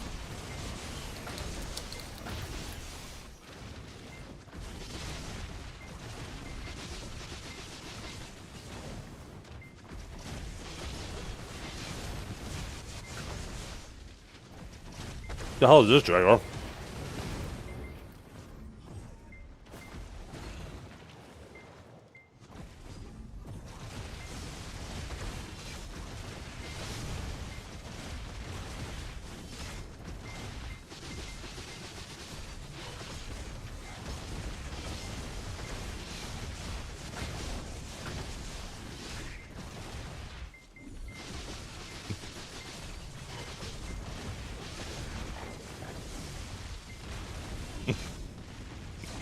Is he a fucking potato dressed up as Santa?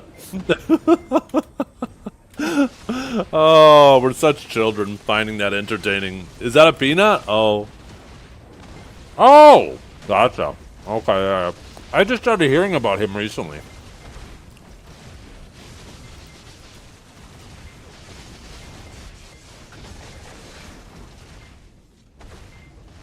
Didn't he win like some VTuber award or something, and it was ironic because like his avatar is so cheap, and you have all these other people who put thousands of dollars into their shit, and he won like best VTuber. That's fucking funny. Oh shit.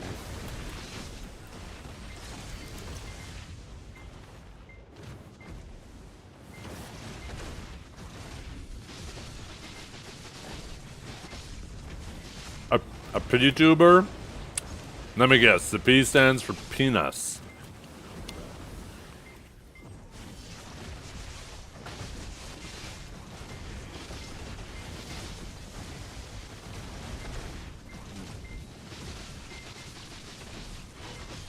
Once again, that's that eye. That's that eye I was talking about.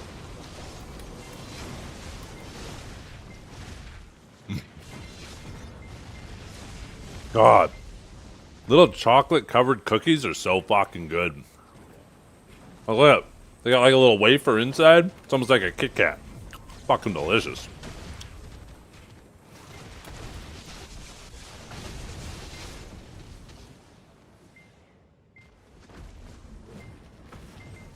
You know it.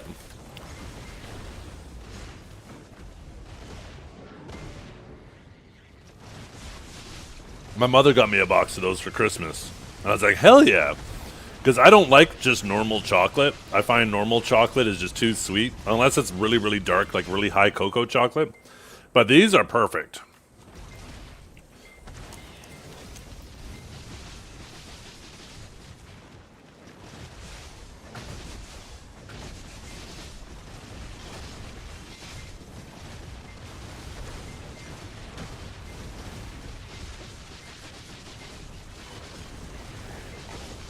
By the way, fuck you and your excitement trap. We're back on bad terms. After that shit you said to me, Speaking of which, I gotta send something to you, Dragor. You might get a kick out of it.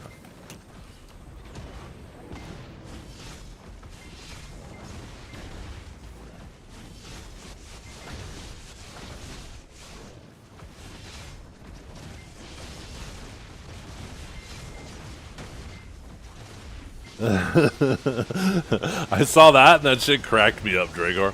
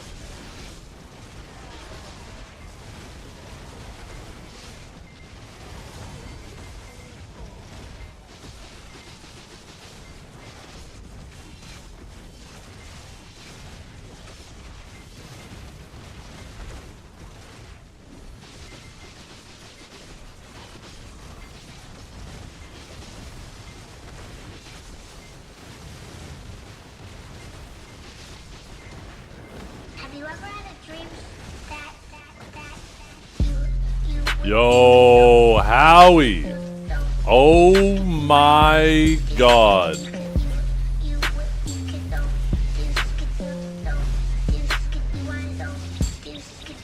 I don't play or watch much anymore, but have my Prime sub. That stream, when you linked that shit to me, cracked me the hell up.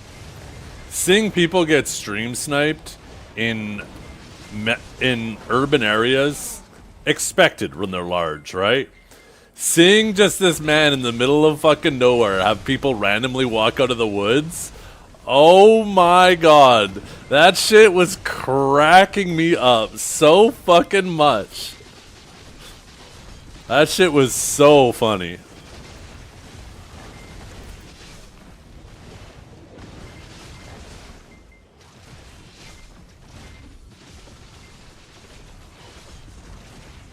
Oh. Yeah. I was trying to be very general, Howie, and I wasn't going to mention you guys sniped them because I didn't want people to go back through the VOD, but I guess you mentioned it. I was just going to play it off like you linked me a stream and something funny was going on, but yeah, that shit was funny to me. That shit was so funny. But yeah, he was, once you showed me the map of where he was and how he was basically just off the highway, link that shit. It was a whole ass stream. There was like a whole group of Howie and his buddies, and they would just randomly walk up to this guy's camp, who was making it seem like he was in the middle of nowhere, and they'd just walk out of the bush and be like, "Hey, what's up, big fan?" Oh my god. Like, you expect that to happen in urban areas, but in the middle of fucking nowhere in northern Canada is just hilarious. I was laughing so goddamn hard.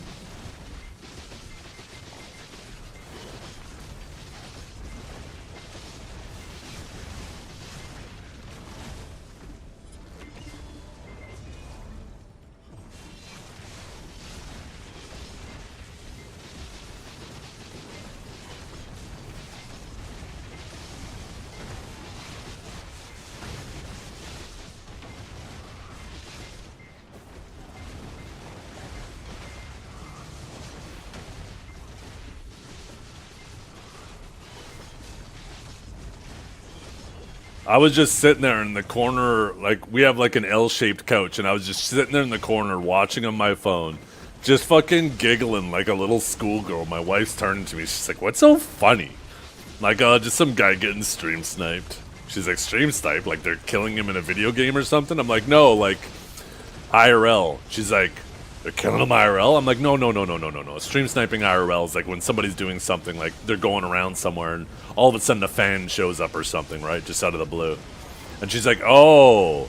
And I'm like, yeah, but the reason why this is funny is because this man is out in the fucking Arctic trying to stay warm for the night, and people are randomly walking out of the woods.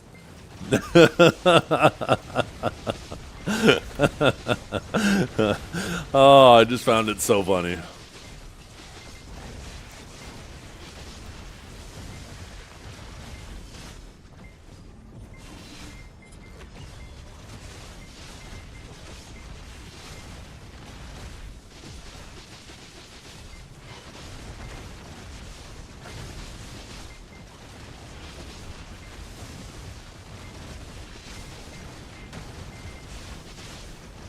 The Dr. Pepper meme? Has ever seen that guy? I did not. No, I don't get what you're referencing.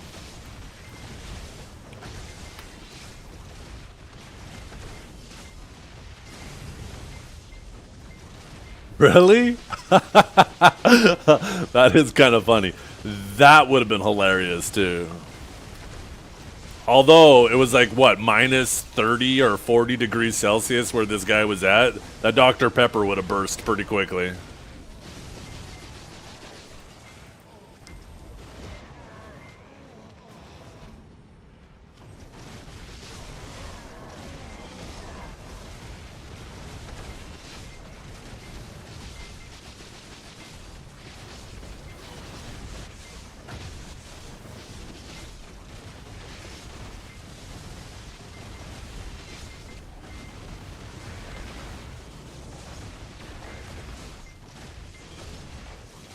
Is this the right clip? I don't think that was the right clip you linked.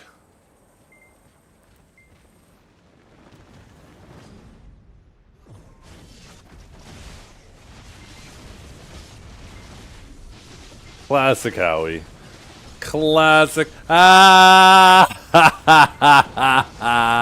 Hey, it could be worse.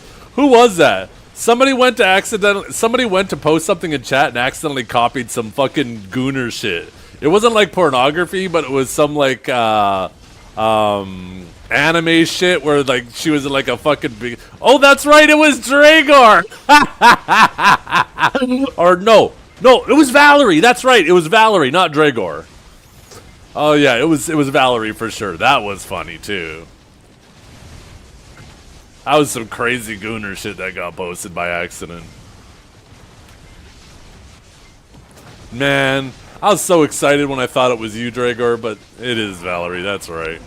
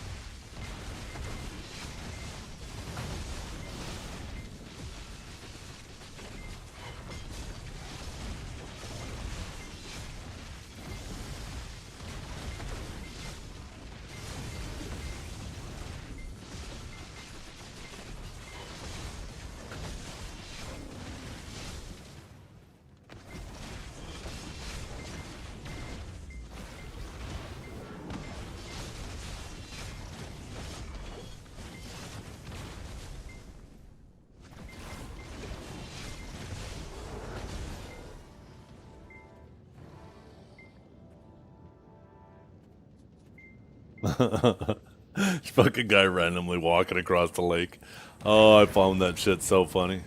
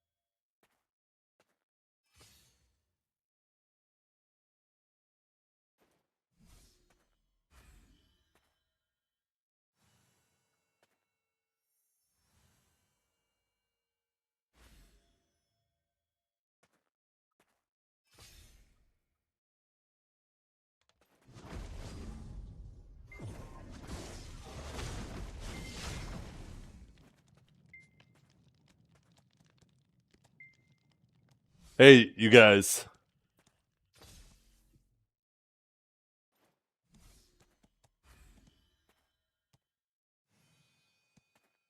Imagine somebody got accused of viewbotting and their defense was, I don't viewbot, I got good gear.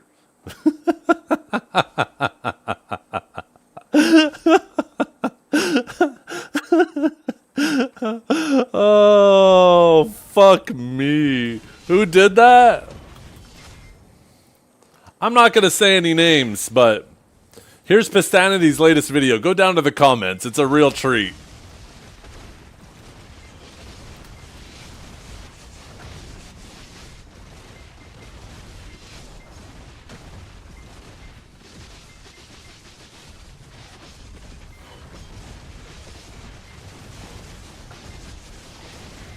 The hands? Wait, what did I do? I didn't even realize. When I put my hands up?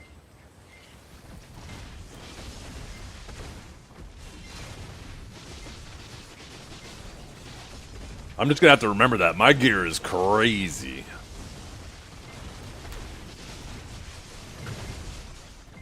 Divios should have used that as a defense. He should have tried to appeal his 7-day suspension. I didn't take advantage of a bugged quest. My gear is good. Oh, I am a hacker. fuck. It's too funny. It's too fucking funny.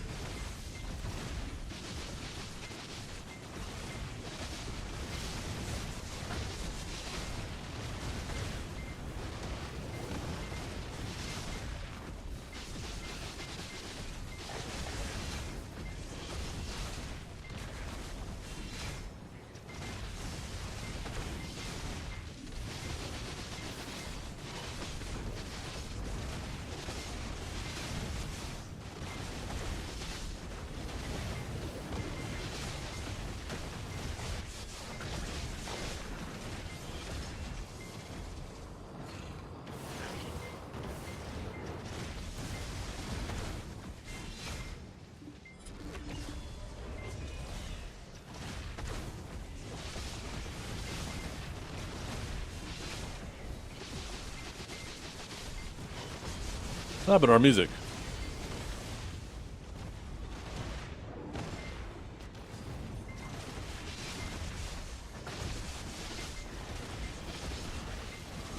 Whenever my playlist finishes, it just starts playing random shit. But it'll only do it for like, I think an hour or something. It's probably like a limit of like 10 songs or something.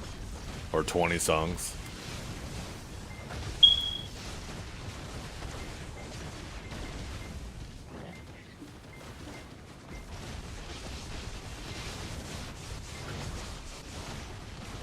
I don't know how many people are getting driven insane by that.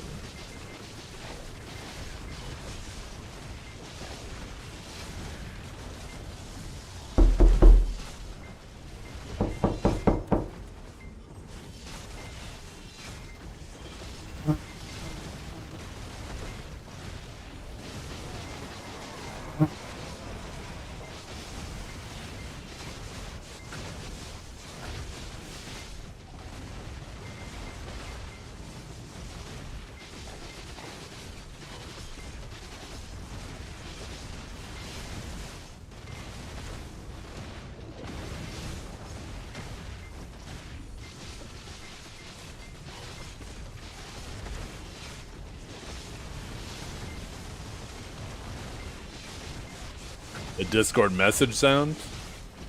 Yeah, we have a Discord call.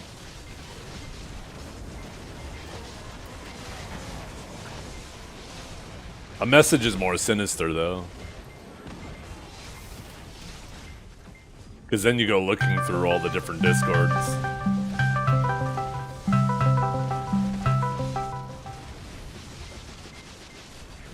I hate it when I hear a Discord message. Like, if I'm watching a video and they don't have Discord muted, and all of a sudden in the video it sounds like they get a Discord message, but I have no idea. So now I'm searching through my Discord trying to find out where that fucking message came from.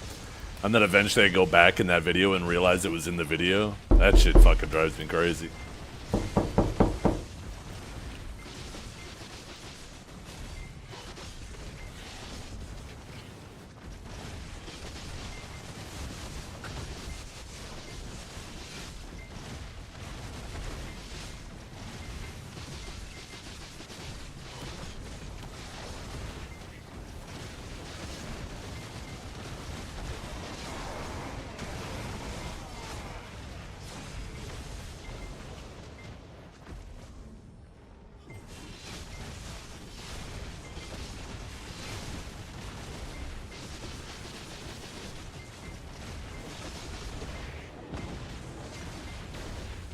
Okay, who fucking did that?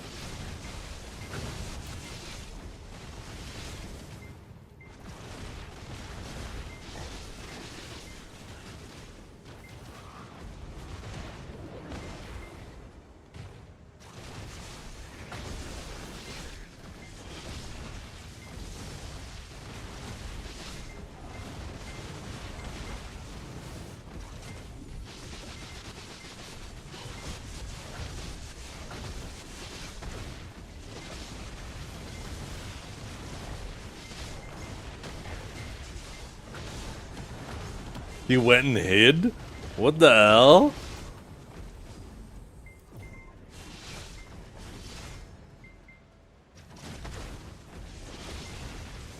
Oh shit.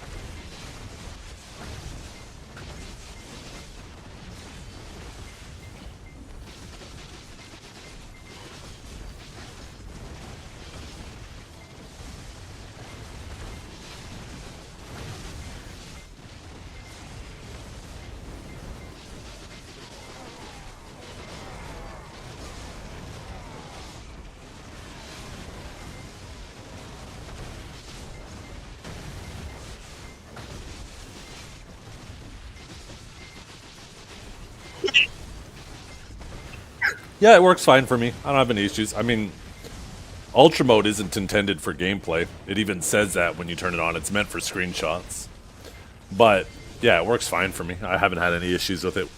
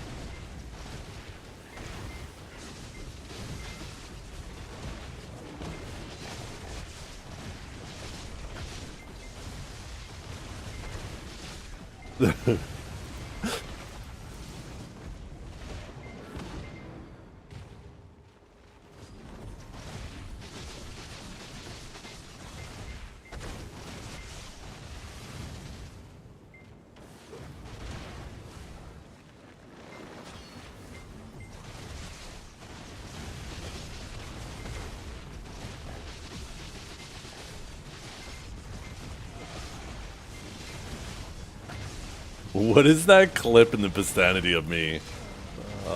Why do I let you guys just clip the most fucking degenerate things?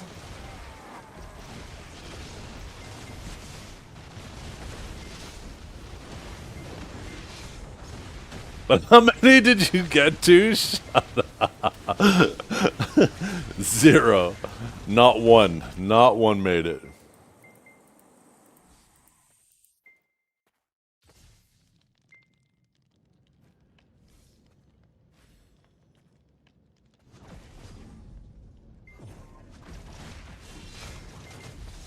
Yo, Frog, get down here.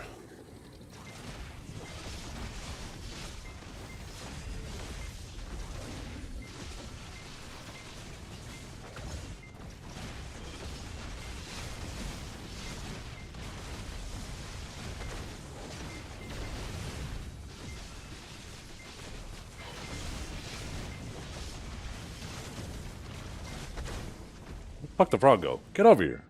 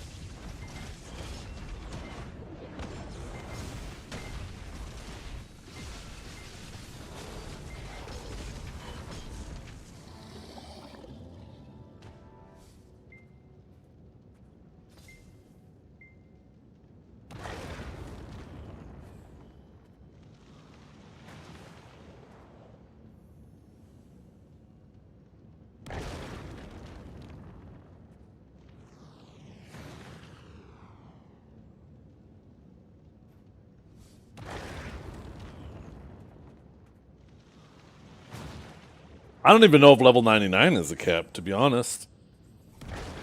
Unless somebody data mined it.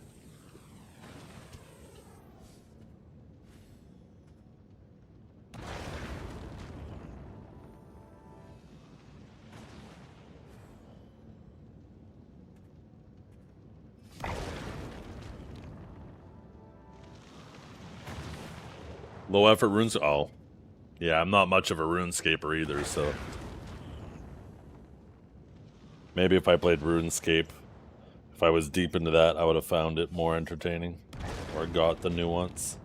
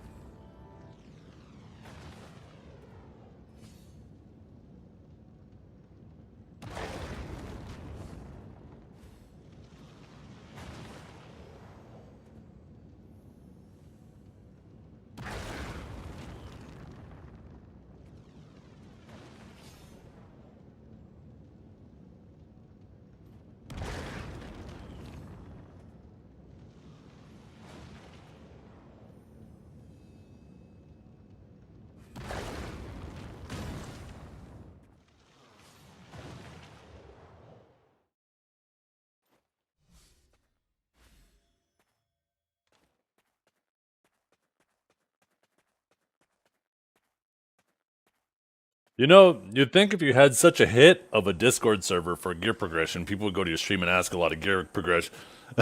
You would think so, right? Logically, that would make sense. Because why wouldn't people come and ask you and have a conversation about it?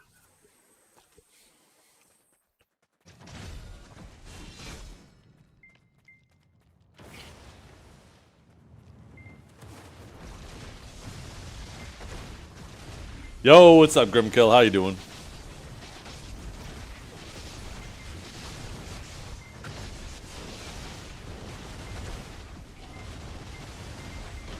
Yeah, you would think so.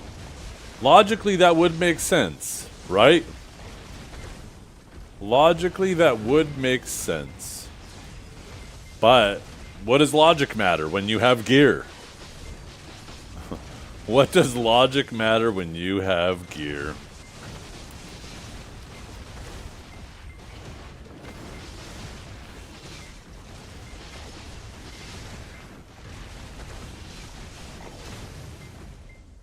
I have neither. Oh, man. You'll get there.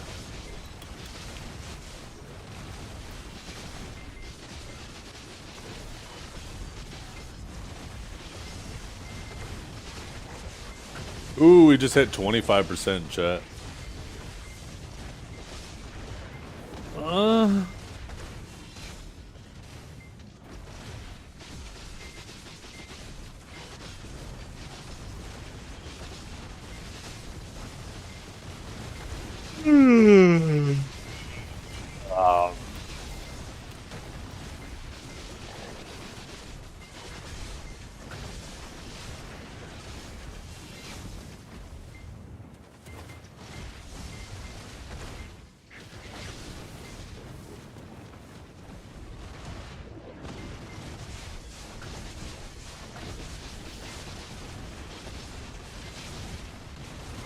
Awakened Musa feels like Sucksange with lungs. Yeah, and then you pop the E-buff on Sucksage and you're just a whole other level.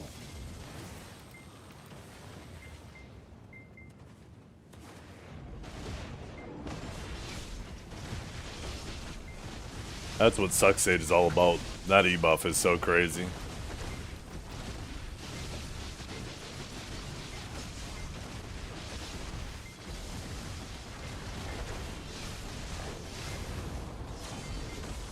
Maybe the second best. I think Archer's is the best. But it's definitely close. Archer has an absolutely insane E-buff as well.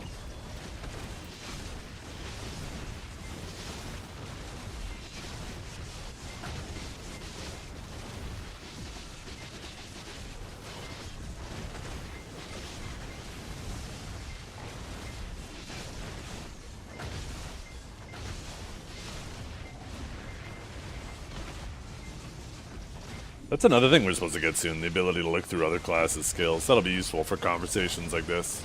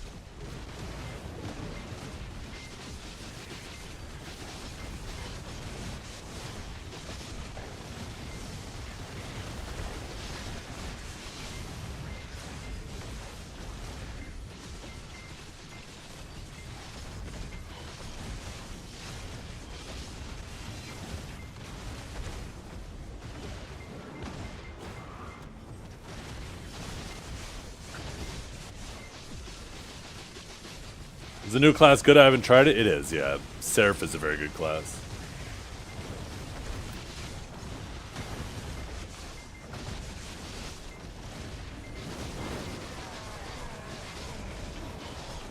Am I interested in 120 FPS streaming? No.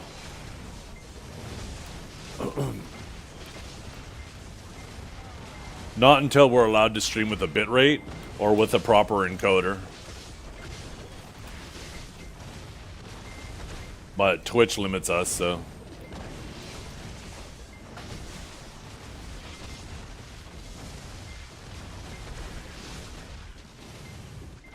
But bitrate is king when it comes to quality.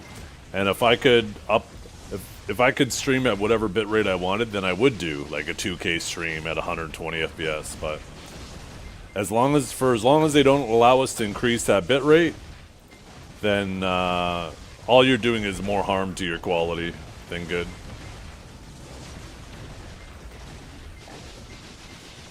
Because bitrate is king for quality. Bitrate is king.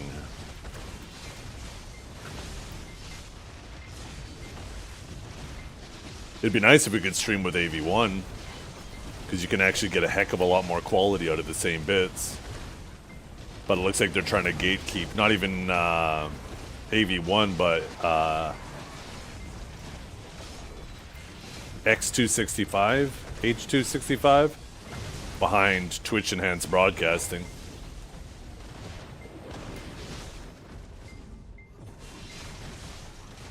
And if you use Twitch Enhanced Broadcasting, it comes with its own issues.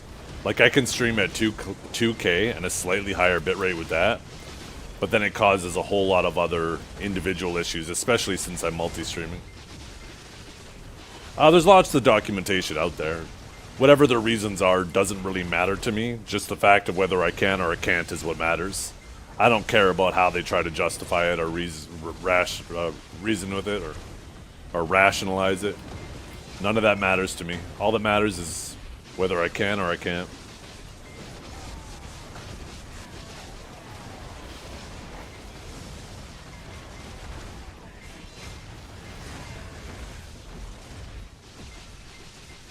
It's not that 2K comes with too many other problems. It's that forcing us to use the Twitch Enhanced Broadcasting comes with its own issues. It's not the 2K itself that comes with issues.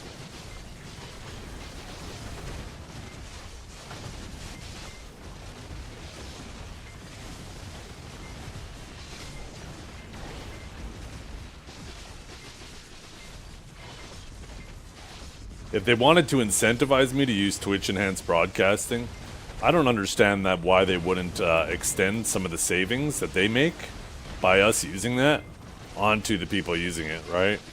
So one of the costs for Twitch is the transcoding, right? So if I'm streaming at 1080p, it still provides a 720p quality stream, a 480p, 360, etc., right? And Twitch has to transcode that on their end. And as far as I'm aware, that's a pretty significant cost for them. Where if you use Twitch Enhanced Broadcasting, and this is where the problems start to arise, you actually do all that transcoding on your end and then just upload it all to Twitch, right? And then they don't have to do the transcoding anymore. They just forward the streams that you're doing. And because you're transcoding so many different streams, that's what's actually causing the issues. When there's a hiccup with one of the streams, it can fuck up all of them, right? But if that's saving the money, I don't understand why they wouldn't extend that to the streamer, right? If you're taking some of the load off Twitch, why don't they just, you know, say, okay, if you're going to do that for us, then we'll give you a larger split on ad revenue or something, right? But they don't do that, so, you know, it is what it is.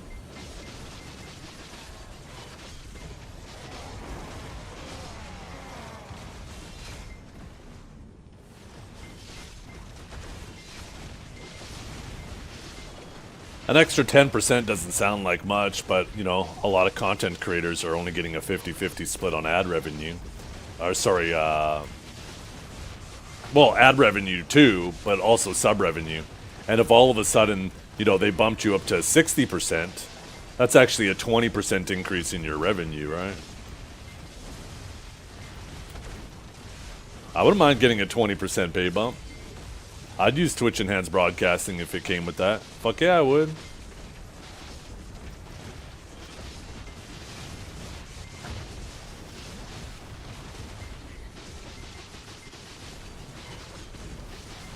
But yeah, Twitch is gatekeeping that with behind Twitch Enhanced Broadcasting.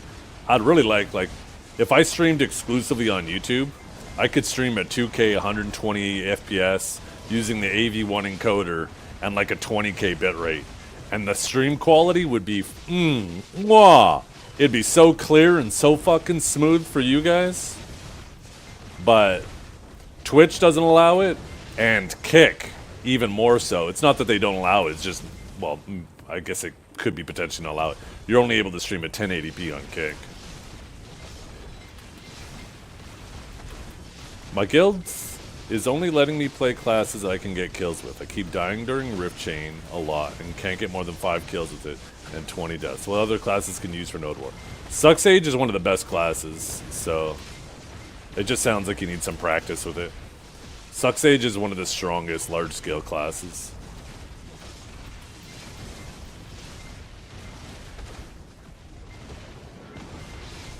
Just practice positioning. Right? Don't go diving right into the ball. You got to use your invisibility, right? The whole benefit of Awakening Sage is the fact that you go invisible every time you rift. Use that to your advantage and flank the group, right? While they're distracted with someone else, try to wrap around and drop your abilities in their back. Not only are you going to get hit by less residual damage, but you'll be getting those back attacks.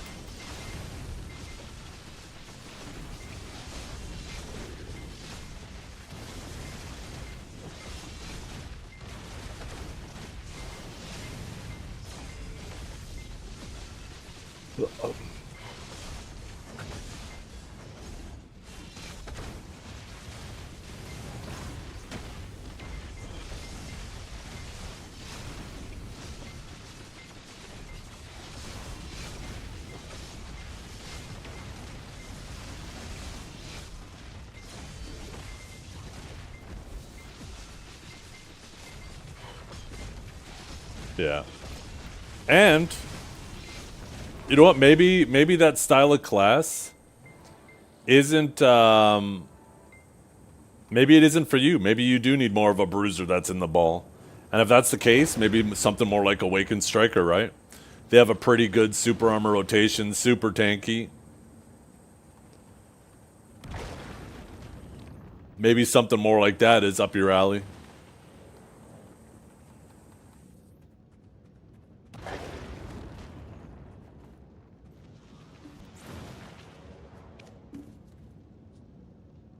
There's a tag system in the game. Maybe mess around with something else. Like still say Sage, but tag something else and play with it until you find something that maybe does click with you a bit better. But yeah, Sage, there's nothing wrong with Sage. Sage is a very good performing large-scale class.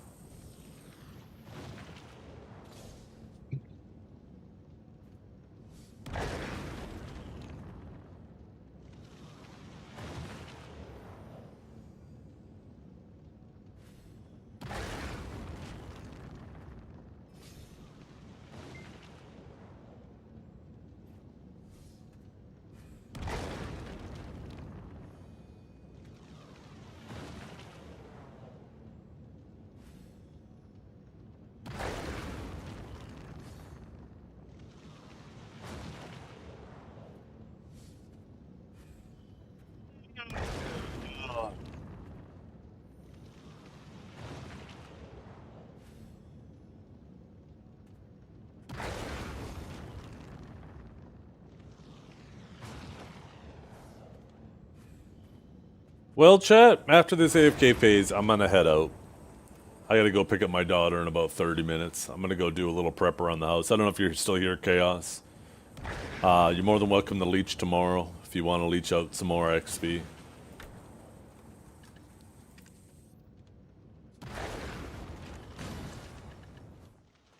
But I'm gonna send you guys over to the Bad Dragon Divios.